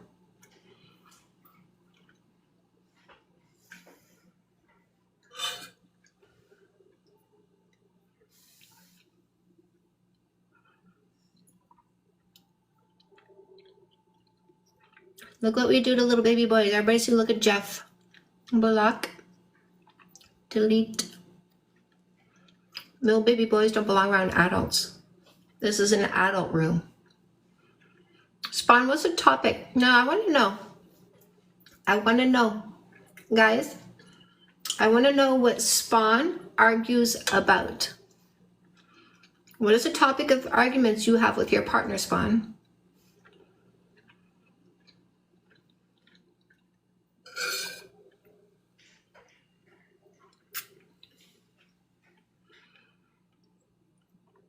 I'm not changing my attraction. My attraction changed, and I didn't deny the change. Taylor, my attraction changed, and I didn't force myself to be with women because I used to be with women, Taylor. Spawn, I asked you a question. What is the topic of arguments you have with your partner?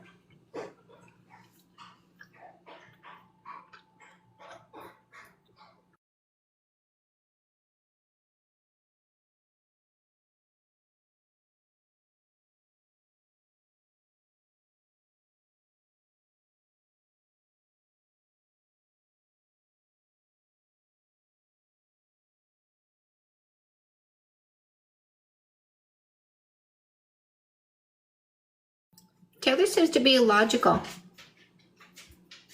What are the topic? What are the silly things? What's the topic? So Taylor seems to think that just because I used to sleep with women, I should still sleep with women even if I don't want to. Right, Taylor? Doesn't that sound weird? It really sounds weird to me. Why would you argue about silly things, though? That makes it even worse.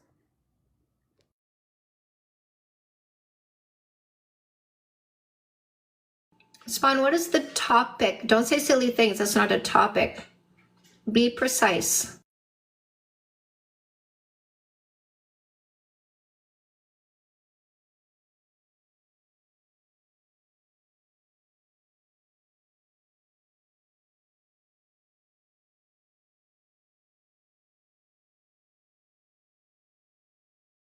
Well, Taylor, maybe I'm uncommon.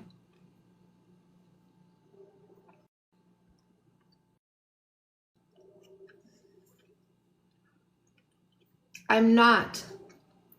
And if you don't care to listen to what I say, you sound dysfunctional. You know what I mean? I can't have a mature conversation because you're going to say, oh no, I can imagine me being that way, so you definitely cannot be that way. That's not a mature conversation where you actually pay attention to what I say.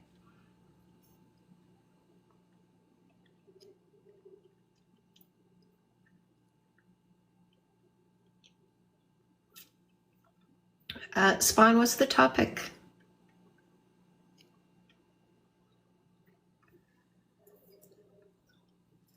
My friends are attractive. I'm surrounded by very attractive people, but I have no sexual desire for them. Okay.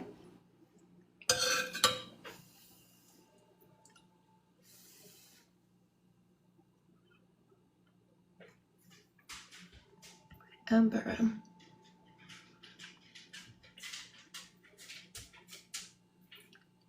I'm no longer bi, Amber. I'm no longer bi. I respond to my sexual desires. When I wanted to explore, I did. If you have a problem with that, you're not for me. When I wanted to be monogamous, I was. If you have a problem with that, you're not for me.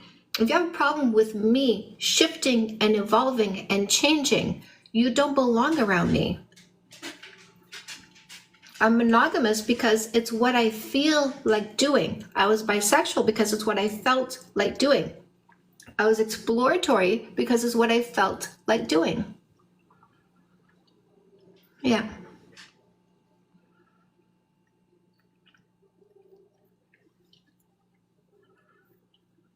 And anybody who has a problem with individuality and what's the word I'm looking for when you control your own autonomy. If you have a problem with individuality and autonomy, you have a problem. And I'm not going to take you on because I don't pick people who need therapy because I have a problem with individuality and autonomy.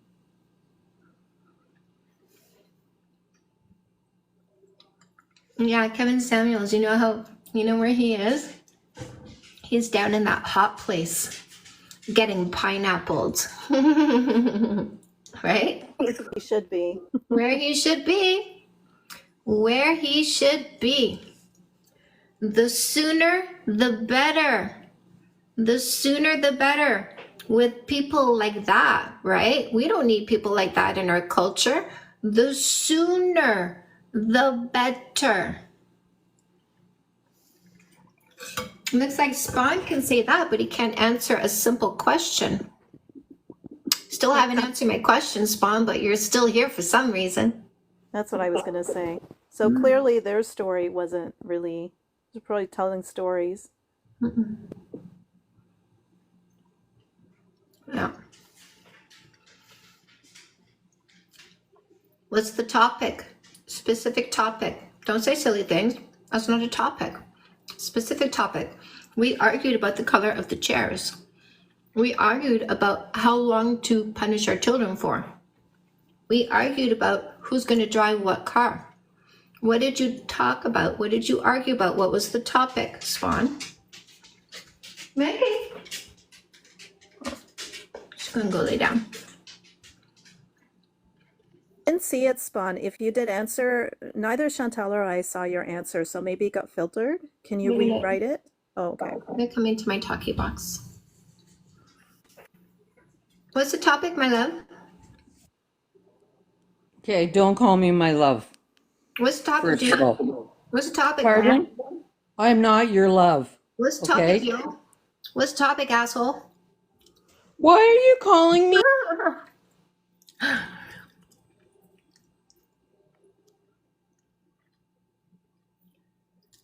Block.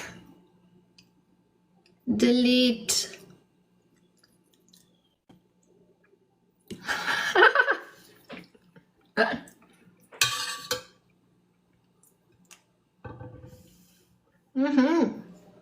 Username is accurate, I guess.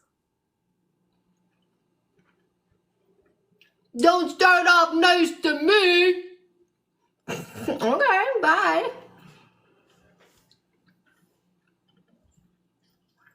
The self-loathing is immaculate.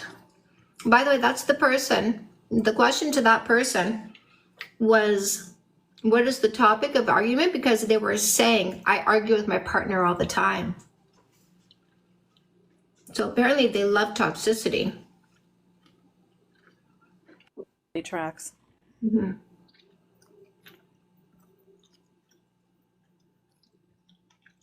Travis going for a block and delete. Here comes the block. Here comes the delete. Congratulations. They did want me to just start hating on them. They promote toxicity because that is their normal and familiar.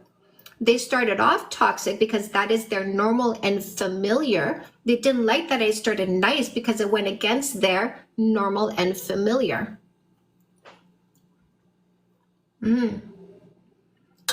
Travis the beta.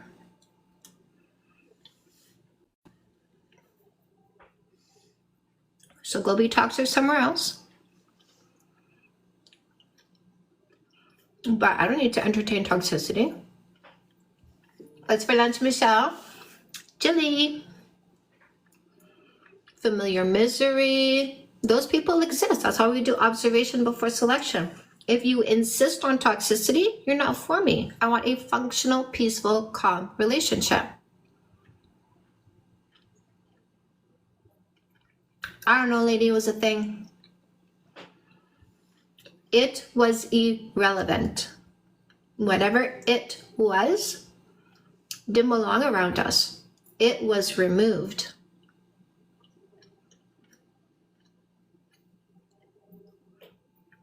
Maddie, let's not say stuff like that.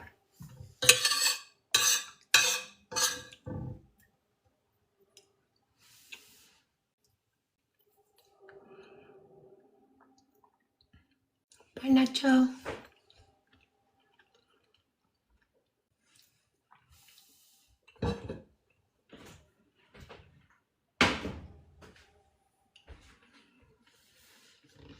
That was harsh. Let's not do that, okay? But if someone brings up Kevin Samuels, don't hesitate to tell them where they are. Kevin Samuels, I know that dude. I know where he is. Hello, TikTok mom. High vibes. High vibes.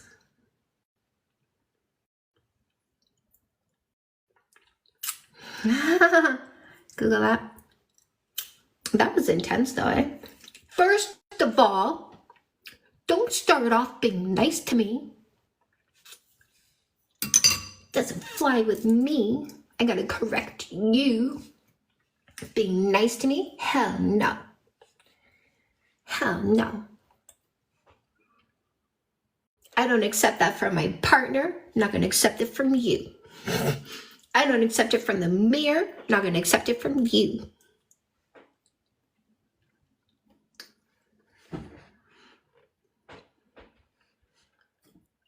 No. I did, of course. I didn't need that. Unlearning years of toxic behavior is hard. Struggle with insecurities and anxiety. I'm glad you're here, Angelina. Angelina, are you learning to be more confident and calm?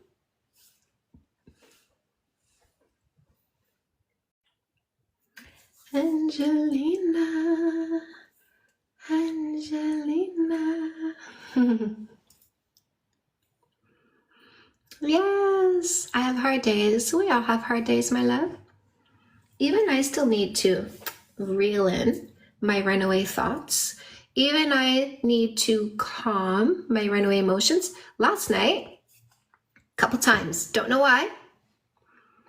Yes, Angelina. So I've learned to allow my emotions instead of disallowing. So disallow is I feel anxious, let me stuff it down. I feel tears, let me not cry, right? So I've learned to have my emotions. Like when I recognize an emotion, I've learned to relax into the emotion, not give it a story, but simply allow the emotion to be and release.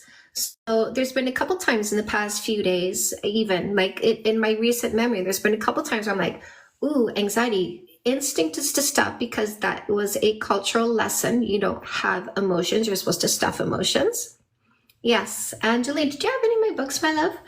So there's a couple times in the last few days in my recent memory where I felt anxiety and I went, okay, have the feeling. And then I just had the feeling without attaching it to a story. Just let the feeling be and like happen, like let the anxiety happen inside of me, felt the anxiety and just let it go through its cycle and remove itself by exercising itself out of me. And yesterday, for no discernible reason whatsoever, I felt tears well up. And I was like, okay, let's have a cry, right? And so I'm just like, Just letting myself cry for no reason that I could detect other than my body simply wanted to cry. Maddie, have fun. Oh, but Fix That Shit, trying to get it soon. Yes, I struggle with that. Angelina, Fix That Shit is the book if you want to learn how to do what I just described. It's this one here. So what I just described to you is what I call blowing up my emotions. So there's two ways to get rid of emotions. You can suppress or you can release. Now, if you suppress, you're still going to blow up at some point because it builds and builds and builds and then happens, right? But what happens when you suppress is when it happens tends to be on other people. You find a lightning rod to release that emotion. And so you blow up. It's an outward explosion. And so think about going into a building with a bunch of dynamite and lighting it and then running out, and the building blows up. Now, this outward blowout means there's glass and bricks and wood flying everywhere, and the people nearby are getting hit by the shrapnel. Now, if I allow my emotions when they happen, there was nobody around me when I had my emotions. And even if there was, I would be quietly letting my body go through the emotional cycle. And because I simply allow the emotions when they happen, it's a controlled demolition. It's not out of my control. It is under my control. I feel terrible for putting my insecurity on him. Angelina, is there any reason for you to feel insecure? So what I teach you in here, Angelina, is how to have controlled demolitions. So what we do is we take responsibility for our thoughts, emotions, and behaviors. So I decide when and how to release my emotions so that I'm not doing it in dysfunctional ways. I'm not having blowouts that appear uncontrolled. I'm having releases that are under my control. He's a good man. I don't think my insecurity is fully valid with him. Okay. So here's something that you can do, lovely. This is the book for you that's going to teach you how to be in control of your thoughts, emotions, and behaviors. And this is going to help him understand how to be in control of his thoughts, emotions, and behaviors, and also understand how to deal with you when you are out of control, how to deal with you in a more functional way. He's a very good man. I love that for you, my love. Love that for you. I love that you want to get Fix That Shit. This is truly the book that helps you become functional when you are in a relationship with somebody who loves you more than dysfunction. Angelina, as well as her books and her guidance, if you want to heal the trauma that's creating your insecurity, I can help you. I'm an energy healer and I do lives Sunday through Thursday. So I'll be on to this evening, 8:30 p.m. Eastern I start. So that's what I do on my lives is I help people release trauma, among other things. Diane, do you want to write something in the comment for Angelina to click the follow button? And then Angelina, Diane does her live streams Sunday to Thursday at 8:30 p.m. Eastern time.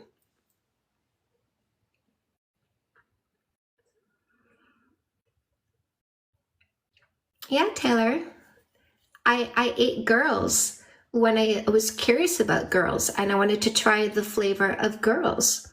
And I ate girls for many years of my life. And then I got to a point where I realized I was no longer desiring to eat girls. And so I stopped eating girls because I didn't have an appetite for girls anymore. I appreciate you. Yes. You're not alone. Chantal, how do you feel about Taylor? Because she's still discussing this, and the mama bear in me wants to shut that down because I don't like the fact that she's discussing your sexuality. Well, Taylor, I recommend that you stop. And if we feel uncomfortable with your presence because you're not respecting what we say, then we'll just remove you.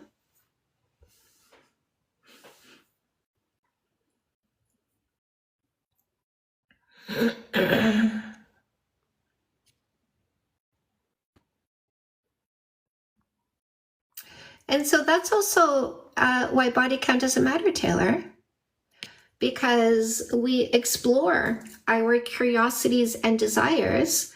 And when we satisfy our curiosity and desires and don't, feel the need to explore any longer because we satisfied our curiosity, why should that be held against us? It doesn't make any sense. So body count doesn't matter because who we did is not who we are. Who we are is who we are.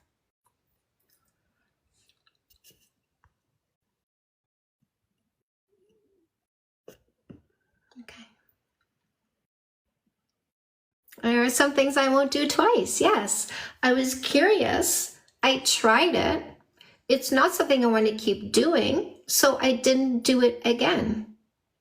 I only sat in an antique dentist chair and wore a blindfold while somebody fed me fruits and chocolates and I guessed what they were putting in my mouth. I only did that once. After I did that once, I didn't have a need to do it again. It's okay, Taylor. No, I think my husband's coming, by the way. Get ready out. I think I'm gonna get me some kisses. You might want to mute your phone if you don't like people kissing.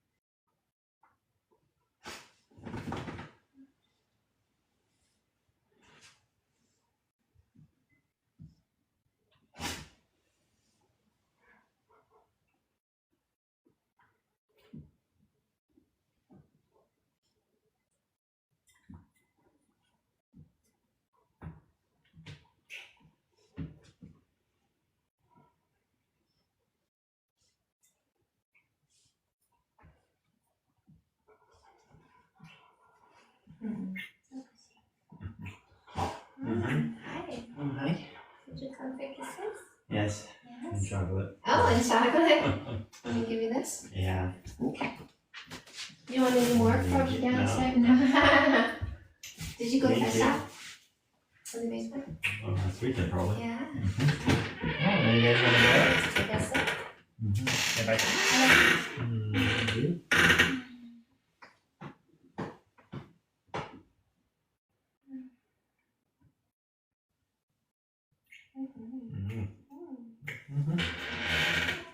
Okay. Oh, Maggie. Hi. No, she's yours now.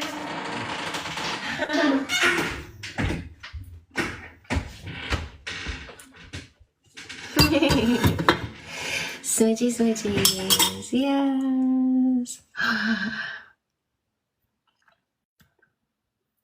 Mute if you don't like hearing kisses, that's right.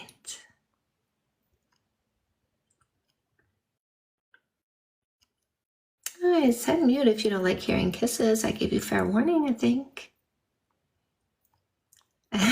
TikTok mom, so cute. Yeah, exactly. I give you a fair warning. Okay, no paying for meals or dates for 3 months. So what does this communication imply, ladies?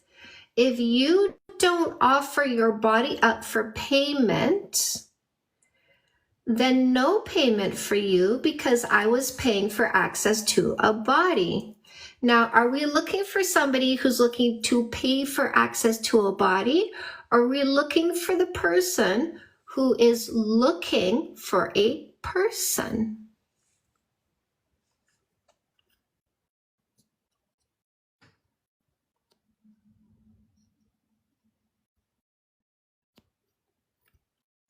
What are we looking for? Somebody looking to pay for services. I want to pay for the ability to touch. Oh, I can't touch? Then I don't pay. Their goal is to pay for touches. Now, when we're using a no kissing for 3 months dating rule, we're getting rid of people who's looking to pay for touches, right? So when we say I'm using a no kissing for 3 months dating rule, and they indicate, well, that's fine, no generosity for you, we say bye-bye, because I'm not picking somebody who wants me to barter my body for a show of generosity. I don't barter my body for a show of generosity because it's all for show. It's not genuine. I'm looking for somebody who is genuinely everything. Look at the liar. Look at them. See, they reverted from paying for touches to lying and fear mongering. Look at this. See, now they showed us in two ways how they're not suitable for a long-term relationship. People who lack generosity and are lies and fear mongers are block and deletes. We are looking for somebody who is genuine, not somebody faking generosity to try to manipulate access to a body.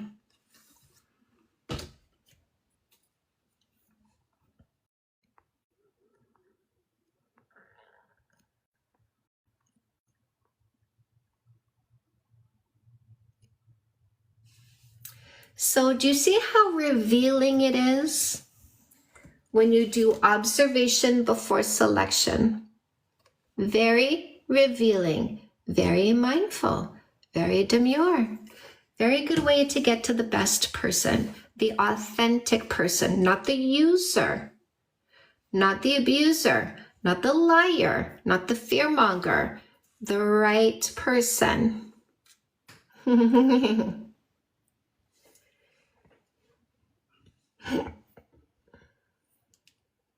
Should call this the 3-month dating filter instead of methodology.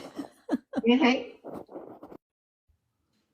Oh, look at that. Love that. West Ender. I don't think they waited. I think they got to know each other and made the right selection.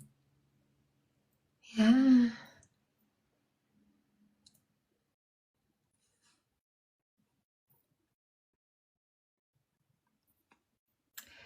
Waiting is based on religion. Vetting is based on logic. We're not religious. We're not indoctrinated. We are logical. Yeah, love that. Love that. Love that. I know we have some newbies in the chat. I know you're curious about who I am and what I do. Yes. No, it's good. Yes, you can ask. I have 10 books on dating and relationships. I catch you where you are in your journey and I lift you up from there. All my books are available on paperback on Amazon. I have ebook bundle deals, audiobooks, ebook bundle deals, audiobooks, workbooks, link to Amazon.com for your paperbacks. All of those buttons are in the link in my bio, including the free book button. Come Back Queen helps you heal your heart faster from a breakup instead of being stuck in pain. You're going to speed up the healing process. No More Assholes is your selection process. No more mistakes. I use observation before selection, make an informed choice of my next partner, which is how I will choose a good partner. I also have No More Hustles as an audiobook and a book in Spanish and a workbook. And it's a course as well. After the First Kiss is going to help you make sure your first year doesn't get sabotaged by you making mistakes. So grab After the First Kiss, make your first year together rock solid. If there's any fighting in your relationship, you bring it to zero with your Fixed Session books. Fixed Session for men, Fixed Session for women, help you with communication and conflict resolution. Dating book for men to help them heal from the past. I did study dominance. I was actually a dominatrix. You guys are learning something new right now. I bet you haven't heard that one before. Perfect Play is going to help men heal from the past and also select the right long-term partner. Yes, that's right, Birdhouse. Good detection on your part. Dating 101, understanding the derived behaviors and emotions we call love. This is for the teens. This is supposed to be a textbook in high schools. To educate our teens on the sex ed we should have received when we were in high school. So until then, it's up to parents to educate their teens. Please get this book and read it with them. I am very clear on who I am and as well as what I allow. And that is based in part in 20 years of stripping. I had to be firm with my boundaries. Otherwise, users and abusers would take advantage of me, and I did not allow that. So I developed strength in communication and also physical strength in enforcing my boundaries. And I have been hired to be a dominatrix on a few occasions, and I put on the gear and I used the slappy things and I gave them the pain that they were looking for. This is the free book in the link in my bio, Fake Love Need Not Apply, How to Avoid Posers, Losers, Scammers, and Predators. I help you identify and remove them. And I also teach you how to make friends in this book, because those predators look for people who are isolated and do not have a friend circle that helps them protect themselves. I have general life coaching and career coaching right here as well, because your happiness and fulfillment are important contributions to your relationship. So Say Yes to Goodness, 10 Steps for a Complete and Happy You is going to help you elevate your happiness in 10 key areas of your life.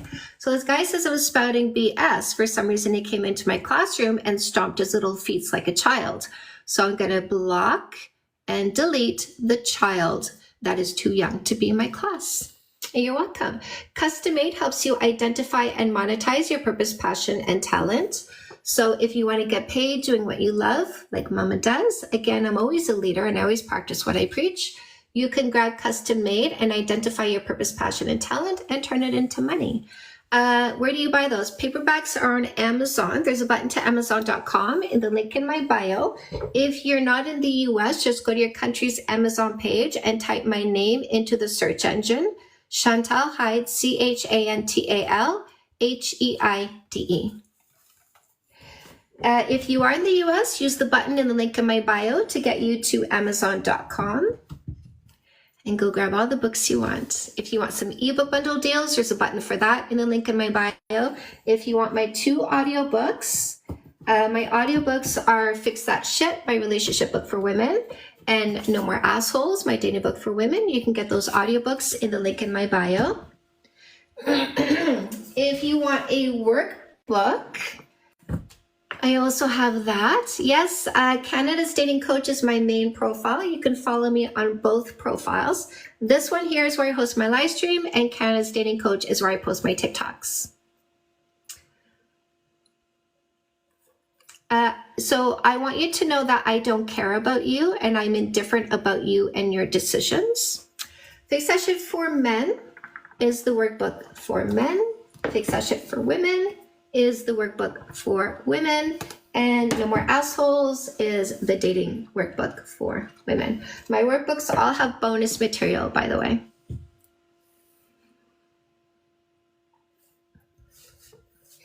We get the baby boys, don't we, ladies? How do you discover who is a baby boy? Mentally and emotionally.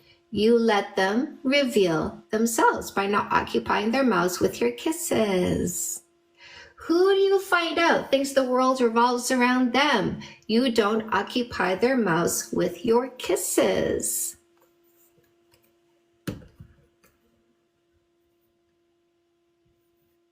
Bye. We don't care. By the way, ladies, get this on Amazon, paperback. Get rid of these losers. Get this in audiobook if you prefer. Get rid of these losers. Get rid of this bundled up with Comeback Queen. Dump the loser you're with today and use No More Assholes to not pick another loser. And if you prefer the workbook, you can go ahead and grab that and help yourself get rid of these losers. Losers. They're so, listen, a loser can't stop being a loser. All you have to do is not occupy their mouth with your kisses, have boundaries and standards, and the losers are revealed oh so quickly. What do you do when you find out he's a loser? You block and delete. You block and delete. It's that easy. Your mental health and emotional well-being happens within your environment. By removing losers, you're no longer held down by losers. You're no longer distracted by losers, no longer bothered by losers. Do I seem bothered by these losers? No, they help me sell books. They help me sell books. They don't bother me. They help me.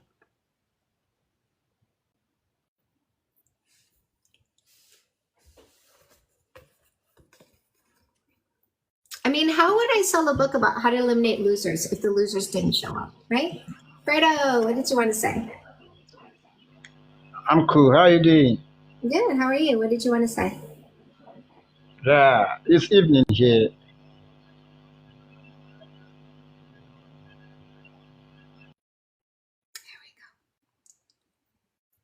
Yes. Thank you for supporting me.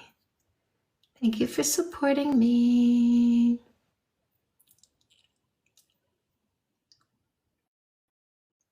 Thank you for helping my cause. Hi, what did you want to say? I think that's the one who said he wasn't going to buy your books. Okay. What do you want to say? Nothing.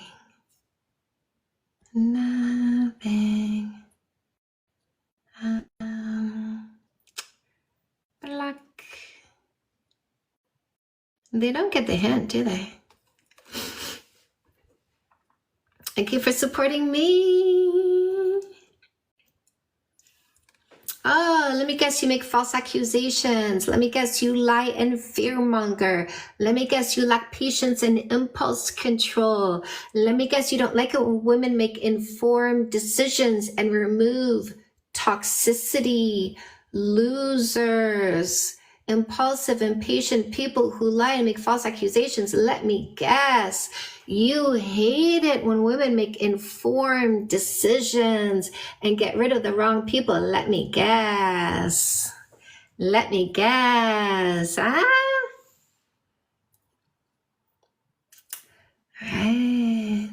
And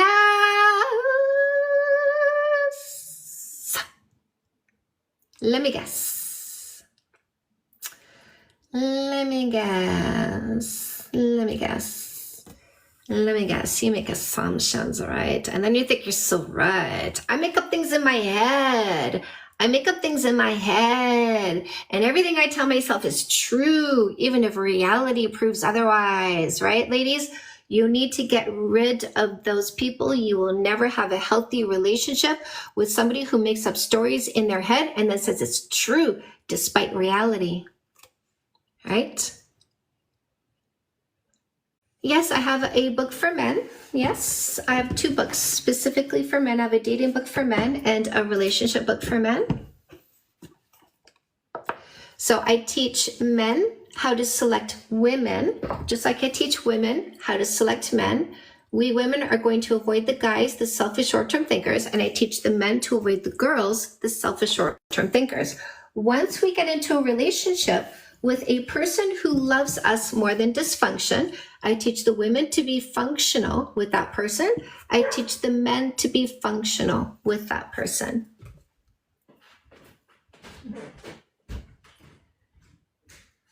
Can I pet that dog? Can I pet that dog?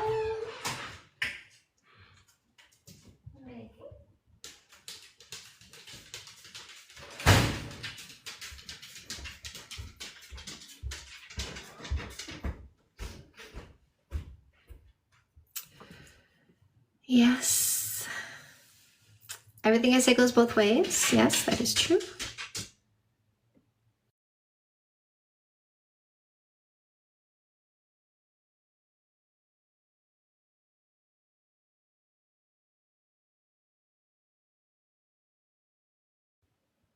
She's such a big girl.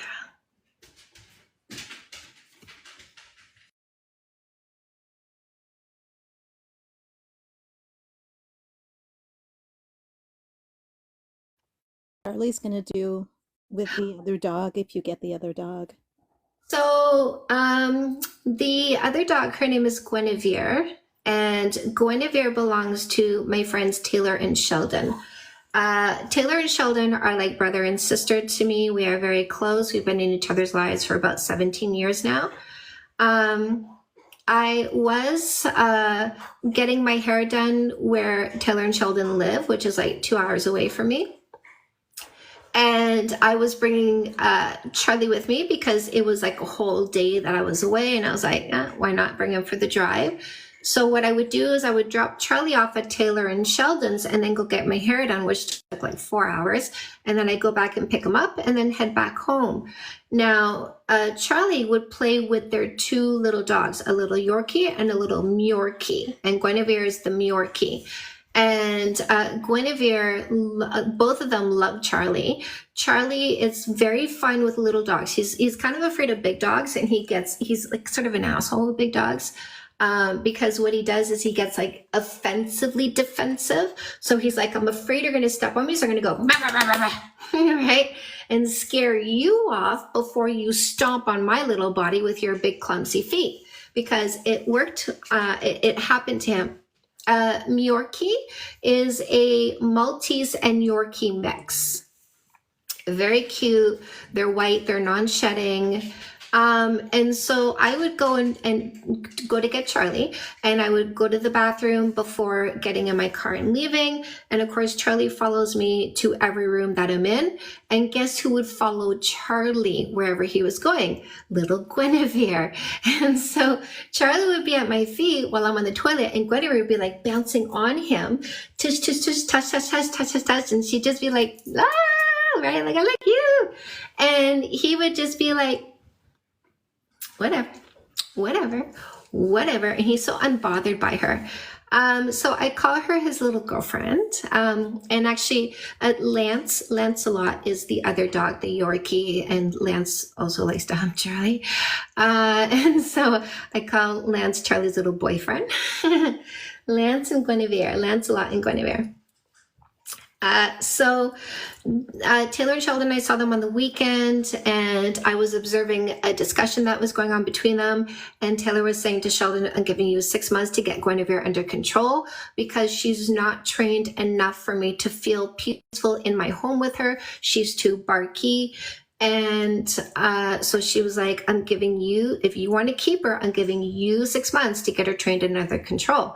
And I said, hey, if you can't, give her to me. Because I was saying to the universe, my next little dog is going to be small, Guinevere size, basically. And so I had projected into the universe and already kind of decided that I did want a teeny dog. I love my friends' teeny dogs. I'm always picking up my friends and teeny dogs and cuddling them all the time. So, and I have a couple friends who have teeny dogs, and I just love the teeny dog. And so I said, hey, so, if you're going to get rid of her, just shift her over here because I'll take her and I'll train her. And their conversation changed from 6 months to, why don't I just give her to you? Big enough to fit in my purse. That's exactly it. Like small enough to bring on a plane. And hotels are now dog friendly. Most of them are. And so I would, if I go to Vancouver again, I'd love to bring a little dog with me and have that companionship. So I manifested myself exactly what I wanted, which was a Myorkie.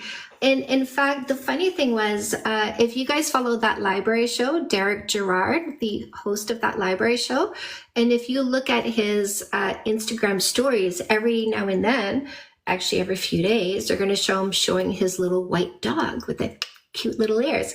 And I asked him, I'm like, what kind of dog is this? And he said, Myorkie. And so I was like, that's my kind of dog right there, like Yorkie, Myorkie. It really was where I was angling towards. And now the universe said, yep, here you go, free, by the way.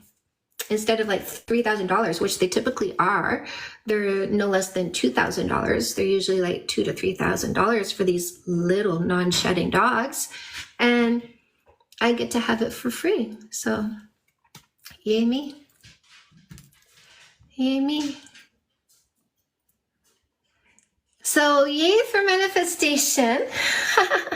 By the way, I told my husband the other day, I said, by the way, we might be getting another little dog. And he went, no, which doesn't matter to me because I'd be the one taking care of it. It'd be my dog. And so I just went, whatever. You don't tell me if I can have a dog. I'm going to have a dog if I want a dog.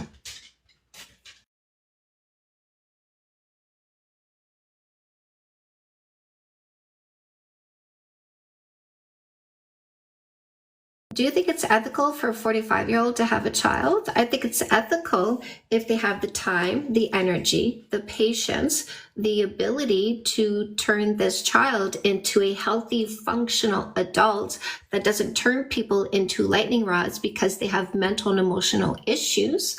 So if you have the finances and the mental health to raise a child into an adult that is not an asshole, what's the issue?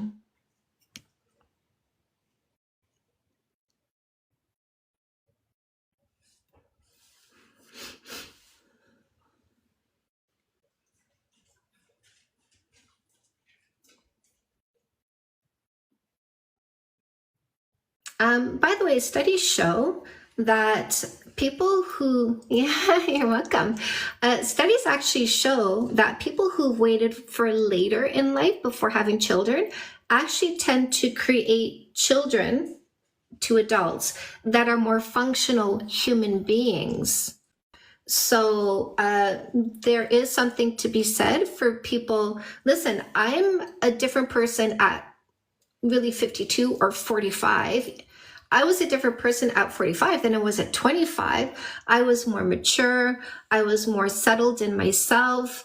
I had already done really the majority of my mistakes and learned from them. I was more confident at 45 than I was at 25. So I would be a better mother at 45 than I would have been at 25. I just worry because of how I was raised. Yeah, Haley. So it's not about the age. It's never about the age. It's about the mental health and well-being and maturity and capacity and financial foundation of the person more than age. Worked in adoptions. Older folks were amazing parents, wiser, more patient. Yes, thank you for that. Thank you for confirming what I said with your observations in a field that is related to people being parents. Totally agree with that. And I was an older, like I was 37 or 38 when I had my son. Having said that, I would never want to do it at age 45. Yeah. I would not choose to do. But then maybe had I not been able to have one and that was when it happened. But yeah, I would not want to have one in my mid 40s. Yeah. So my husband and I, we did a few forms of therapy. And one of the forms of therapy that we did was group therapy. And in that group therapy, one of the things that we discussed was regrets. We revealed regrets to each other. And when my husband revealed his regrets to me, one of the regrets was his lack of patience with his children when they were young. And he started having kids when he was, I believe, 22. I think he had his first at 22, had his second at 24, and then got himself a vasectomy because he was like, not doing that again with this person.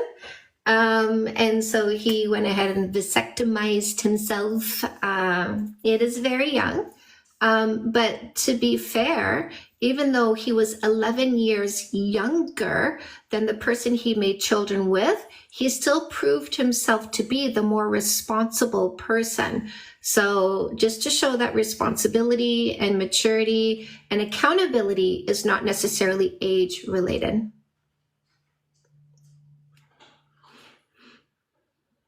I couldn't do it now. I couldn't do it ever, Wendy. At no point in my life did I feel I was going to be a good parent. And even today at 52, I still don't want to be a parent. I can be a pet parent because it still offers me a lot of freedom. But I see children as something that takes away a considerable amount of freedom. And it's so much easier. I would easily screw up a child. I can be a better pet parent than I would be a person parent.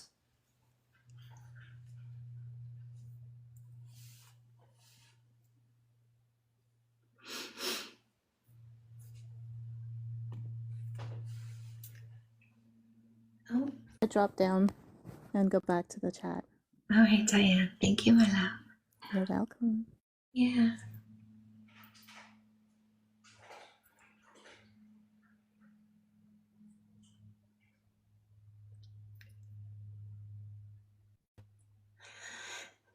It's funny because there's a party going on this weekend, and I have a few people in my group. I've said I don't want to go to this party this weekend. I have a few people in my group that are like really trying to convince me to change my mind. Okay.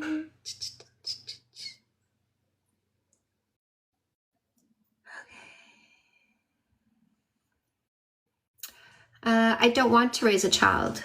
I don't think I would be the kind of parent that I think parents should be.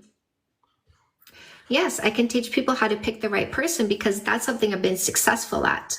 I say follow my lead. Notice how I'm not giving parenting advice. I'm giving relationship advice, selection advice. I'm giving people advice on how to take responsibility for their own thoughts, emotions, and behaviors. See me taking accountability for myself.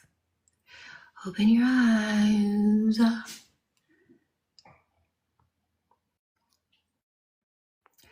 Open your eyes. Listening ears. Didn't teach you that in kindergarten. Open eyes and listening ears. Nobody taught you that? Nobody taught you that?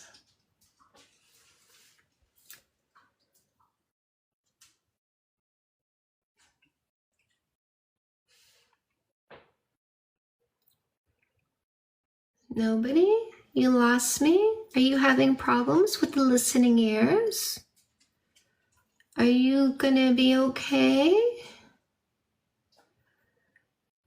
Do you need the meditation music on the beanbag to go calm your feelings?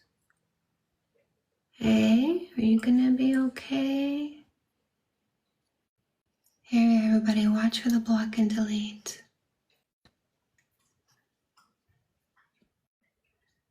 Oh, they don't exist. They don't exist. Oops.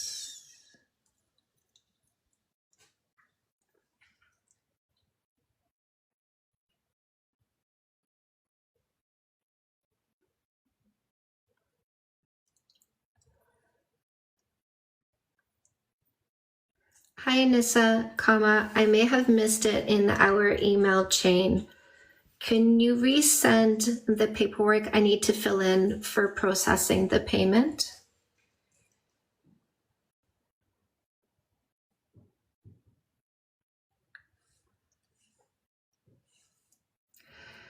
You've been a better mother figure to me in the very little capacity I've known you. Thank you, my love. Desiree,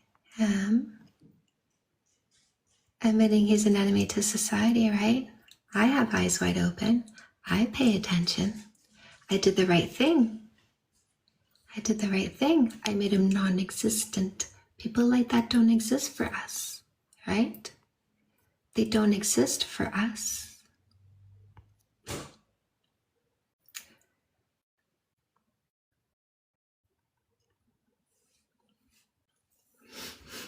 If you would like to be non-existent, reveal yourself as someone irrelevant.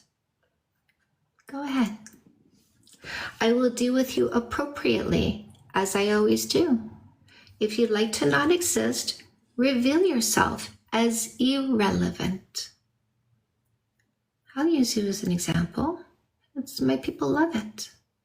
They love it. They love it. Right? They go, so nice. We don't barter with losers, that's right. That's right. We deal with them appropriately. Non-existent. Block and delete.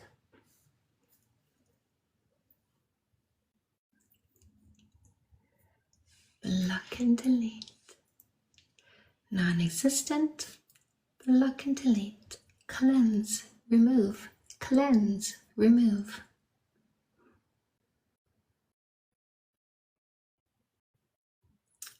He wants to be friends, but you want more. It's called a mismatch. You're not aligned. Aligned means we want the same things.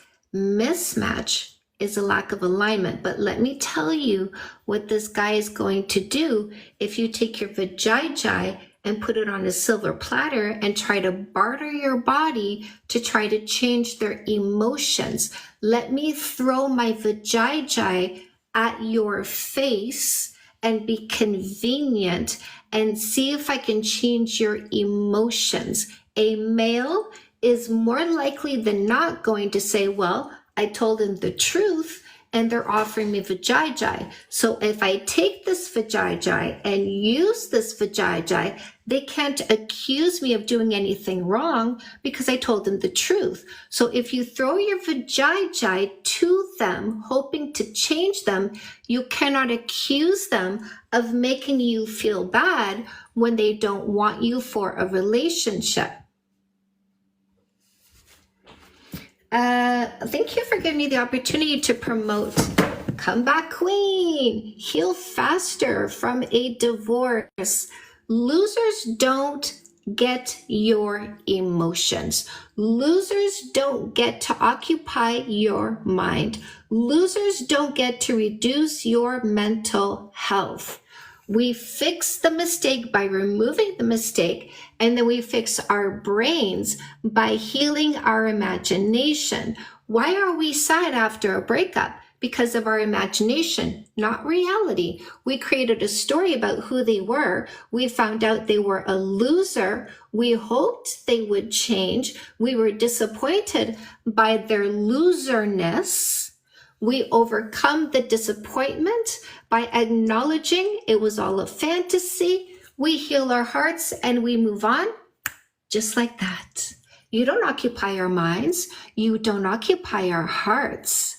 We heal, we move on, and then we pick somebody who isn't a loser, like the guy we got rid of. No more losers. I'm 18 years with my man. Married for 12 years, 8 years without a fight. Who heard me make out with my man today? Who heard me make out with my man today? Who heard me make out with my man yesterday? Right? This guy wants to sit in his misery, and misery loves company, right? Misery loves company. I'm not with you in your loserness. I'm not with you in your misery. I'm happy. Stay mad, bro.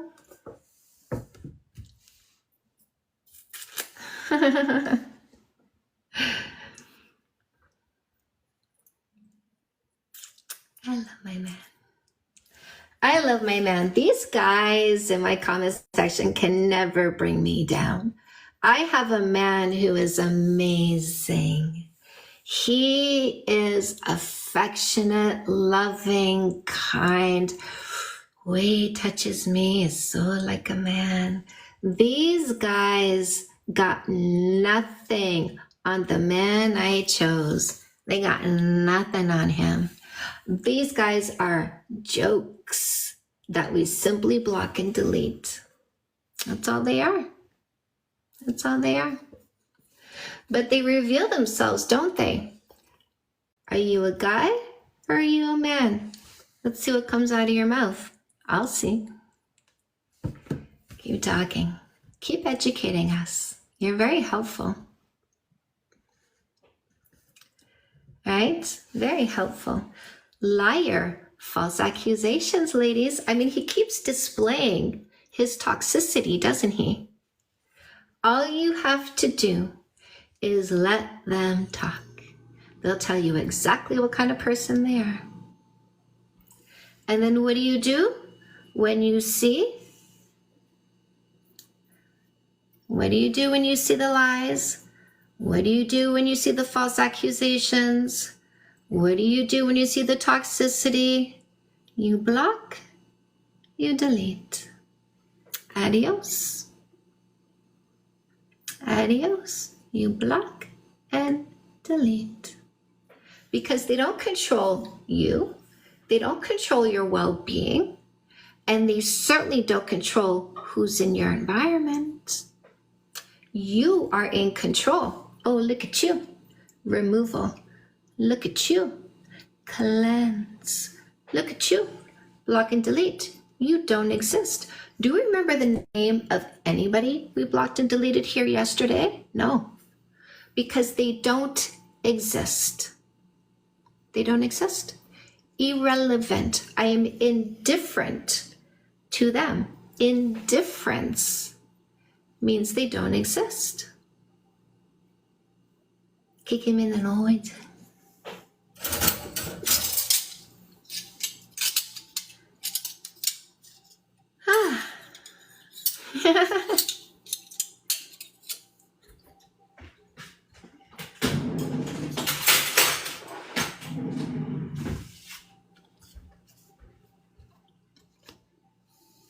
I forget about them as soon as they're blocked. Exactly, Caroline.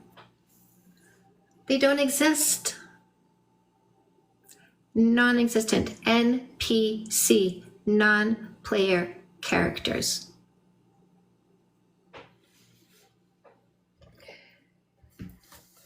You don't get to play in my sandbox.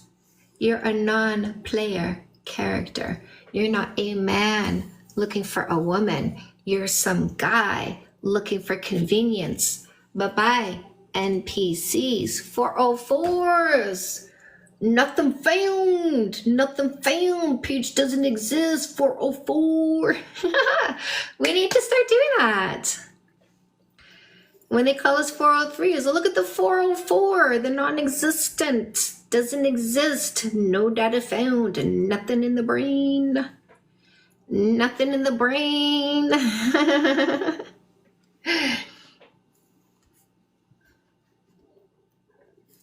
Access denied. You're going nowhere. I click on your link, it goes nowhere because nothing exists in there. As soon as they're blocked, we move on. Thank you for the data. Dealt with you appropriately. Non-playable character. Ah, playable. Got it. Got it. I always heard people say it. Yeah, what's your question? So curiosity is a sign of intelligence.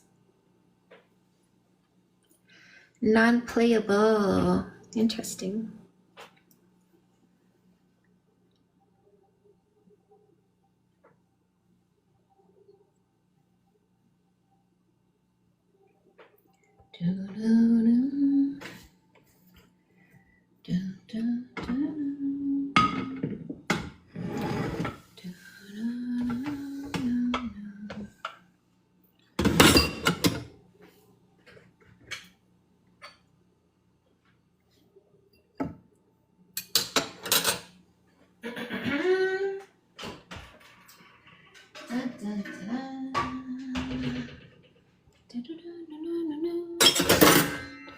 Character whose code is written won't be updated, not dynamic, right?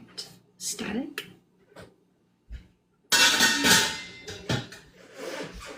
Do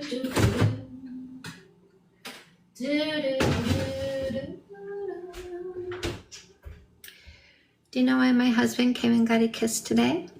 Because he only got one so far. I brought him 2 meals, but he got 1 kiss. When I brought him his breakfast, he was standing outside with some drivers and stuff, and I was wearing pajamas, so I didn't really feel like going up to him in front of other boys wearing my pajamas. Trying everything I think I could have done online or in person, in your opinion. Okay.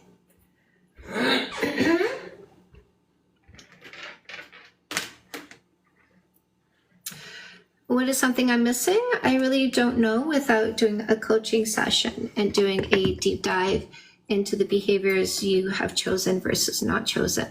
I think what you're missing, Patrick, is the book, The Perfect Play. I don't think you've done everything. If you haven't read this book, you haven't done everything. So what are you missing? I think you're missing a copy of this. I think you're missing in-depth instructions on how to increase your self-esteem and courage. I think you're missing in-depth instructions on the red flags and green flags to look out for. I think you're missing in-depth instructions on how to communicate your interest in a woman in a way that she will understand. I think you're missing The Perfect Play. which is my instruction guide for men who are looking for a long-term relationship and want to make sure that they choose a woman. In other words, a generous long-term thinker, not a selfish short-term thinker.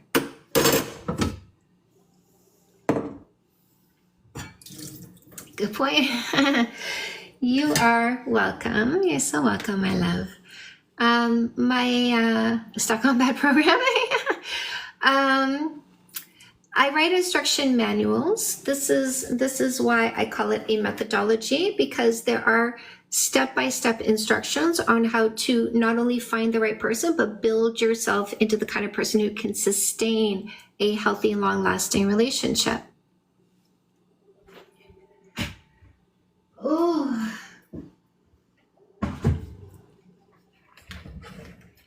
So much standing. I've been doing such long live streams this week. Exactly. Exactly. It's Thursday. This week went by fast. Fast.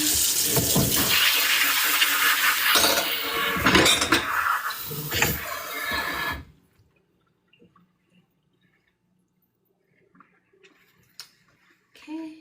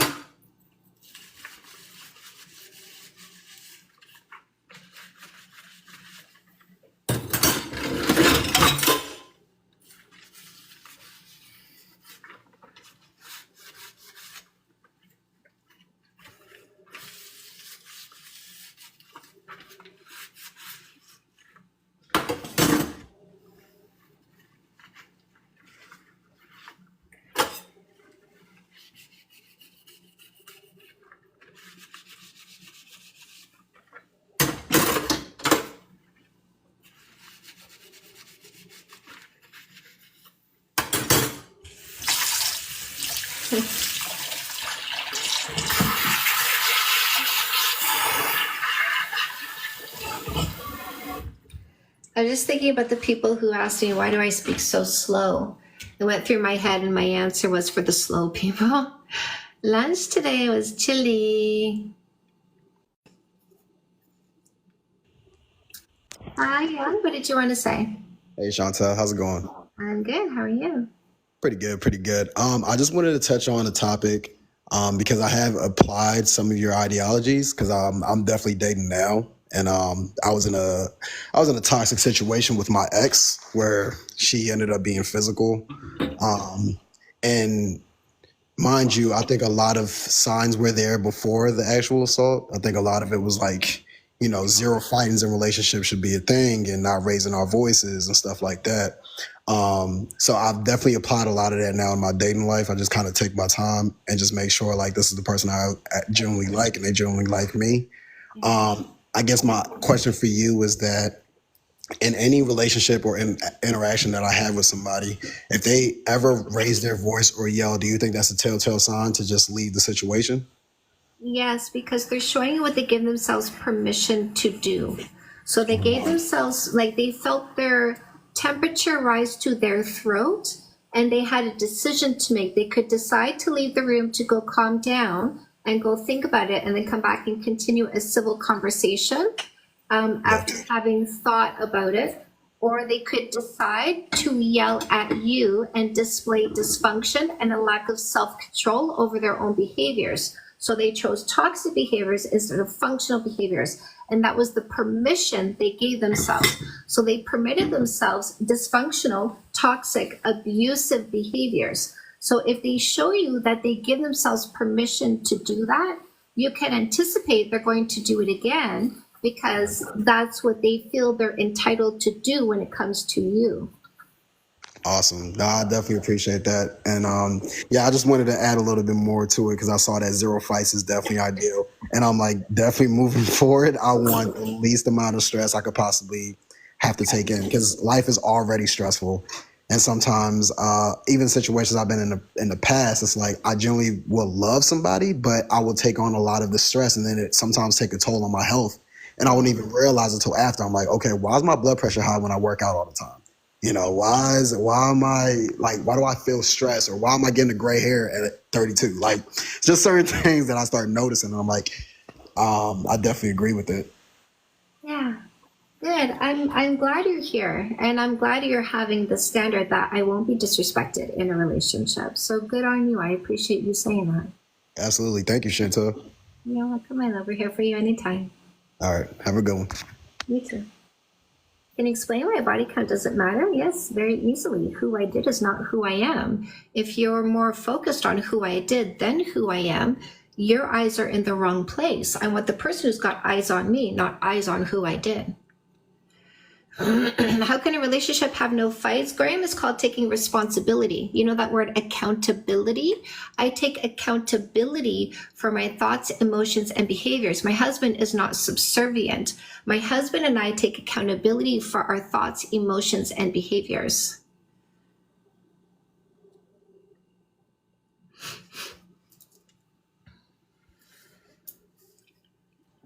Hi, JJ. Hello. So I fully agree with point 2 and 3. However, I'm confused on the first one. Why? So I understand maybe no sex, but no kissing, no sleepovers, no exclusivity.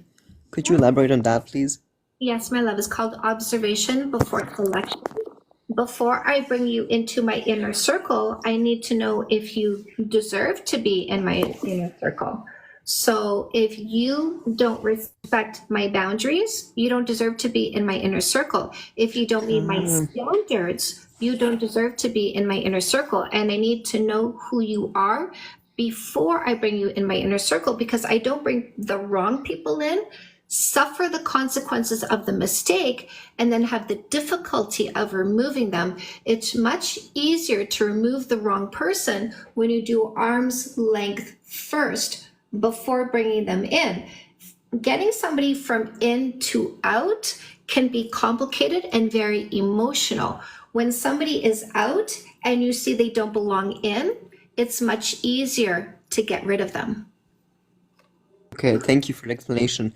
However, I think this kind of I think point 1 and 3 maybe kind of counteract each other, since if I'm not gonna let somebody into that box immediately. Wait. Do you understand the difference between the words long-term and short-term? Yes, of course.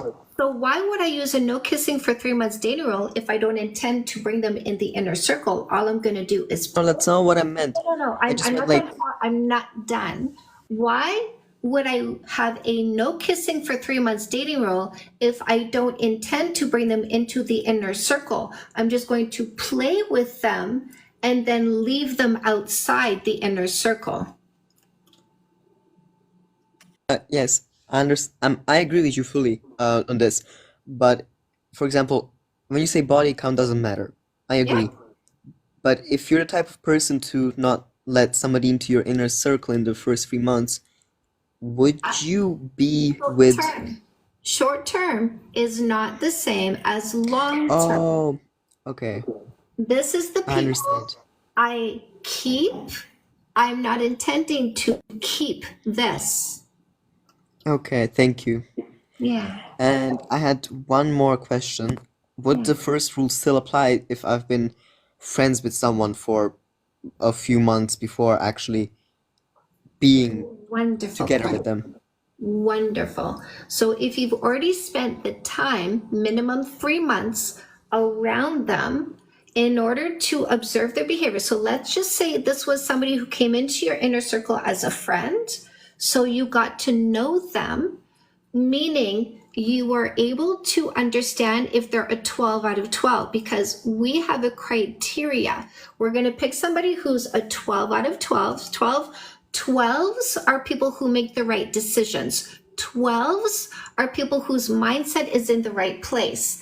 So I want the right decision maker, makes the right decisions in their life, showing a high level of maturity and responsibility and accountability, and also that they match my energy in terms of the traits and qualities and integrity that I bring with me.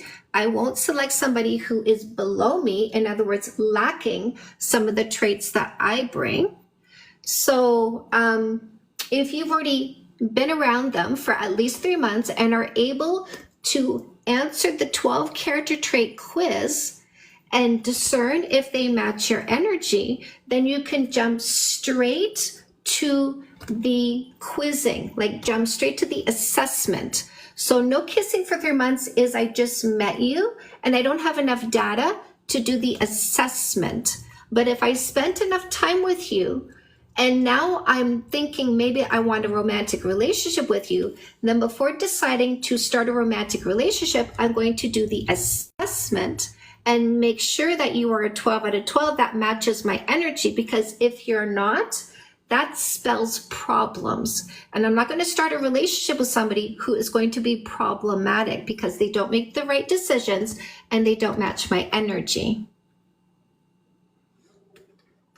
That makes full sense. Thank you. Yes, I have a dating book for men. Also, it's called The Perfect Play. So if you want your dating advice to be concise, this is the dating book for you. And if you like your dating advice to have storytelling, this is the dating book for you. I also have If I ever have any troubles, I'll make sure to check it out. But thank you very much. You're welcome, my love, anytime.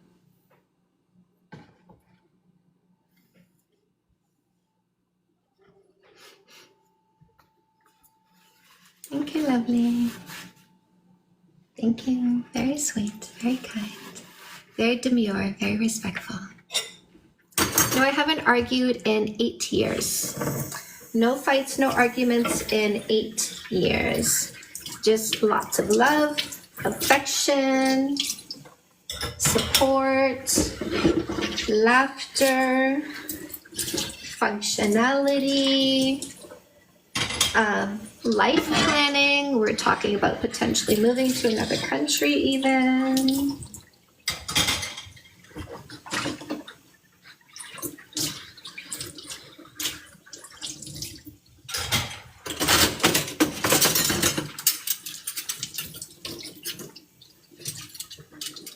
Oh, we don't let controlling, manipulating gaslighters stay around us. They're not our type. We don't like that energy. It sucks. It's icky.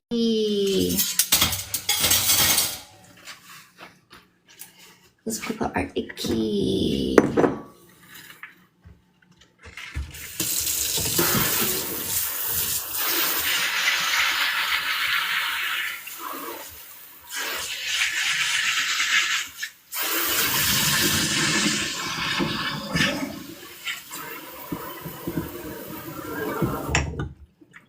My body count is high because I did lots of exploring about myself before choosing a long-term relationship.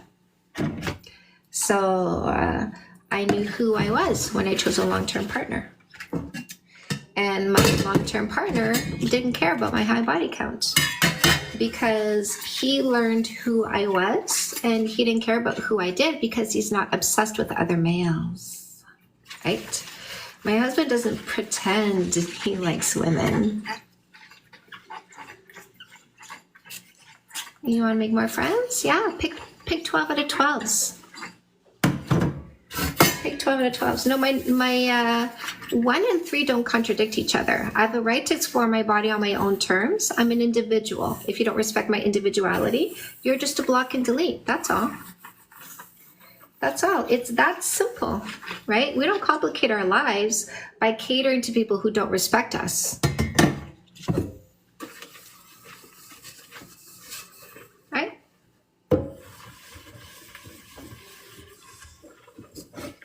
And we also don't complicate our lives by kissing just to find out someone's a loser or having sex just to find out someone's a loser when we're looking for a long-term relationship.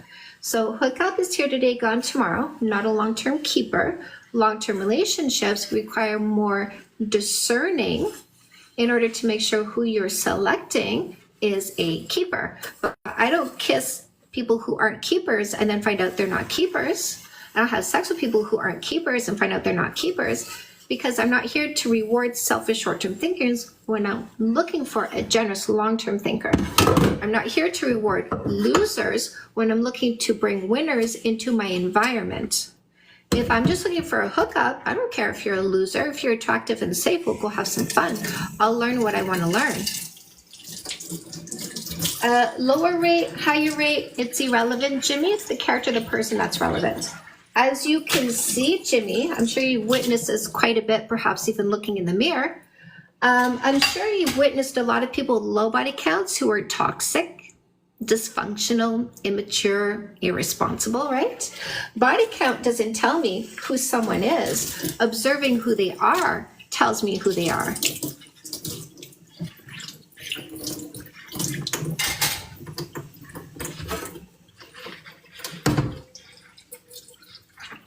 And if you think body count matters, you're not somebody I keep around because you lack maturity and intelligence.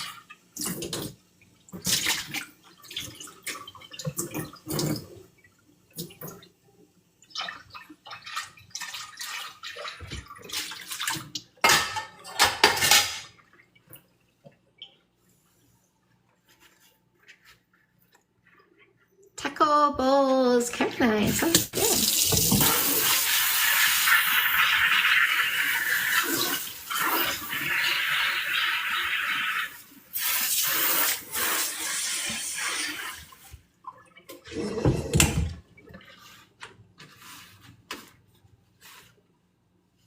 Well, Jimmy, go somewhere else. Go somewhere else, baby. Go somewhere where you feel better, okay? Go. You go. You go, okay? And if you show me you have difficulty finding where you're gonna be happy, I'll help you.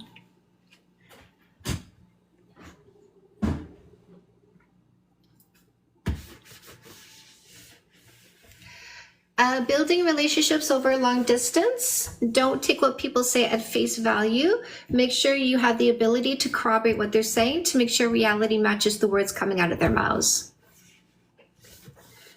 Ladies, if you want love, avoid selfish short-term thinkers who don't believe in respecting women and respecting women's autonomy.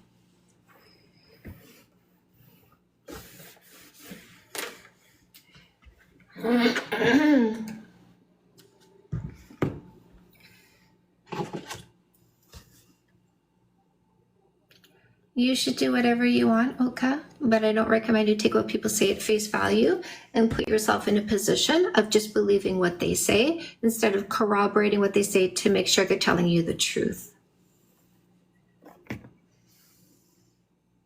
Does that make sense to you?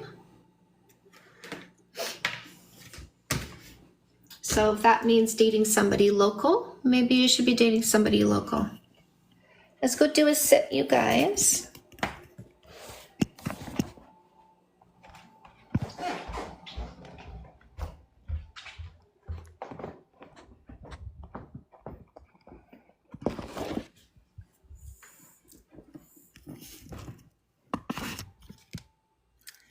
You're welcome.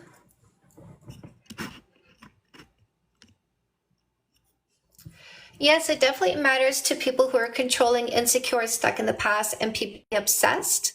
And so what we do is we get rid of those people because they're too messed up for us, right? So it doesn't matter what your body count is. You can be messed up with a low body count or messed up with a high body count. So if you're messed up, you're not for us, but we're not asking what your body count is. We're simply assessing your behaviors. We're paying attention to what you reveal and then making an informed decision about whether we keep you or whether we eliminate you. So if you're too messed up, you're too messed up, whatever your body count is. Oh, he's so unhappy. Let me get rid of the little baby who complains about the situation he puts himself in. Block. Delete. I don't keep these babies around me. You can't control yourself. All you do is pick situations and then cry and complain about the situation you're picking. That makes you sound really childish and immature. Keep things PG. No kissing for 3 months. Are you telling me that you lack impulse control? Right? Is that what you're saying? How do you keep things PG? I mean, how do you control what you do with your own body? Do you lack impulse control? I'm not interested in people who lack impulse control. Yeah, Logan, go on your own personal experience. My personal experience is I find out who people are. I don't ask them who they did and then try to tell myself that's who they are, right? I'm too smart to do that. Here we go. Block. Delete. There we go. You can go play with this, bros. Wondering about date ideas? Date ideas? What would you do with a friend? You do the exact same thing.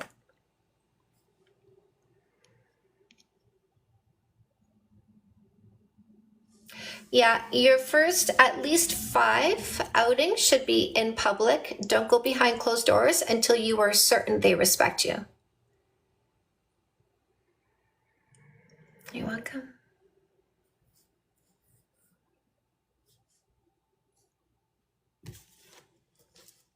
Step-by-step instructions. Safety first.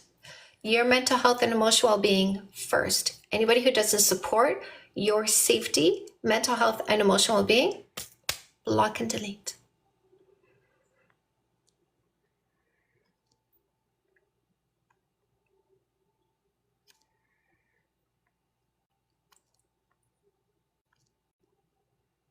So, Mystical, if you hang out with a friend, do you have problems keeping that PG? Right? You don't. So it's the same thing. And it's called impulse control, right? So if they are the right person, the more time you spend with them, the more you like them.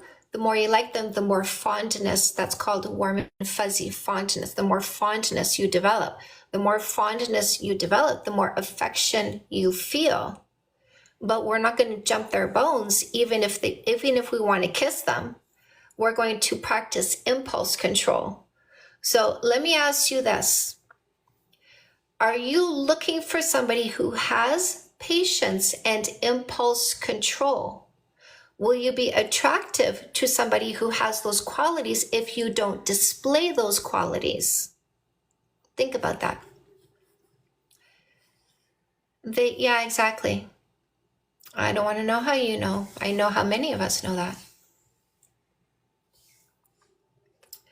So, safety first. We don't go behind closed doors until we know they respect us. Yeah.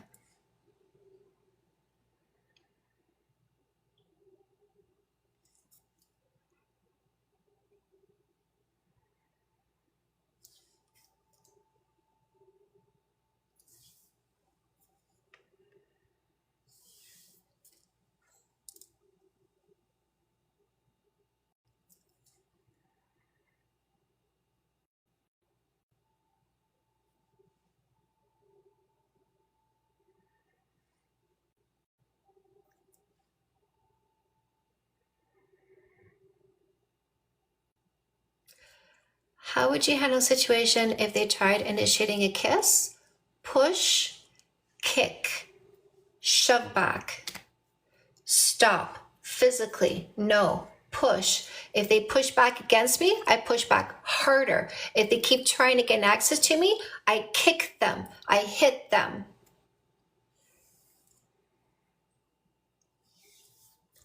So if they're moving in, first thing I do is dodge, hand up, put the hand between us. No, I'm not interested in that. I don't let anything happen to me that I don't want to have happen to me. In other words, I never talk about myself as though I have no control. When you come here and you say, he kissed me and I didn't want it, I see you talking about yourself as though you have no control. There's no Bible thumping here. If you're going to try to insert religion, I will block and delete you, just so you know. Tell someone on the first date you had the through and through. Of course, Luke, because I don't want to reject somebody. And that would happen if I lacked communication, if I didn't properly tell them my boundaries, my intentions. My intent is to pick the right person. My plan to do so is by having boundaries so I can practice observation before selection. What are my boundaries? No kissing, no sex, no sleepovers, no exclusivity. I'm very clear about my intentions and my plans and my boundaries. If I communicate that and they try to move in on me, I will block and delete them. I will push, shove, smack, kick, whatever I need to do to stop their advance. Get in my car, leave the situation, block and delete.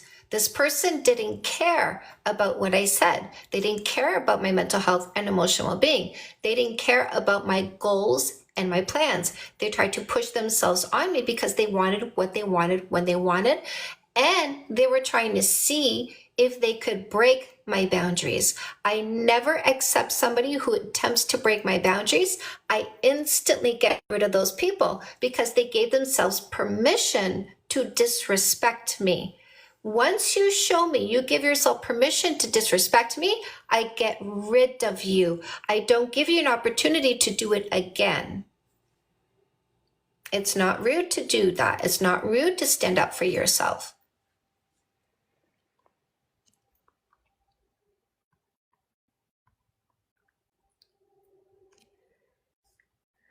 What would you do if he waited to tell you about a felony until he was already my boyfriend? Well, why wouldn't you do a background check before he becomes your boyfriend, Kels? Why wouldn't you do thorough research before picking them for a boyfriend?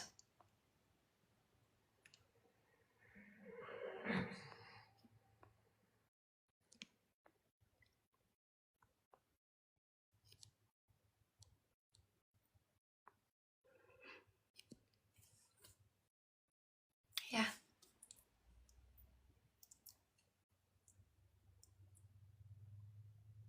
I let everyone know up front. Yeah, I can. That's just fair, right? Yeah, but now you're going to, right, Kels?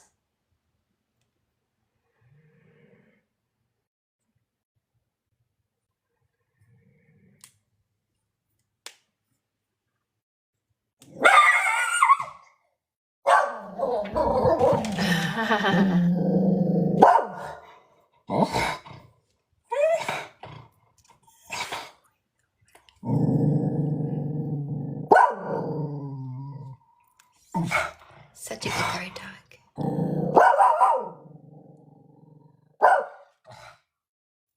That's a good guard dog. Charlie? Okay. That's a good boy. Come see mama. Come see mama. That's my good boy. That's my good boy. Is that my good boy? Oh. Hello. Did you upset your tummy? Are you a good boy? Are you a good boy? I love you. Yeah, lying by omission is not good. If you find out they had a felony that they didn't tell you about, I would get rid of them because they lie by omission. They're not honest about themselves, which means they're going to be dishonest about other things as well. He's such a sweet boy. I know, Mare.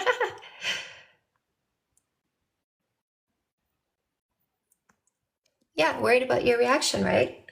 So they lie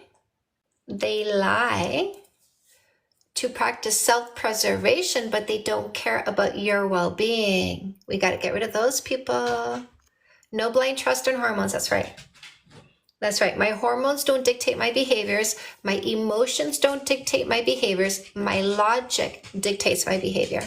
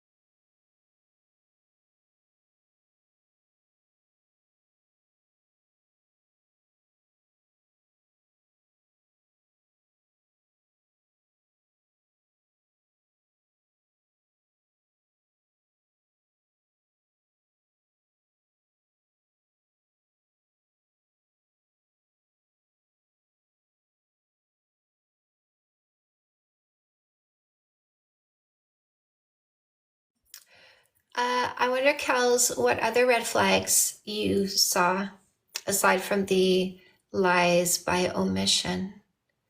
What other red flags?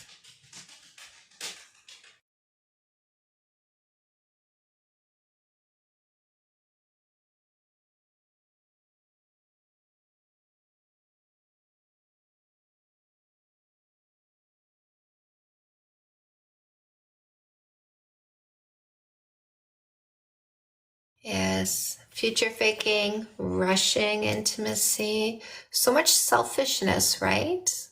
So this is why we do the no kissing for 3 months dating rule. We are looking for selfishness. We are looking for impatience and impulsivity. Yeah.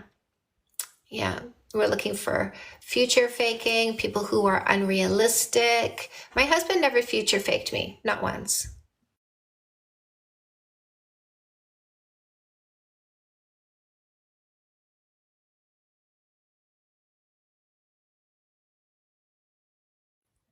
And my husband told me about his arrests before we started a relationship. My husband, so Jason, this is what Jason calls a simp. Jason is not a good enough person to be a simp. This is what Jason calls a simp.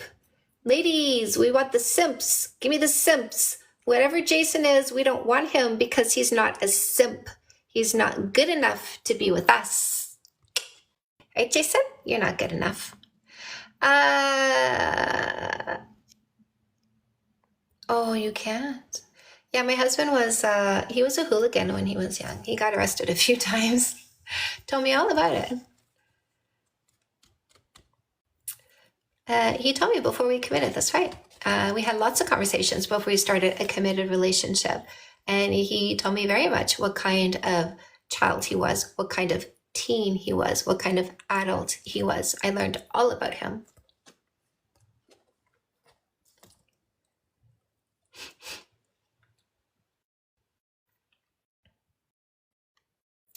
Ladies, as per Jason, if he's not a simp, he's a loser. If he's not a simp, he's a loser. We don't want losers. We don't want losers who aren't simps. Simps are amazing. Give me the simp. Give me the simp. This is Jason guy. He's not a simp. He's a loser.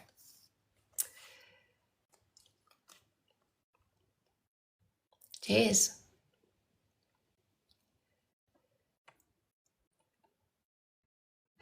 Making you wait. Look at the entitlement from this selfish, short-term thinking loser. Making me wait? I thought I was gonna get a participation trophy. How dare you not give me something I don't deserve? You're making me show you what kind of person I am. I can't handle that. Right? I can't handle it. You want to make sure I'm a decent human being? No, says the foot-stomping child, right? I want a participation trophy. Run the race. Let the best man win. Look at that child. making me wait. You're funny. I'm not making you do anything. You go do whatever you want to do. You go do whatever you want to do. I'm not making you stay around me. I'm not making you find out who I am. I'm not making you disclose yourself. Hell no. You go do whatever you want to do. You just don't get to do what you want to do with me. Is that why you're mad? Because you're entitled and lazy and selfish, and I'm not letting you do what you want to do when you want to do it? No, the narcissist is crying in my comment section. I don't get to do what I want to do when I want to do it. I'm having a tantrum. How dare you tell me I don't get what I want when I want it? Right? So funny.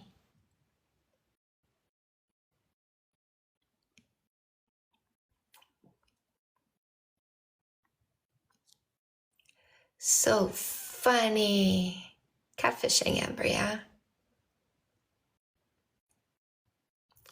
You're so selfish that you don't give me access to for your vagina because I showed up. How selfish of you. Selfish of you. Right, ladies? So childish. So childish. He can do whatever he wants to do. I'm not making him do anything.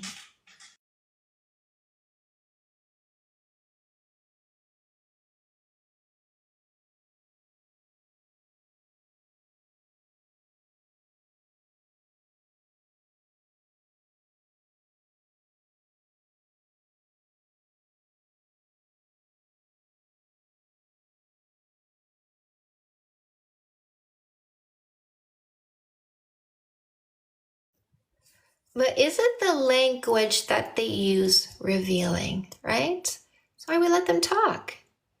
Their language reveals their impulsivity. Their language reveals their sense of entitlement.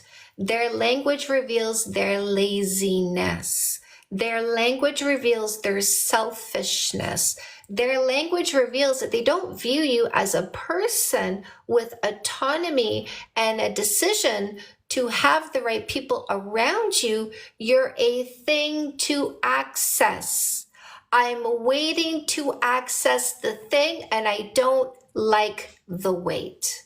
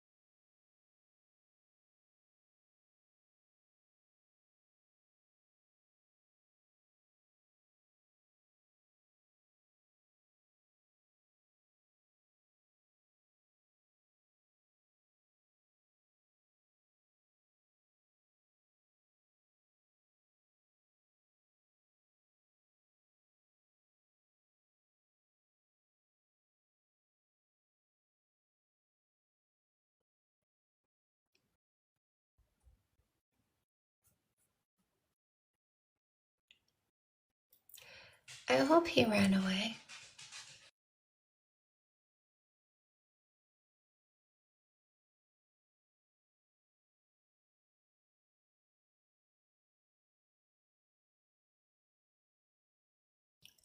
Because that's the point of why I do what I do. That's why I behave the way I behave. I want them to run away. I want to teach you to be strong, aggressive, forceful, so that you make the selfish short-term thinkers run away.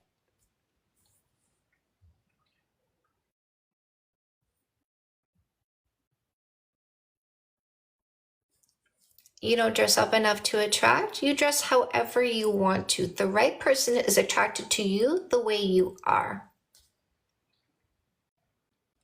We keep them out. Never seen it so quiet on your live. Not mad at it, right? 65 friendlies, or 53 friendlies. I'm not sure about at least one of them in here.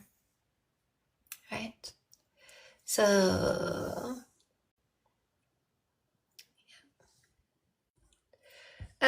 okay, lovelies. I got a couple business hours to do some business work. So I am going to do a book walkthrough and sign off. And I will be back tomorrow morning at 10 a.m. Eastern Time. I want to remind you that there are some freebies for you in the link in my bio. You can get this free book, Fake Love Need Not Apply, How to Avoid Posers, Losers, Scammers, and Predators. This is going to teach you how to identify and remove them. And you can also download this list for free. It helps you when you do your homework in your dating book. Part of the work that you do is understanding what a 12 out of 12 is. And part of the work that you do, unrealistic standards, says the loser who's disappointed that women don't reduce their standards to meet him at his level. He says, if you're not going to pick a loser like me that's below you, you're unrealistic if you think you're going to get a relationship. What do we call that, my loves? We call it lying and fear-mongering. So a loser is going to try to manipulate you into picking a loser by lying and fear-mongering about who you can actually have. A guy who is a selfish short-term thinker wants to try to convince you that men who are generous long-term thinkers are out of your reach. No, guy, you're projecting your fear that we are out of your reach and we're going to reject you. You are 1,000,000% correct. We do reject you because you've shown us that you're not the right selection. You've shown us that you're the loser we block and delete. I would like you to make one more incorrect statement so I can use you as an example. One last example of what to do with the loser. Go ahead, Jason. Go ahead. Give me that one more opportunity before I go to make an example out of a loser. Go ahead. Go ahead. I'm looking forward to it. All right, lovelies. If you've been listening to me and you are understanding that the mistake you picked, hello, Haley, the mistake you picked should not be the mistake you keep, go ahead and dump him. Grab Comeback Queen and heal faster from the disappointment you feel because the story you made up didn't come true.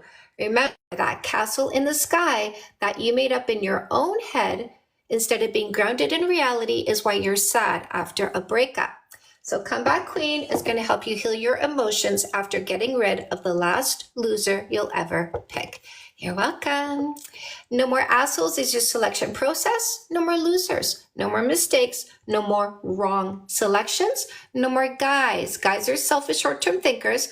For a long-term relationship, you want a man, a generous long-term thinker. Learn to identify them by letting them reveal themselves before you decide. I also have No More Assholes in Spanish. It's also an audiobook. It's also a course. It's also a workbook. All the buttons for what you want are in the link in my bio. Meeting this amazing man this weekend, paying for everything, driving 4 hours to see me. Haley, good so far. You said amazing man, but you don't yet know. You don't yet know because you haven't spent enough time doing observation before selection. Haley, do you have no more assholes?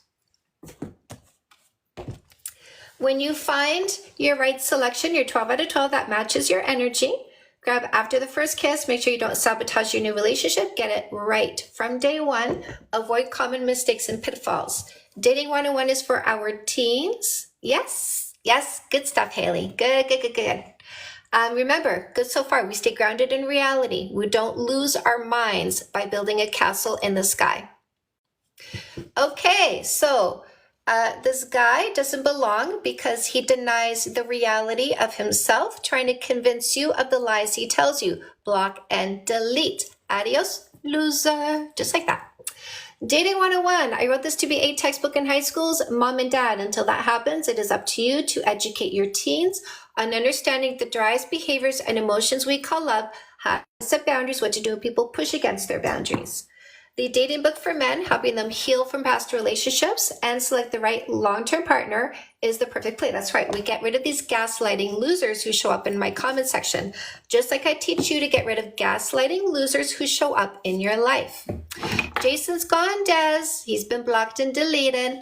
If there's any fighting in your relationship, you bring it to 0 with the Fix That Shit books. Fix That Shit for Women and Fix That Shit for Men help you get to 0 fights by teaching you communication skills and conflict resolution skills. Fix That Shit for Women is also an audiobook. It's also a workbook, and the Fix That Shit is a course. So the course is generic, so it's from me to them, whoever you are, whoever's taking it. So when you take the course, you can take it as a couple, and it is written for both of you. You can also grab your workbooks, Fix That Shit for Men, Fix That Shit for Women. I also have General Life Coaching, which is this, Say Yes to Goodness, 10 Steps for a Complete and Happy You. So evolving your happiness in 10 areas of your life that affect you mentally and emotionally. And your career coaching, right? I know these crazy guys who think they're going to get access to us are out of their minds because they don't have the power. We have the power. It's called Block and Delete. Custom made, identify and monetize your purpose, passion, and talent. You want to be paid doing what you love like Mama does? Go ahead and grab this. Identify what your talent is and then learn how to monetize it. So don't forget to go into the link in my bio, go get your free book, go get your freebie, go get your paperbacks, audiobooks, ebook bundle deals, add yourself to my mailing list. I do have 2 events coming up, one in 2024, one in 2025.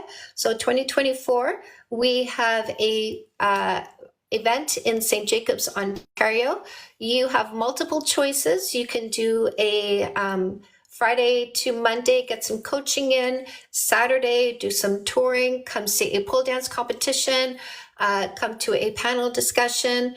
And on the Sunday, I'm hosting a seminar from 10 a.m. until 10 p.m. So 10 a.m. until 4:30 is going to be the seminar. You'll be doing some group meditations, some learning, some building, some evolving, some strengthening, some uplifting, some learning about who I am. I will probably have some guest speakers. Yes, it's for couples. It's for everybody, DJ. This is for anybody who wants to attend. And from 7:30 until 10 p.m., I'm going to have a dance party with my favorite DJs, and we're just going to dance and have some fun and enjoy each other's presence. So I am building my sales page for it. I do have some preliminary information up on it if you want to check it out. And I also have a mailing list that you can add your name to. The people on my events mailing list, my early bird mailing list, will be getting a discount. And I have limited amount of space available. So it is first come, first serve. Take advantage of the discount. Get your spot. I love you, my loves, so much. I will be back tomorrow morning, 10 a.m. Eastern time, right here. This account right here, Canada's Dating Coach, is my main account. I post my TikToks on that account. I host my live streams on this account. So feel free to follow both accounts to get the best of both worlds. I love you, my loves. I will see you tomorrow. Diane, Dondra, Shelster, Wendy, Des, Amber, Queen, Princess K, Jane, Kato, Jan, Luann. Always love having you here, my loves. I will see you soon, my lovelies. Make sure, ciao. Make sure you have a great day. Make sure you get some great sleep. Make sure you take care of yourself and your mental health and your well-being and your physical body. Because that's what I'm here to teach you how to do. Take care of yourself and be happy. We take accountability for our mental health and emotional well-being. I love you, my loves. I'll see you tomorrow.